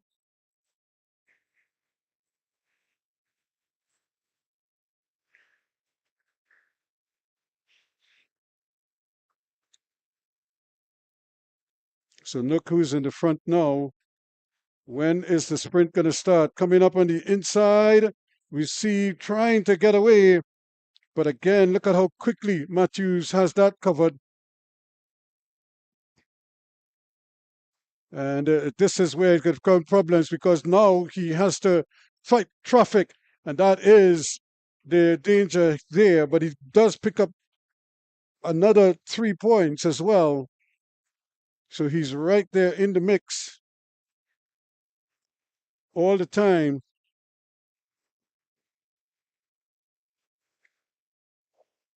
And the race is splintering with every sprint now.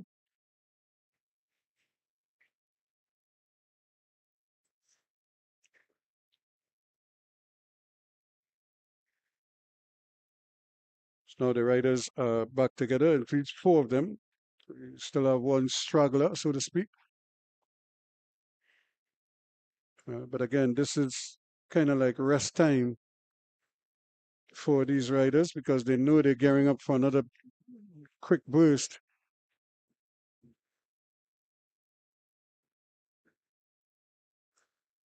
Shortly.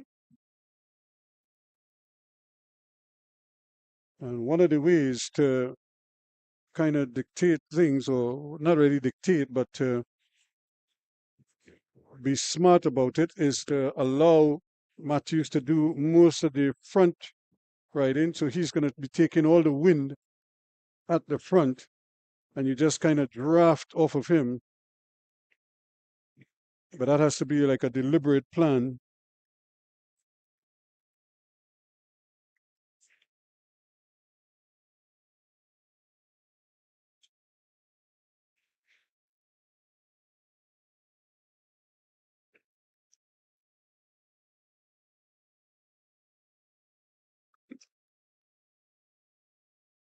Still, the riders nicely bunched together, just keeping tabs on each other.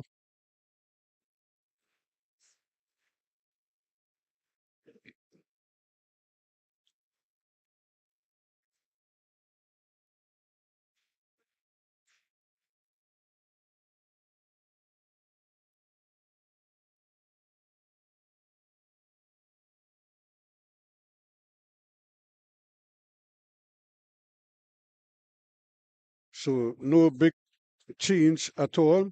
Still, the riders just zooming around the track at no great pace. As I said, this is recovery time for the riders until somebody decides to switch things around a bit. Somebody's going to have to be the daredevil out there and, as I say, take the bull by the horn. Try to splinter the group. Because as it is right now, Matthews is just eyeballing everybody. And here is an attack again. This is similar to what we saw earlier. Tristan Jaichan bolts to the front, but look who's in hot pursuit. And Matthews is there, and he caught the others napping. And again, Matthew da Costa Hines is right within striking distance again for another 5 points. There is no interference this time, so he goes. Can the others follow? He grabbing points once again, seeing 25 laps to go. So again, another 3 points to Matthews. Although 5 might have gone the other way, he is still garnering points along the way. So he's being smart. He's not going flat out in the middle sprint. So he's probably saving himself for that final sprint where double points will count. So this is intelligent riding.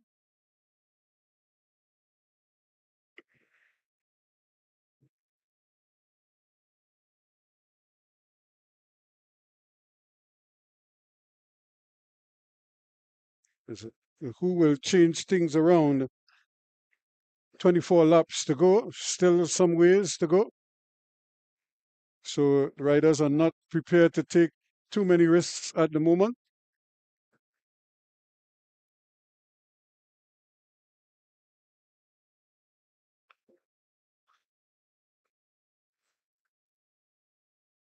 Again, Matthews just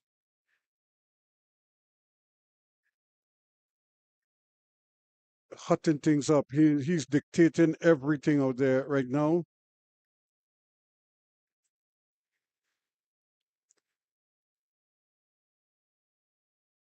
And it's almost as if you're looking at Tristan Jaichan. He wants to go, but I'm not sure if he has the legs to carry him to the lead that he wants, so that he could probably just stay out front and just accumulate points. But the Costa Hines isn't allowing that at all. He is right there in the mix all the time.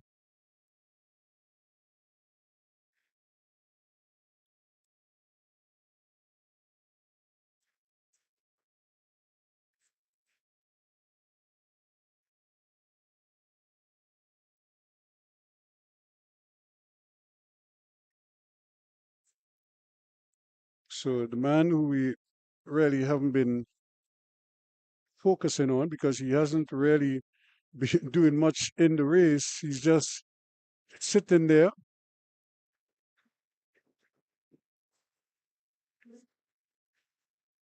From PSL, or from Team DPS rather.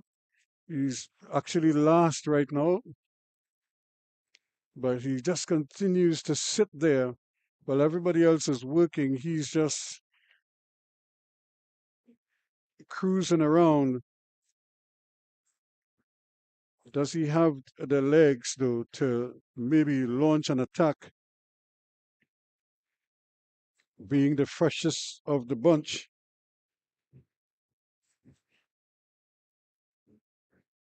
So they come for Bell again.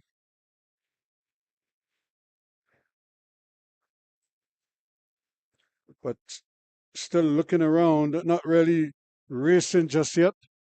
But he knows the others are right there behind him. And the turnover is not as quick. He's still looking. Now he decides to go. 200 meters to go. He just has to put his head down and try to cover that distance there. But here comes that man, Matthew da Costa Hines, racing brilliantly again. He's going to pick up another 5 points.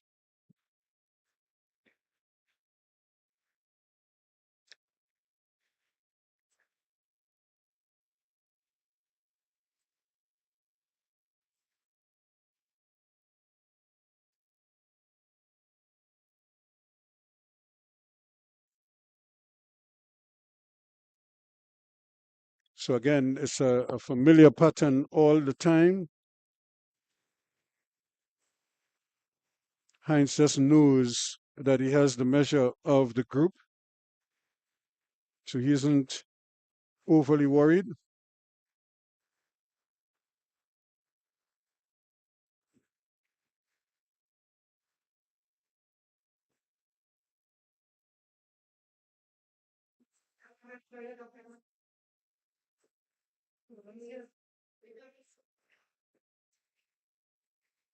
So all five of them are back together again.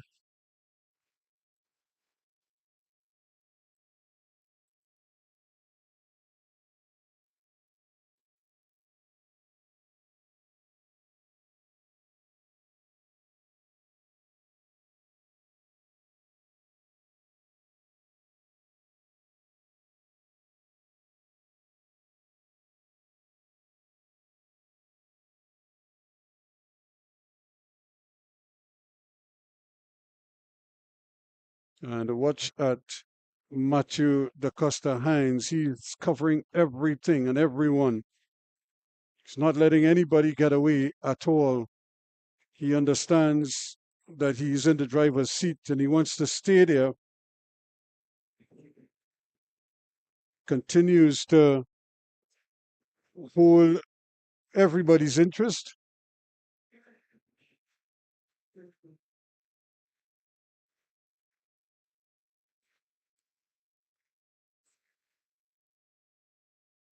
So again, they're coming around and they will see when they come around. I'm just trying to get a glimpse at the number of laps left in this race.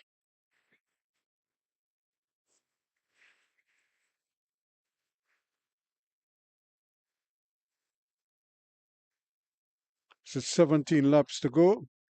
So still quite a few laps, a couple of sprints inside of there. So this is where they're coming down to the nitty-gritty now. So riders are going to have to be smart here.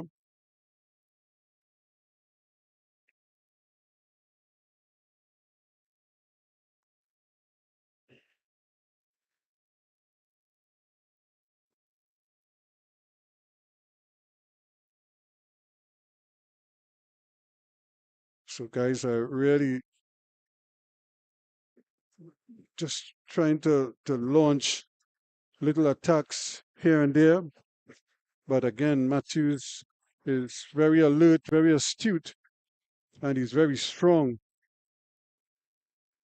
So this is where the others are having difficulty roping him in because they can't box him in. The one time they were able to box him in, he couldn't get out and he lost out. But ever since, he's been staying out of harm's way. Look at where he is right now. He is leading the pack. They're going to have to come over the top to catch him. And that has proven to be a real difficult task so far. This could be more of the same here. He's going to have to wait till the very end to try to come over the top and try to beat him in the straightaway, and he does it. So shorten the sprint as short as possible and then try to outwit him with the fast twitch muscle. But it's another 3 points for Matthew da Costa Hines as well. So even though he doesn't take full 5 points, he's still, this is probably the second place finish he has to go along with a couple wins or 3 wins already. So if you're just counting off the top of my head, that would give him somewhere in the region of 21 points. Easily the leader of the race.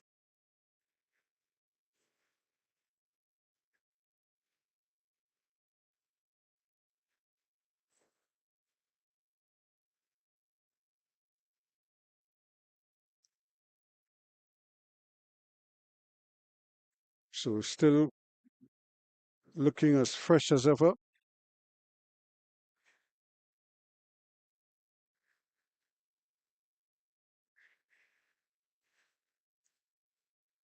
Not overly stressed at all. The other riders just allowing, just sort of fitting in at the back, allowing him to hold sway.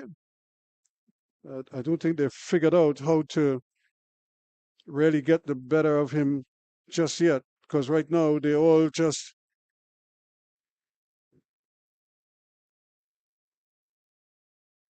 sort of playing into his hands because he is so strong and seem to have his wits about him. He's in a supreme condition at the moment.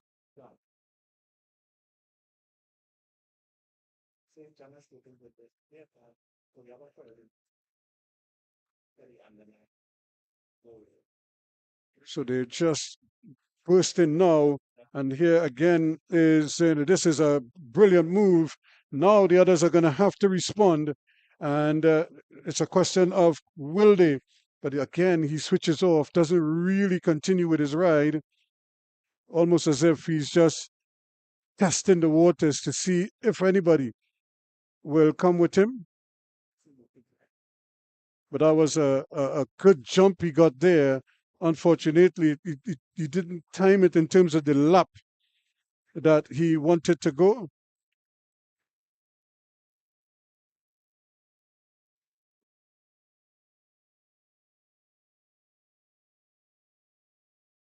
So now they're all back together again.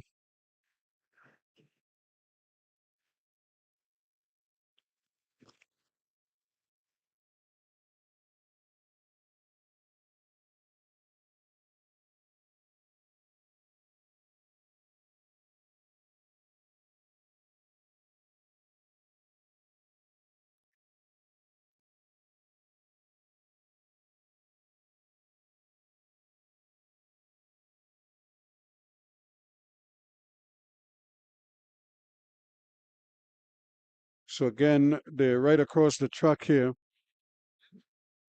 11 laps to go. Can they do it? So here we come for another sprint. Next lap around. These guys look very composed and calm after 45 laps of racing. So again, they still no separation just yet, and they're just leaving it till very late. So who will make the first move here?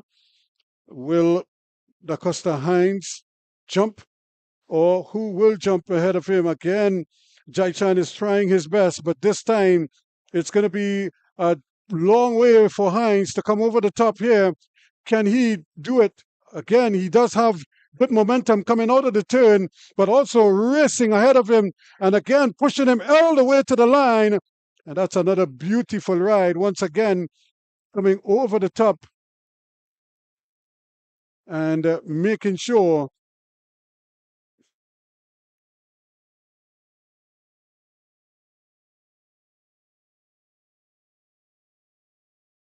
so Jai Chan again setting the tone.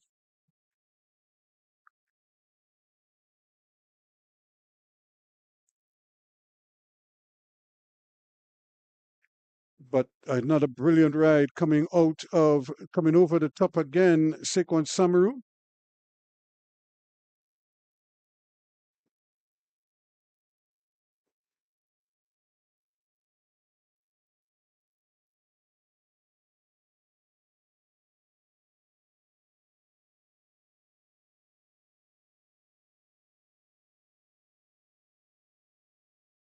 So the riders back to their normal gait, just relaxing, trying to recover from that last bit of sprinting.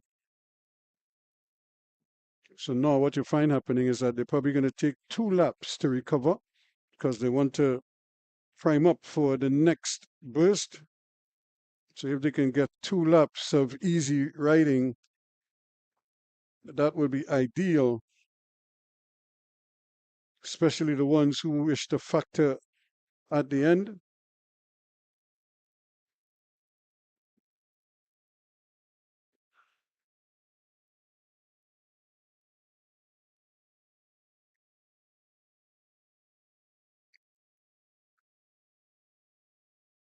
Again, that's the wheel to hold on to there.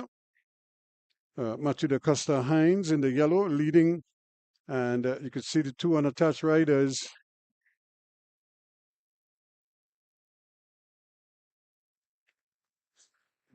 numbers. The two guys in white. The Chinese numbers were this is 241. So this is Samaru. The guy, so the other one is Gabriel Fortune. Okay.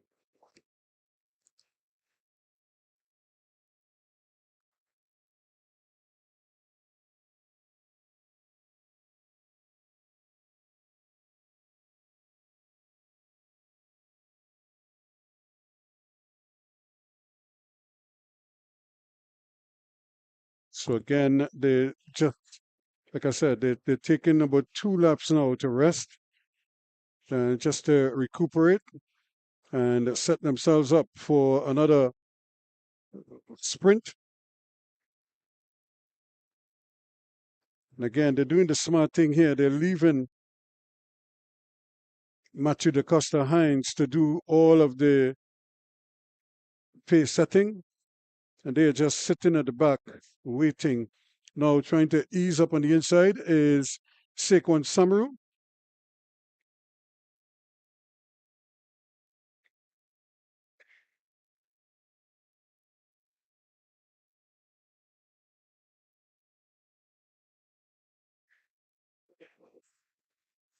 So here they come again.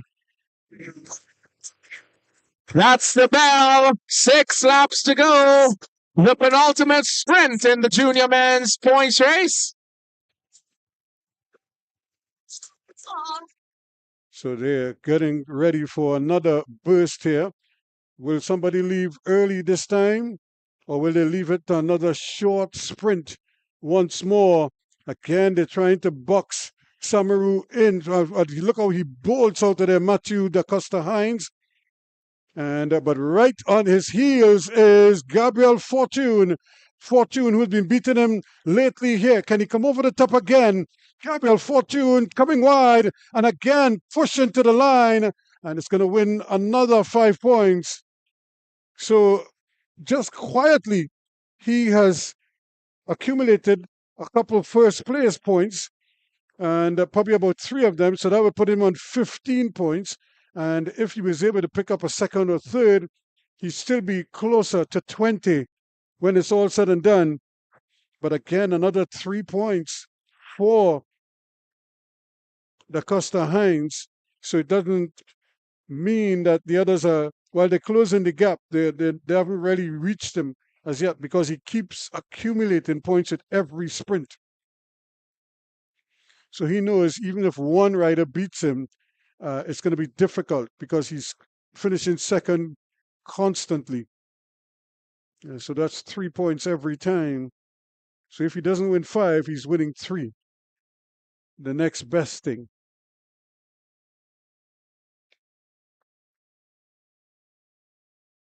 So now they're going to do this little song and dance here for the next 2 laps as they recover, probably even for the next 3 laps, because they're going to set themselves up here for the finish where double points are an offer.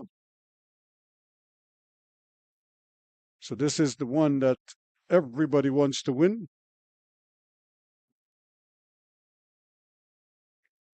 So it may call for a change in strategy. Who knows?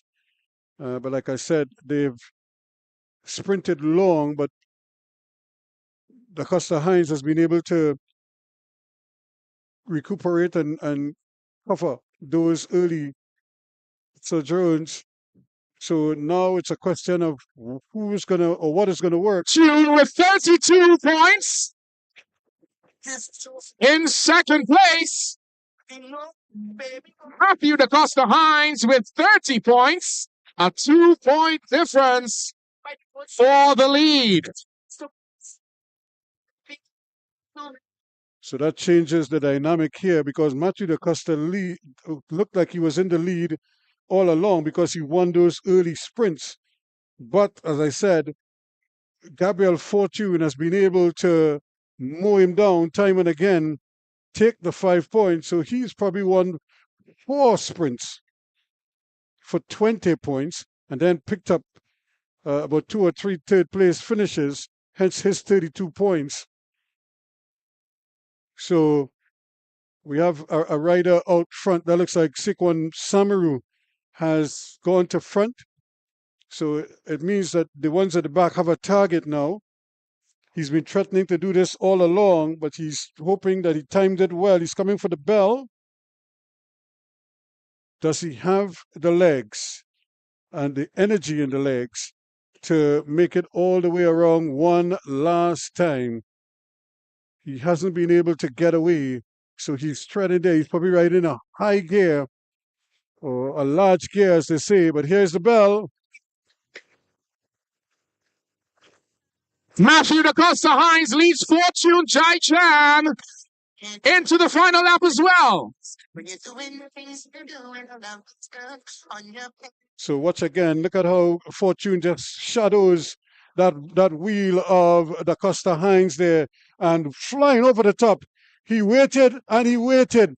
He hasn't been sprinting at all, but here goes the man, Gabriel Fortune, flying, going around. Gabriel Fortune is going to win it. Fortune!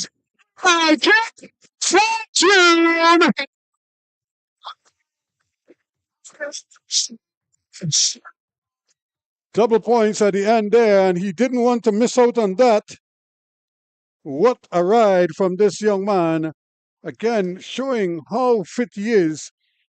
Initially, it didn't look like he was in the mix, but then all of a sudden, he worked out a strategy, stay close to DaCosta Hines, and then out-sprint him at the death, which is exactly what he did on about 3 or 4 occasions.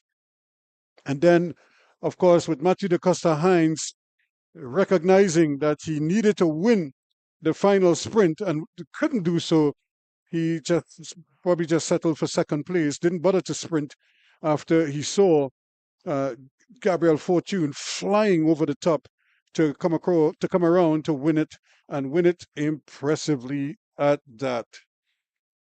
So a fine ride, and give Matthew DaCosta Hines credit for his bravery, but at the end of the day, you have to win that event, and it was Gabriel Fortune who was the one who came out on top there. If he got double points, that's another 10 points at the end, so he would have climbed to 42 points at the end of the race. So a fine effort on his part.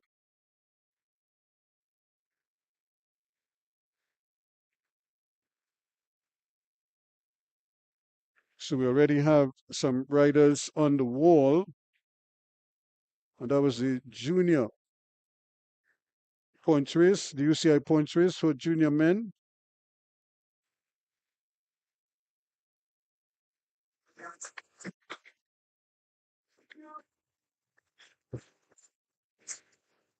So we've seen the riders pushing off the wall. Race.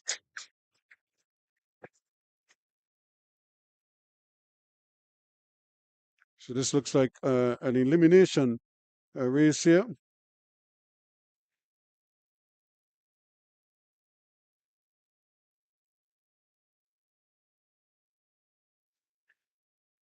So the riders just easing around.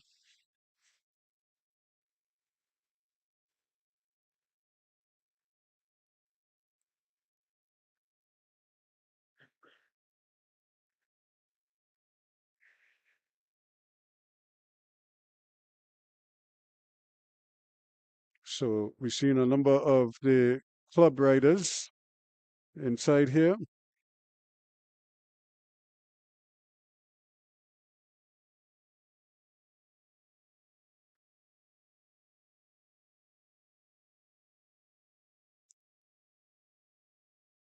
They're coming for the bell, it looks like, unless they're doing an unknown distance, or they're coming to elimination time.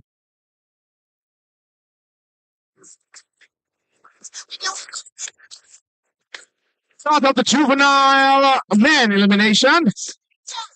So it's an elimination event for juvenile riders.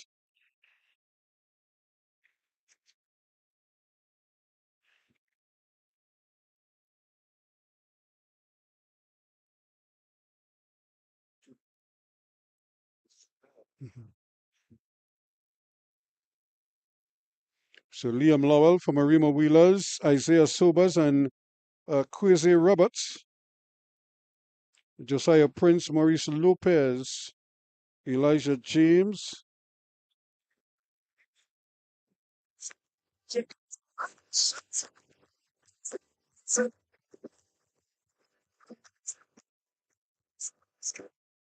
5-0, Perez Roberts of Arima Wheelers.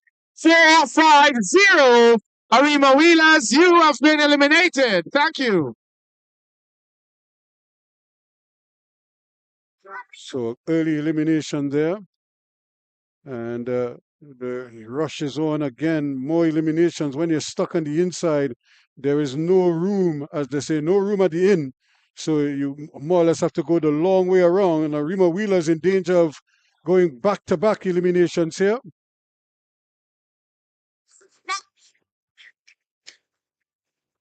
$275, Isaiah Sobers. 275, Isaiah Sobers. You have been eliminated. So 2 quick eliminations there.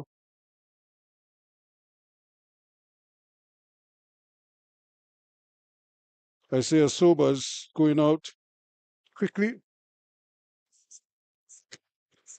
But again, once you get stuck on the inside and it looks as if another Arima Wheelers rider is threatening to get stuck behind there, but quickly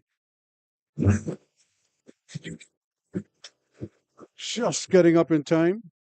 James 271, you have been eliminated. Thank you very much. Elijah James Valkyries riding on the inside. So again, quickly, they're down to 4.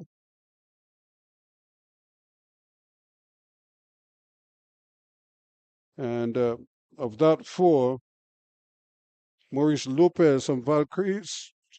Look at them pushing out now. Arima Wheelers trying to avoid being eliminated. And the rush is on. Rictec Sonics in trouble. Josiah Prince. 276, Josiah Prince. 276, Josiah Prince. You have been eliminated. So Prince goes out. It's down to 3. Again, who is going to hold sway here now? Maurice Lopez is in the mix. Roberts from Arima Wheelers is right there, and Vaporwake. Jazel Jacob. Here we go. Is Money Auto. React. So again, the push is on, and it looks as if Number 264, Jaziel Jacob. so Jaziel Jacob is the man who is out. So then it's up to Arima Wheelers and Valkyries. Of Vaporwake and Maurice Lopez of the Valkyries. I suspect that these guys will be giving a sprint-like finish. Nelson on the inside, Lopez on the outside. Lopez dips down to the inside, but he does not get there. It is Nelson from Lopez. Christian Nelson, Maurice Lopez bows out. Christian Nelson takes that one. So Christian Nelson with a fine ride. Lopez just realized he couldn't catch him. And that's what happens when you sprint continuously. At the end, unless you're in supreme condition, sometimes the mind wants to go, the legs just tells you no. And it's just not going to happen for him. And that was the case there. You could see he wanted to try, but he just didn't have it.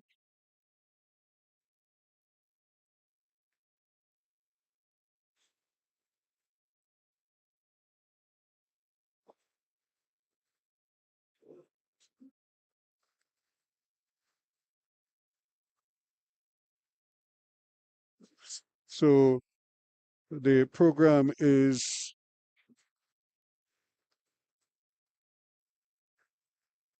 they're being pushed through here because of time constraints. Remember, yesterday they also ran very late. So they're trying not to suffer a similar fate, hence the reason why we had to do 4 events from last night earlier today before we actually started today's program.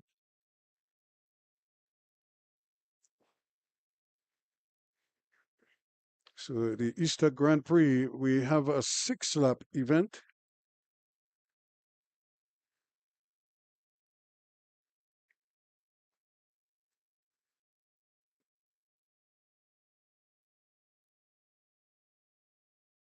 This looks like a ladies 6-lapper.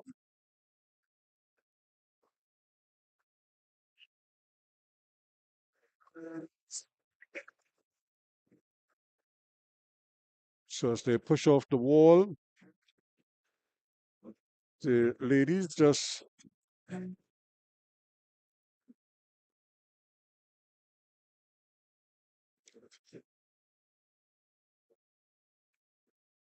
going around, not doing too much early on.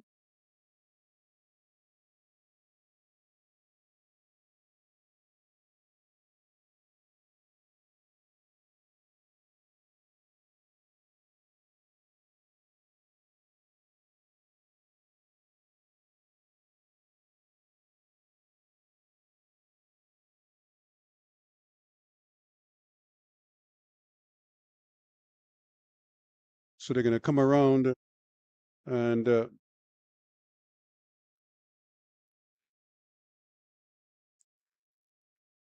see that they have 6 laps to go.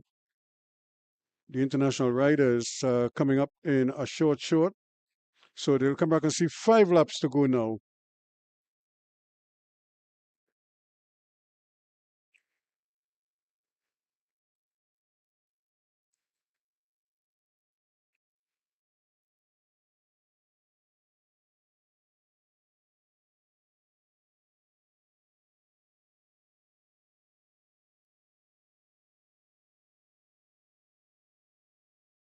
So as these ladies make their way around the track, they obviously, the juniors and senior ladies, they'll see 4 laps to go when they come around.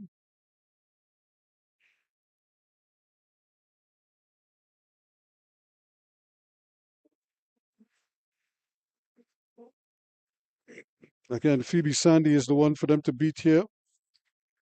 She has been the outstanding rider so far among the women from Madonna Wheelers, number 202.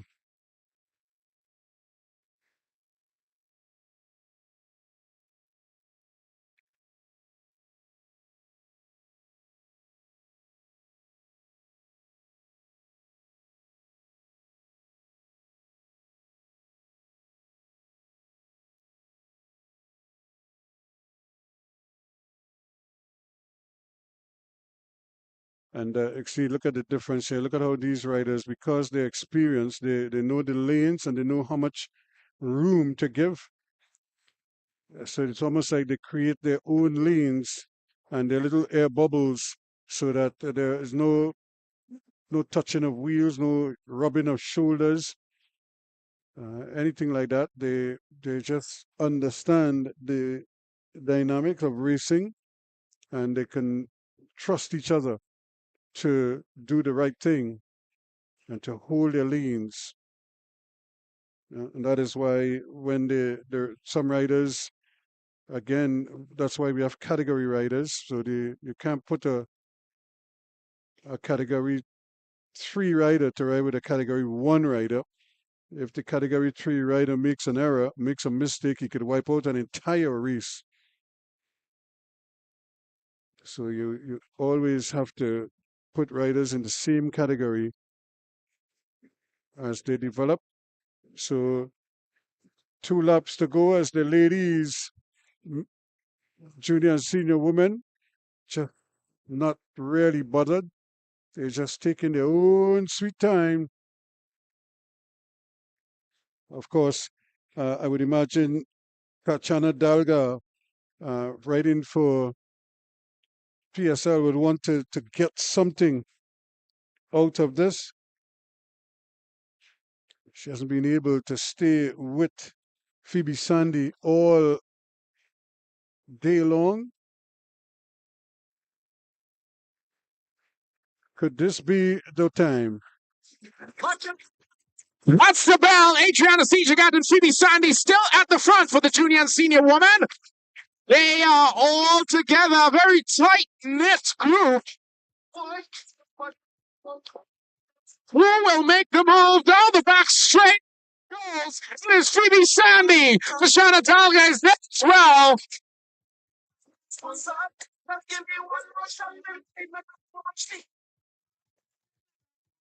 They are flying, coming around. Dalga on the outside, Sandy on the inside. It is Sandy from Dalga, Alexia Wilson, and Ariel Greaves rounding out your top four. Alexia Wilson again from Arima Wheelers. She was coming on the inside, but then again, Tatiana Dalga just closed the door on her, so she had to check. And by the time she checked and tried to get back into gear, the front two had already bolted, and she had to settle for second. In fact, she had to try to hold off the fast finishing rider in fourth place. But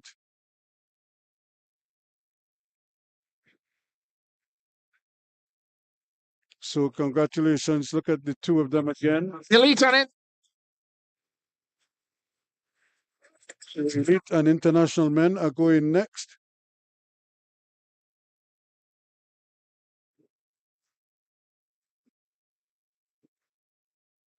So Phoebe, An amazing sprint to the line. Sandy getting there just ahead of Dalga of Suriname. so those two have been battling all evening long, and it continues right through. So now we have the international riders getting ready to take to the track.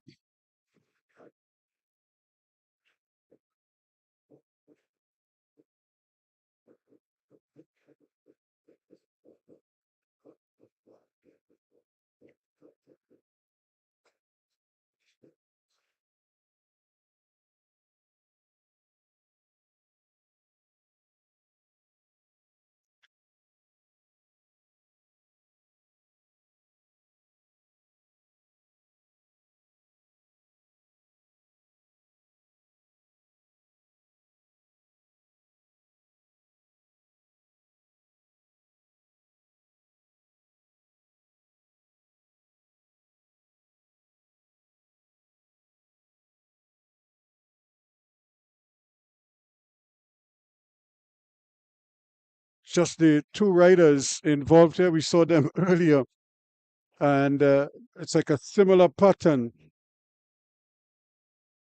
He bolted, and this is a one-lap event, so this race is over before it even got to quarter stage.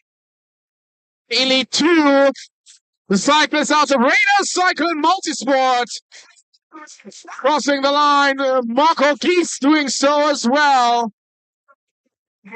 As we look toward the elite and international men doing their elimination event.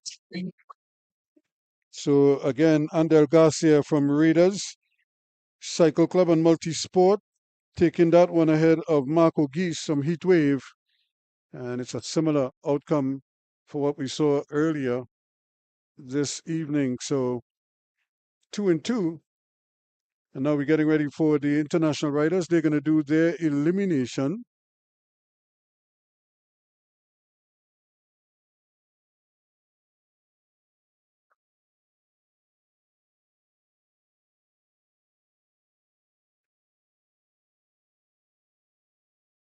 So our good friend is coming back on the track. And I wonder if he has recuperated from the 66 lap all-out sprint that he did earlier.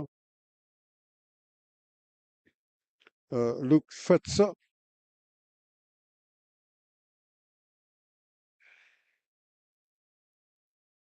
But this is an elimination event, so quite naturally, strategy involved. But knowing Felter, he might just go to the front and just stay out there, not worry about who is behind him. Just stay out of harm's way and not have to worry about being eliminated.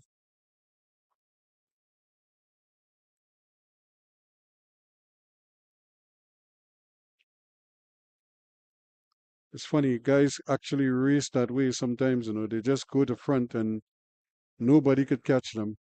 So it's really about strategy, and it's also about understanding your opponents. Even at the Olympic Games, you saw where Chris Hoy just bolted early. Nobody bothered to go with him, and he just kept going. They probably didn't believe he was so strong, and he just kept to hammer down and blew away the field to pick up the gold medal. So we have a rolling start here. This is the elite and international men doing their elimination. Trinidad and Tobago and the USA heavily patronized in this one. They haven't even received bell yet. Look at how much speed they're going. This could be a quick race because guys are just going to go for it as they come around to get their start.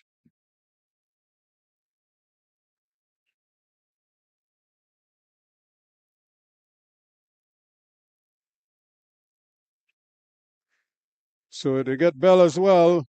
It's an international man elimination event.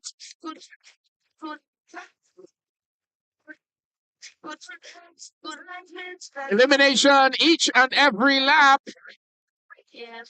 So how do you stay out of harm's way here? Guys are going to have to ride high on the bank.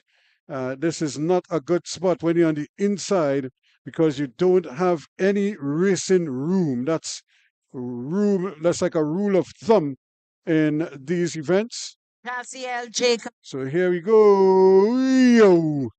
It looks like USA might be in trouble. Yeah, Patton Sims. 494, Patton Sims. 494, Patton Sims. Thank you very much. So Sims from the USA again probably thought he was safe, but then the rush came over the top and found him wanting. He had nowhere to go. He couldn't bore his way through. He couldn't make a hole. And as a result, he got stuck in the middle of the track. Now, here's another push over the top. Trinidad and Tobago. Like she put something in your heart.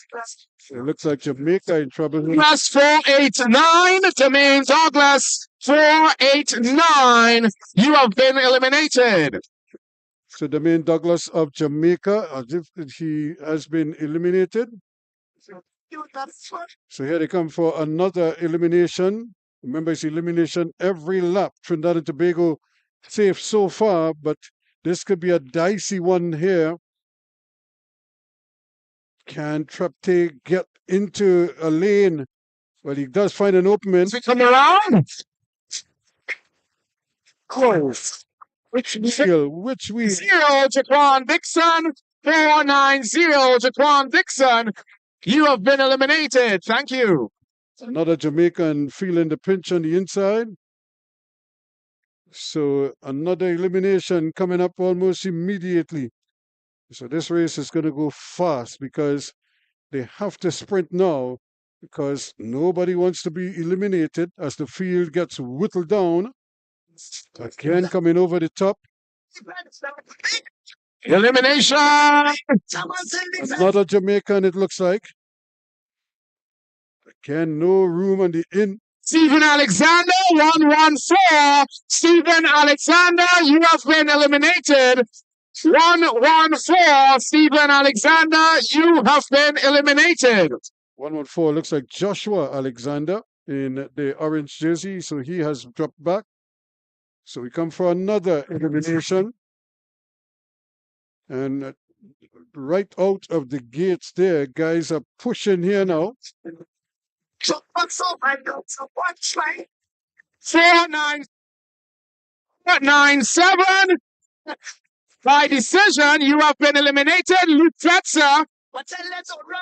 So Luke Fetzer is out. He probably can't believe it that he is out of the race. He was eliminated for riding under the black line.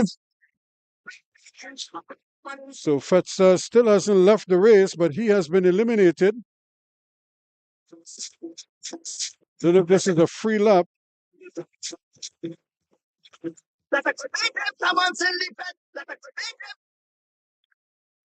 487, Dominic Howard. 487, Dominic Howard. You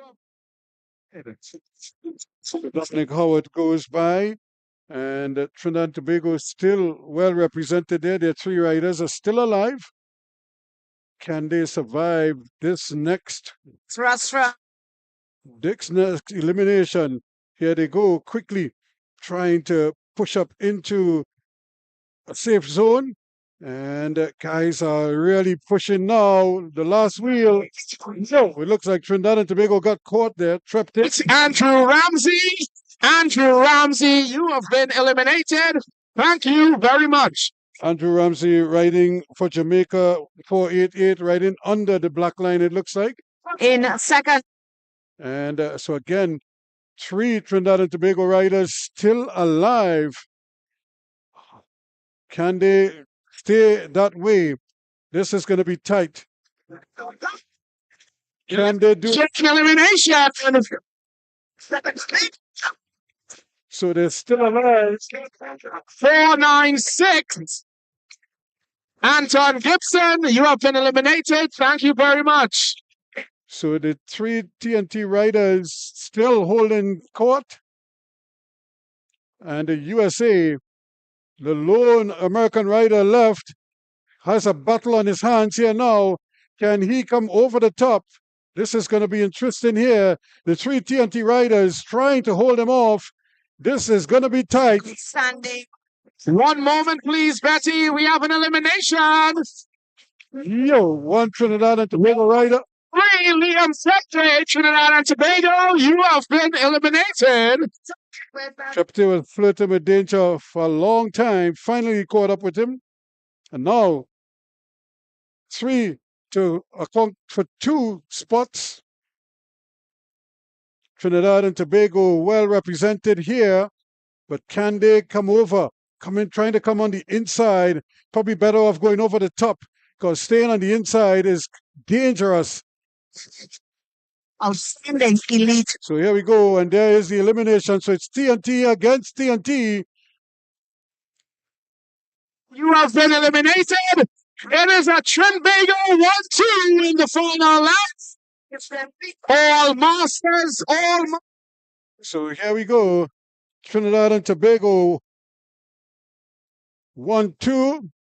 Who will it be?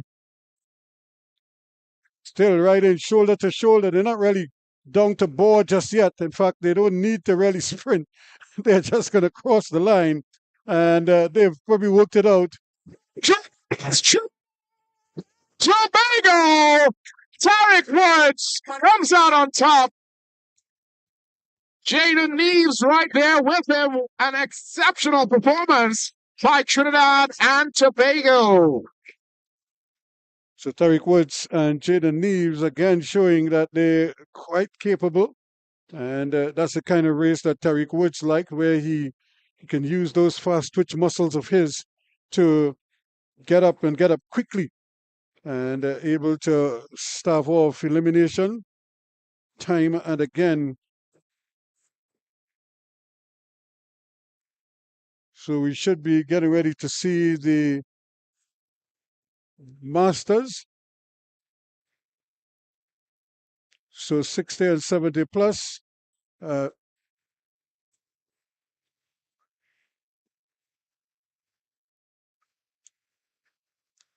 that would be the next one, the Masters, 60 to 70 plus. And then the 40, 50 plus category 3 riders will follow them after that. So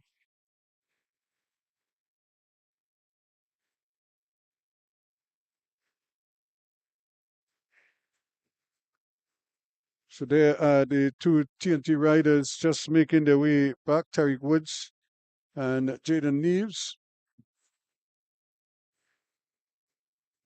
So we await the vets, the masters, to make their way onto the track for their event.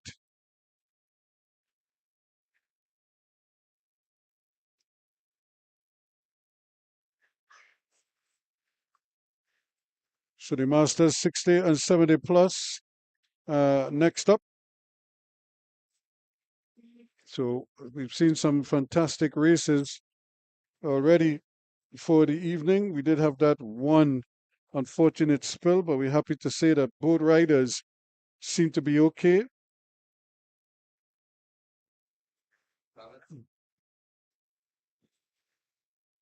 So it's just a question now of them coming back and finishing off.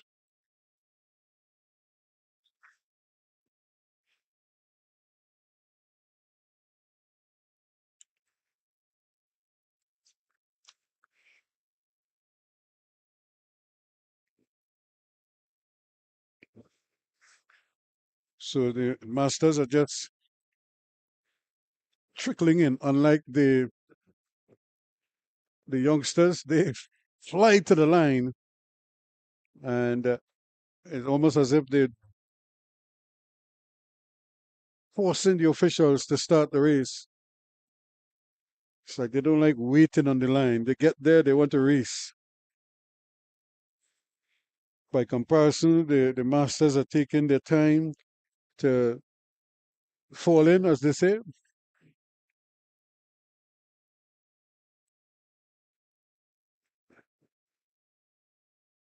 Of course, today would have been another big day in the NBA as the playoffs actually would have started today. And my Arsenal ladies lost out to Lyon 2-1 in the first leg of the Champions League semi-final for women. The men will face PSG next at the same stage, semi-final over 2 legs. The first leg is back at the Emirates again, just like Real Madrid. So the Masters are getting 2 laps, 60 to 70 plus.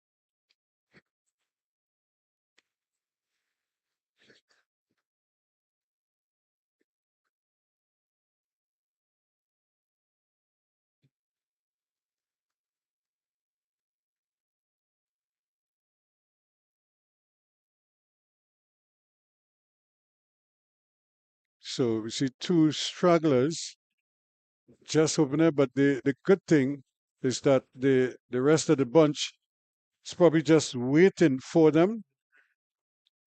And there's one rider, it looks like Colin, who is it? Just bolted and is way out in front. So this is going to be interesting.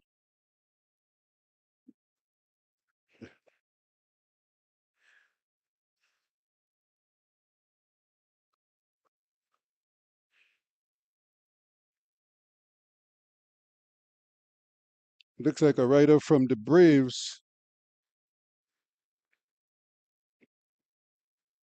So they may have to slow him down and tell him to wait for the others. He probably thought that everybody was still around him. He couldn't believe he got off so fast. But they come in for a rolling start to the race.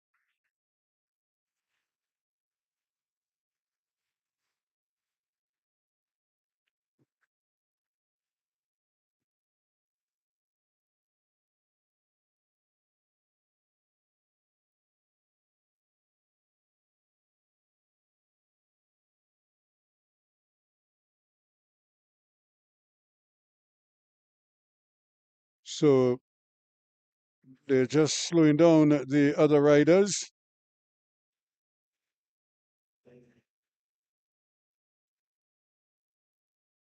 It's the main bunch is just cruising, really. So there is the start of the race officially. And Arima Wheelers Michael Brown and Joel Brown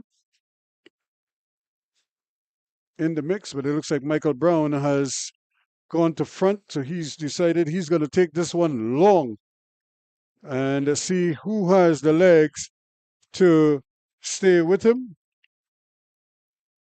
That's a good strategy, but does he have enough?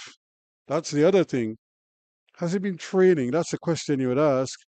And if so, what type of training has he been doing?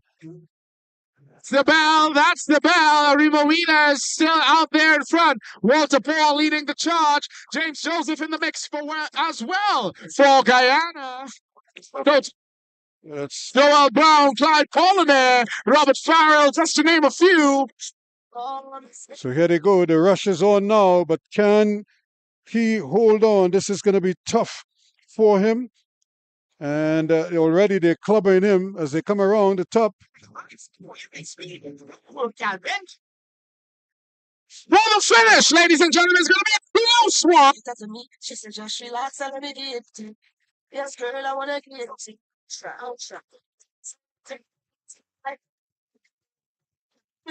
As we go back, So again, another convincing ride there. So Masters 70 plus.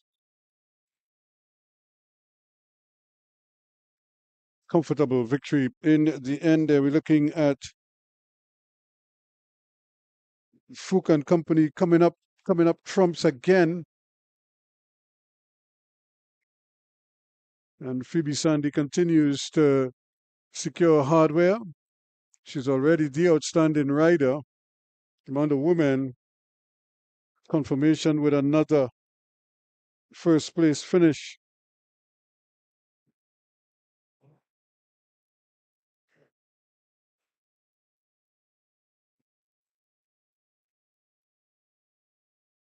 So Phoebe Sandy.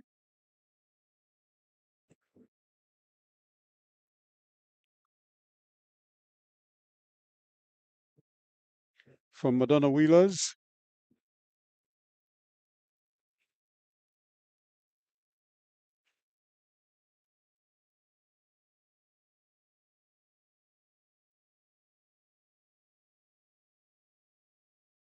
So Cyril Fook from Valkyrie is really creeping up there and just blowing the field away in the end.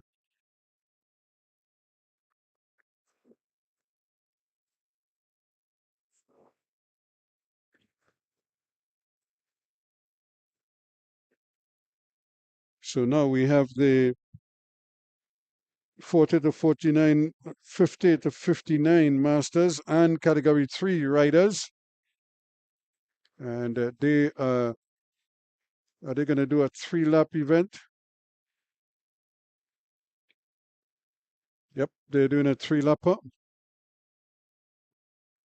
So they too will get a rolling start.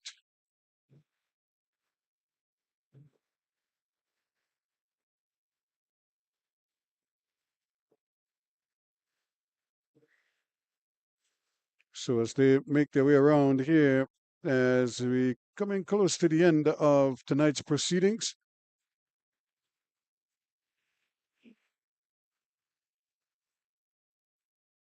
So a 3-lapper, and the riders are just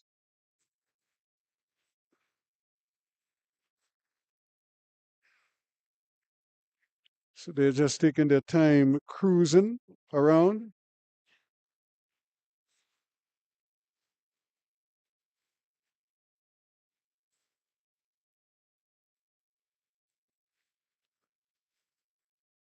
Nothing to raise the heart rate too much just yet.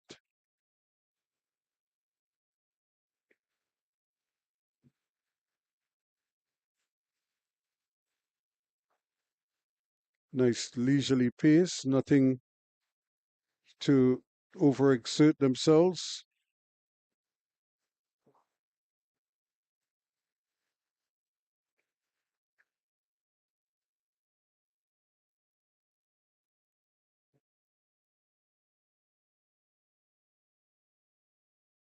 Colin Wilson to the front of the race. on the inside. That's where he would love to stay. But I don't know if they will let him get away. There's the official start. And immediately Wilson starts to try to ease away. But again, the others are wary of his tactics. They've seen it before. And they're not going to let him go out there and just stay out there by himself. Time and again, he would do this strategy, blow the field away, and they would just sit back and hope that he comes back to them, but he never does. So here he goes once more, but he has company again. And this is the man who beat him earlier. So let's see if the entire group will stay in touch, or will they back off from there.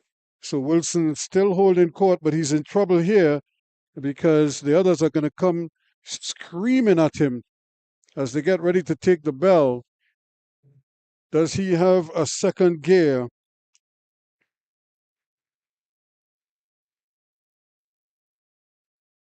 So here is Bell.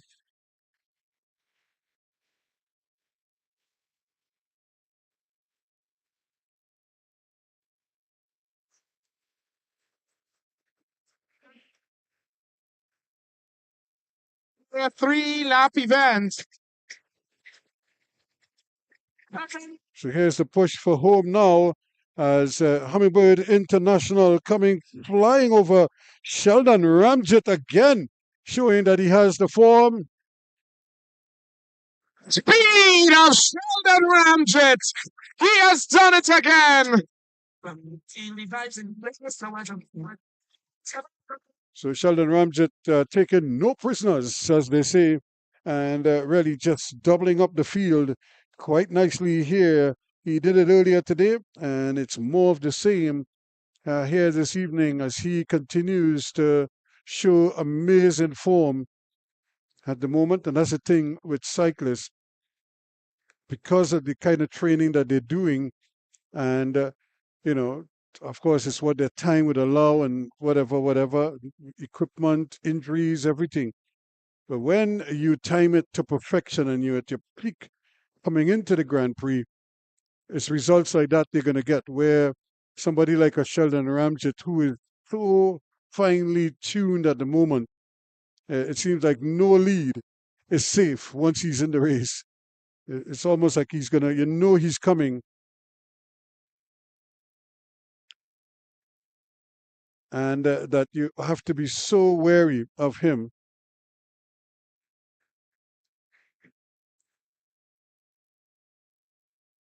So riders, this would have been a bit taxing for them. The speed was up for most of the race. So this was not an easy ride for these 40 to 49 and 50 to 59 veterans, or masters as we call them. So it's always been it's a given that they would kind of take it easy on each other as they go along. But now we see guys are beginning to really drop the hammer.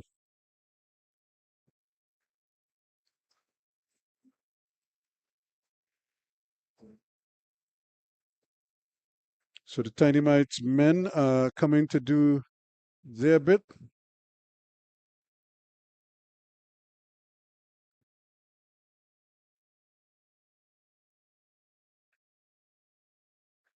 The Tiny Mites, are they coming to do their 4-lap event?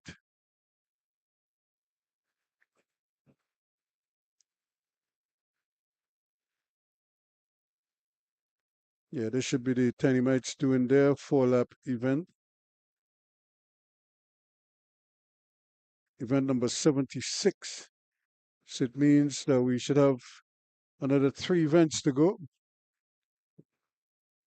Yo, the UCI scratch race, which would be the last race of the evening, could be a real dandy. It might be 60 laps, if not more. Because sometimes we did 100-lapper. And that's what I'm saying. They did a 66 lap earlier, and I found that was tough. So I'm really curious to see what this as they go with the last race. So there the juveniles are going to do their 4-lap event. Event number 76 this evening. 4 laps for tiny mites rather, going their way. Then we should see a 4 laps for tiny mites and juvenile ladies, followed by the elite and international women's scratch race, and then the elite and international men's scratch race. So those are the 2 races to close off proceedings here.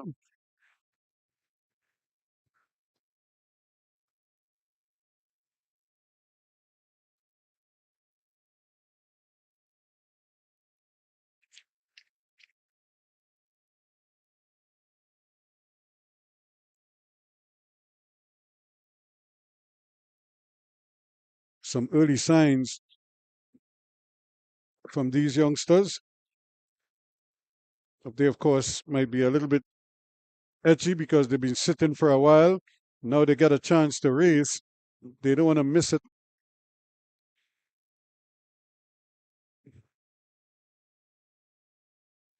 Yeah, just look at how they're moving. Again, Elijah Green Jr. is the one they have to keep tabs on. He is not going to mess around with them.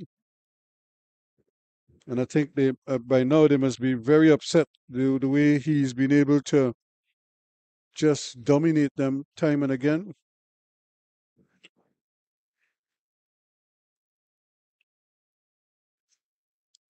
So he is right there in the thick of things again.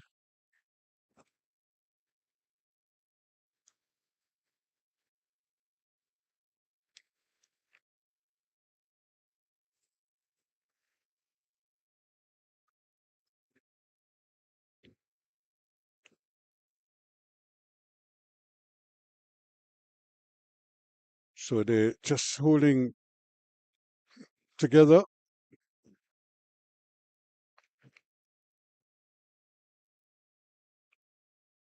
Just keeping everybody in close proximity. No one wants to make a mistake here.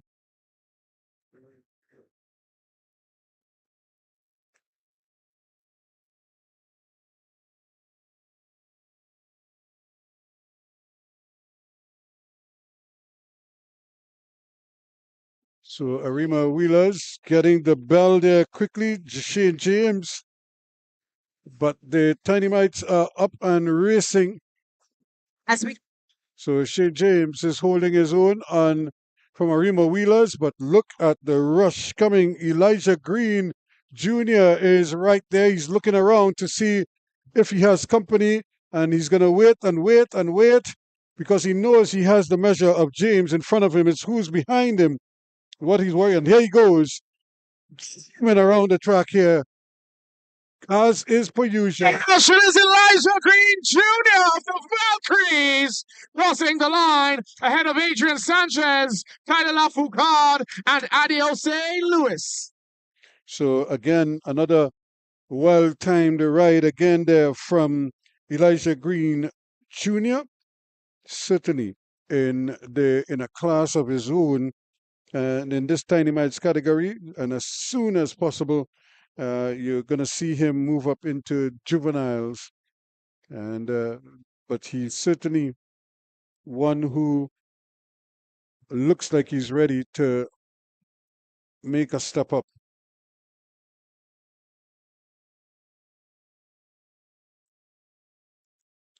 And again on the prize rostrum,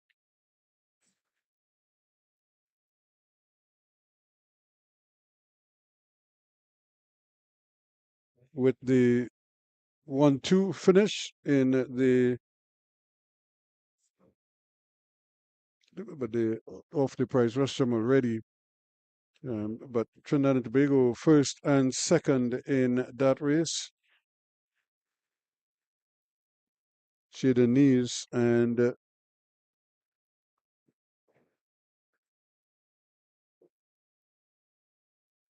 Tariq Woods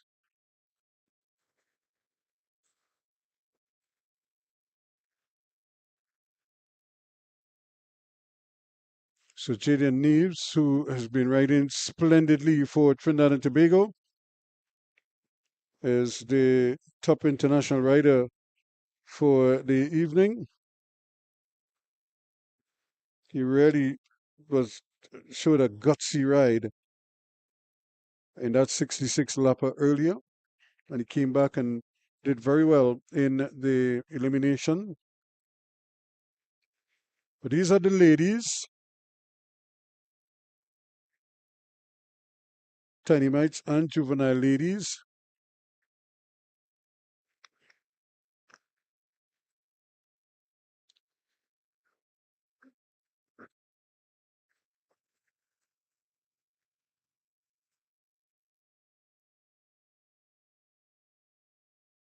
Haley Young, Kamaya Julian, Ella Marie Young.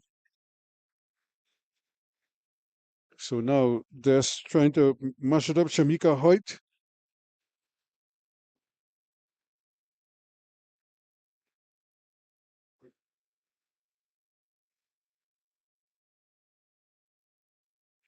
So Falcrees also well represented here.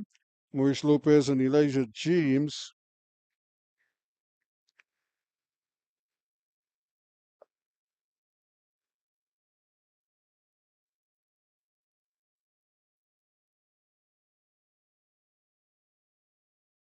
Still no definitive move just yet. The riders are just sort of jockeying for positions.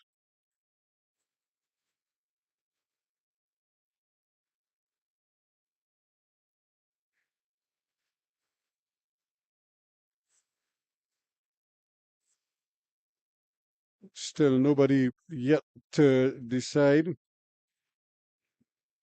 if they want to sprint or just sit and wait. But they're all sort of eyeballing each other.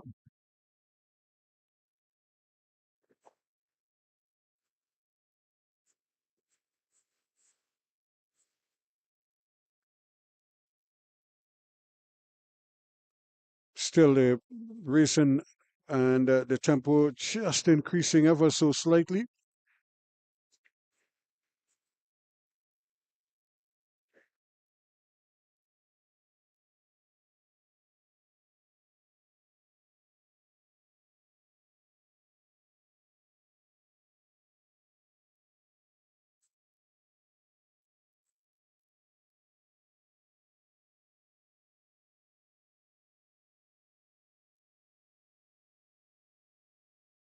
Maria Martinez, Madonna Wheeler's represented there, Christina Marie Julian, Tyra Tit of Rictech Sonics.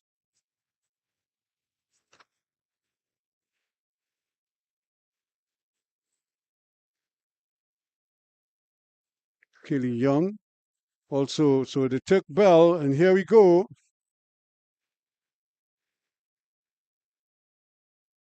Got the speed coming over the top here from Madonna Wheeler's Cycle Club.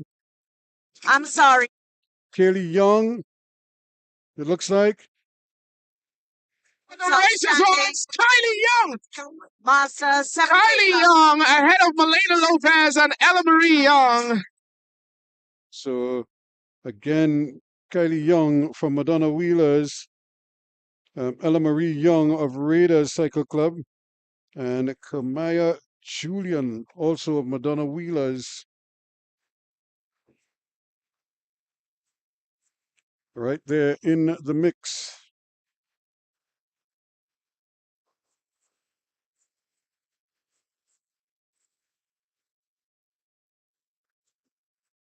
So you can see night is upon us. And it's almost 11 o'clock here in TNT, but we still have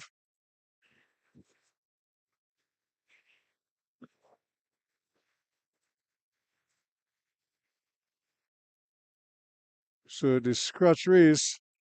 I'm not sure if the ladies are going to come to do theirs, but the men more than likely will come out to do theirs to bring the curtains down on tonight's proceedings.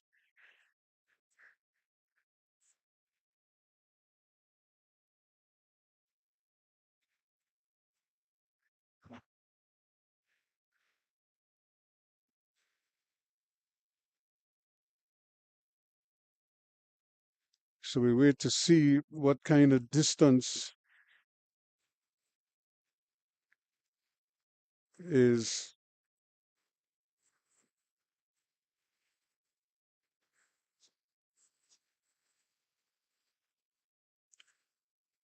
we see one or two of the international riders making their way towards the start finish line.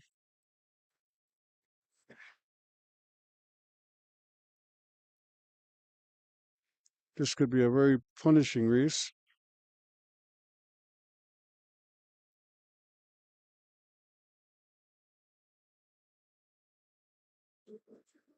Still,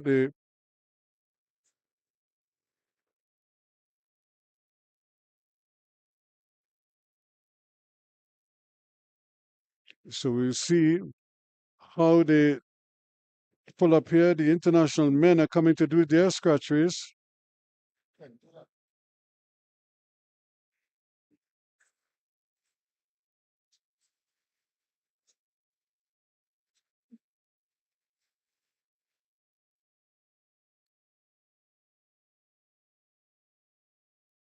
So we see how the international riders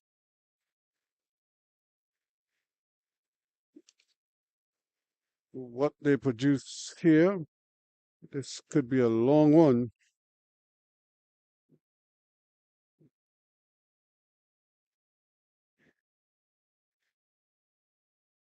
So I think they're just getting ready to bring the curtains down on tonight's proceedings. The women's scratch race might be run off tomorrow, added to tomorrow's program. But the men's scratch race to close the proceedings is coming up next.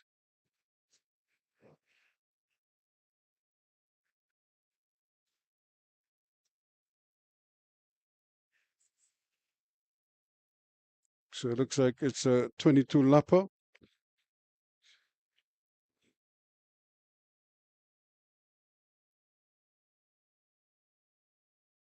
And this could finish fairly quickly. They did 66 and hardly broke a sweat. So 22 is a walk in the park. Somebody might sprint 22 laps. Don't put that past your good friend from the United States.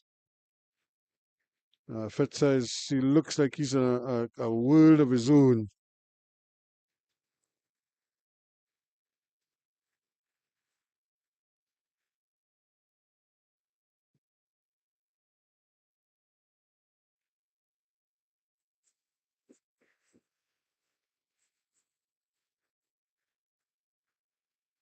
So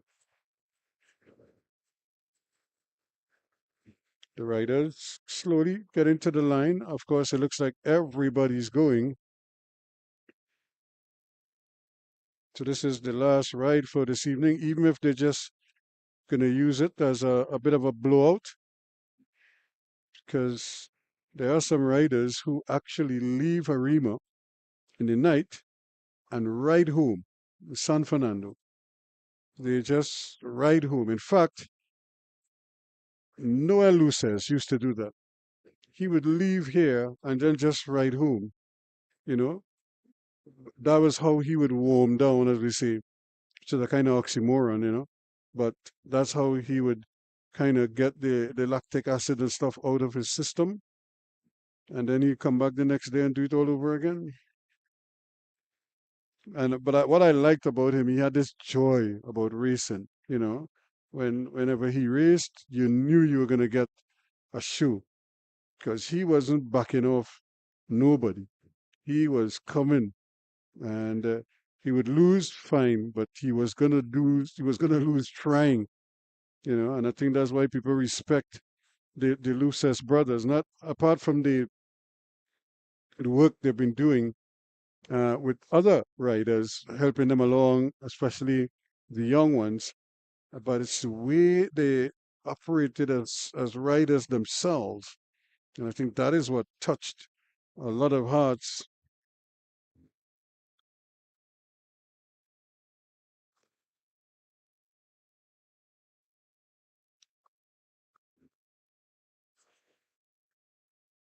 So the riders are just getting their final bit of instructions. 22 laps as opposed to 82 as we've seen at other times. But I suppose given the time constraints here tonight, that they're probably going to chop it down to 22 laps.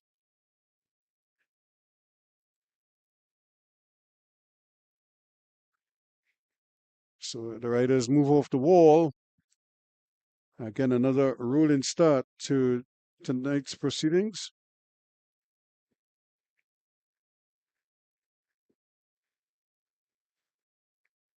So the riders getting familiar now with the rolling start. They had quite a few for today.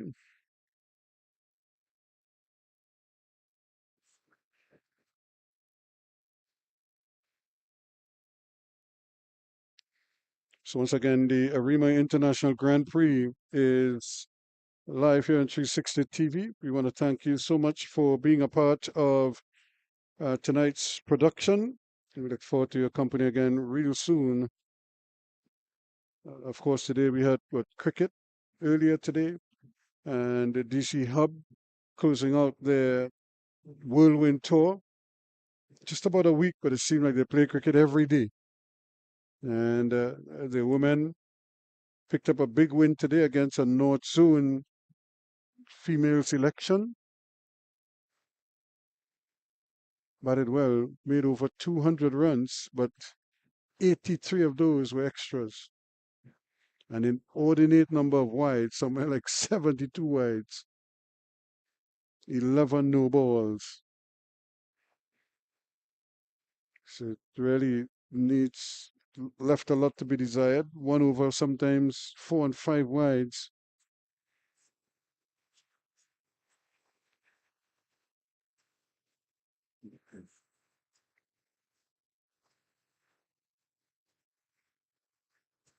So the riders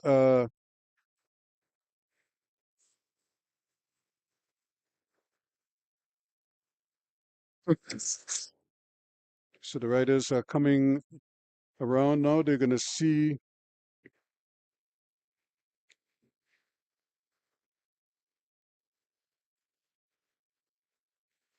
.22 laps. So there is the whistle.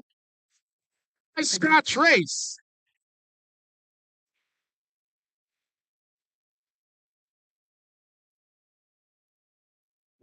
So 22 laps to go.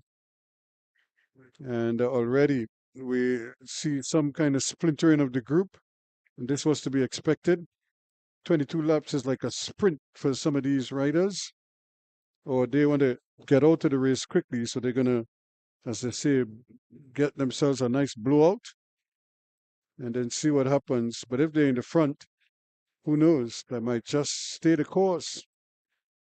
Adam Alexander, former national sprinter.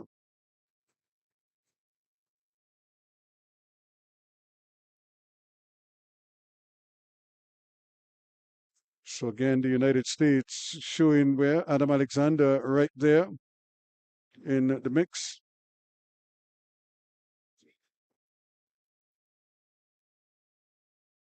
So the main bunch still hasn't started. They haven't really started to try to mow them down just yet.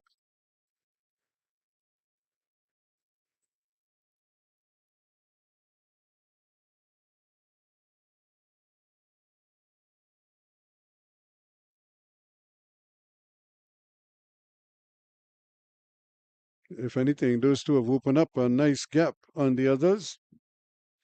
Now, if they can work together out front, it makes life so much easier for both of them because they will take turns at leading the pack. So they always have to be mindful of where the others are and kind of feed off each other. But this is where they have to share the workload. Adam Alexander or whoever cannot afford to just sit behind the whole course and then 50 meters from home, you just come out and sprint. Yeah, that is unfair. And a lot of riders don't stand for it. They prefer you come out, structure everything, and then you're able to go again. But here is Alexander, who has been a national cyclist, so he's seen the pros and cons of racing long distance events like these. You open a big lead, and then you could relax, or you just drop the hammer. Most times when you open a lead like this, you are the hunted one, because the entire pack coming for you.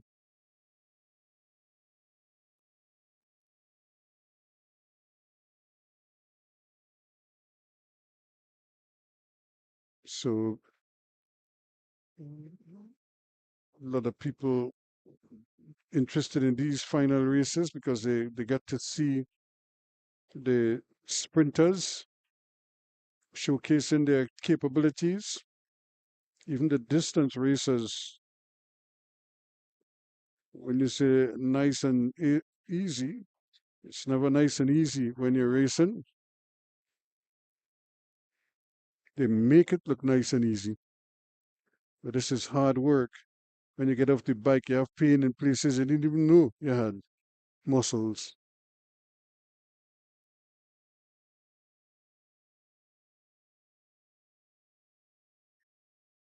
Never the easiest. We have a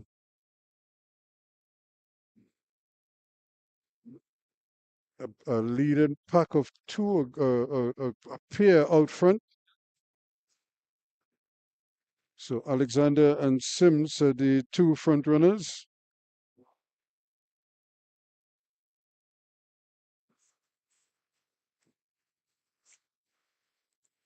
So the peloton, the main bunch, 5 of them out front. We have another group of 5 behind. We have one a straggler, but we also have 2 out front. And they continue to impress here with a solid ride, sharing the workload as they go along.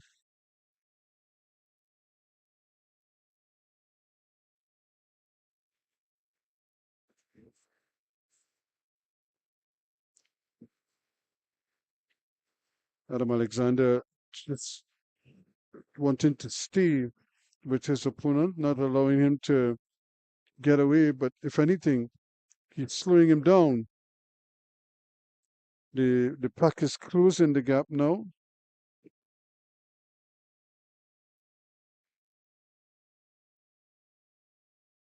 So they have to determine if they're safe out there or if they will just try to lap the field. Sometimes they just sit behind the lap field, because when you lap the field, everybody sprints.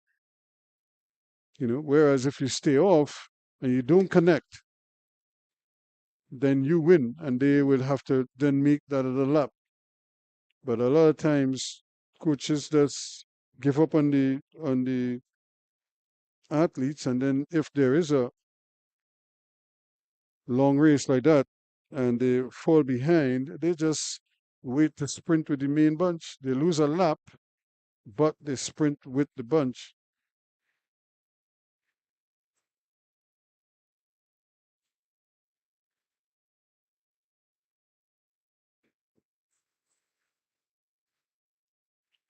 So again, the decision time coming up. They have the youngsters in their sights.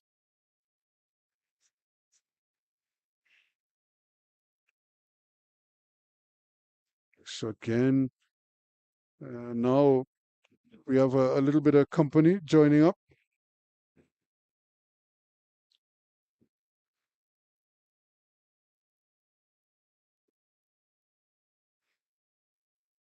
So again, with everything else that is happening, again, we have Curved Games here in Trinidad and Tobago. And at the Hazley Crawford Stadium, the track and field. At the Aquatic Center, we have the aquatic events. and under 15 and under 17 and under 20 boys and girls. Those are the categories.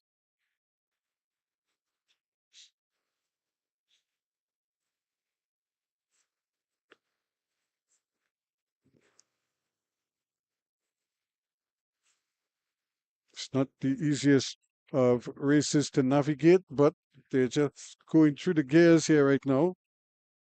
And the main bunch back together nicely here. Although these are the front three who have connected with that bunch. Normally you use one of these riders to shield you and you could just steal a match. But if you stole a match now, with so many laps left, it's almost like you're setting yourself up because you're going to be riding all alone again, unless the main pack also gets rid of their group. So these three in front are in fact the leaders of the race. I'm not sure if they were able to lap the group that is with them. I want to believe they did. But you know, when riders get in past, they tend to get energy. So they all of a sudden sprinted into action here.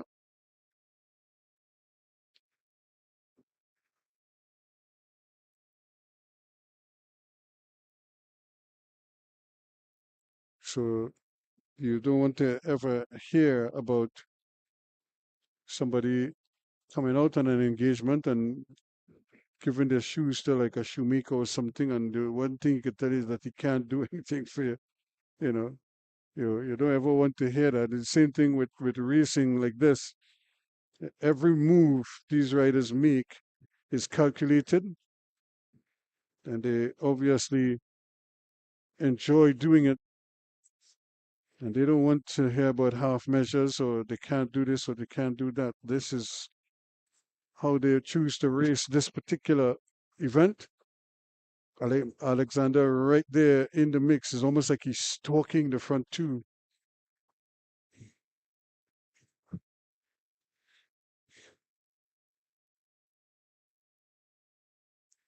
Doing very well. Again, the main bunch well away from the others. The pack of four.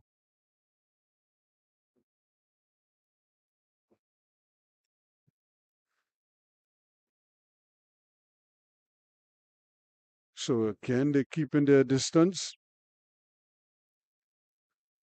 They're right within reach out and touch me distance of a next group. And if they continue at this pace, they will catch that next group once that group sees what is possible.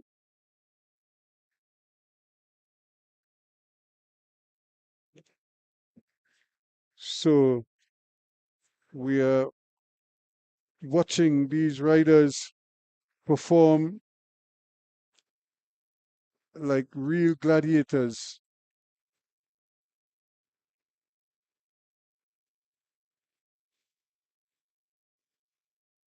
So the riders are going to come back and see what 9 laps to go. I'll tell you in a moment.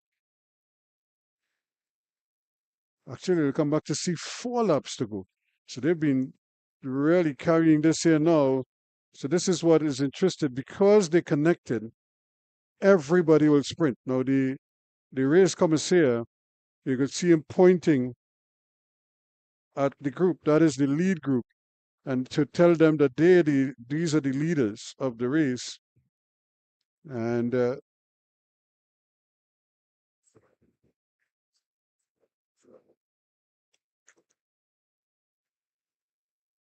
so we're looking at the back group now. They're probably coming around to see 43 laps to go.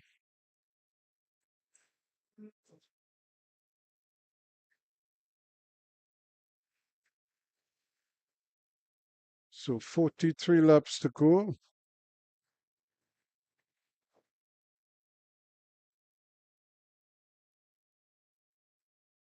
So it's almost as if They double dip in there. But let's see what happens when riders actually count the laps, so they know what their bodies can take and how they're moving. And just coming now for 2 laps to go. Look at how everybody's together here. But these are your leaders. And here goes the sprint. Early o'clock. Steps on the gas. Patton Sims of Star Trek Cycling USA and Adam Alexander of Raider Cycling Multisport. They have been leading this event. So they come in for the bell here now. Adam Alexander covered that nicely. But they're not out of the woods yet. Here they come for the bell.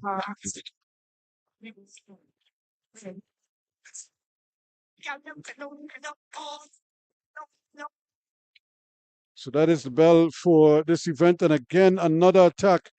2 Americans trying to sneak away.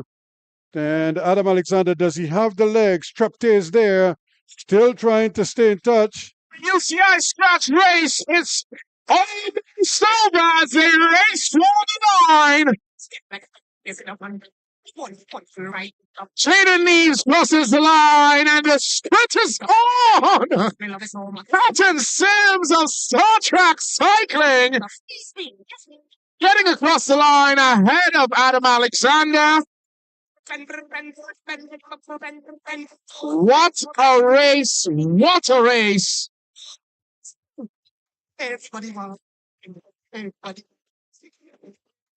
Doing it in quick time as well. They didn't waste any time to get there. So a 22 lapper at the end of today's proceedings.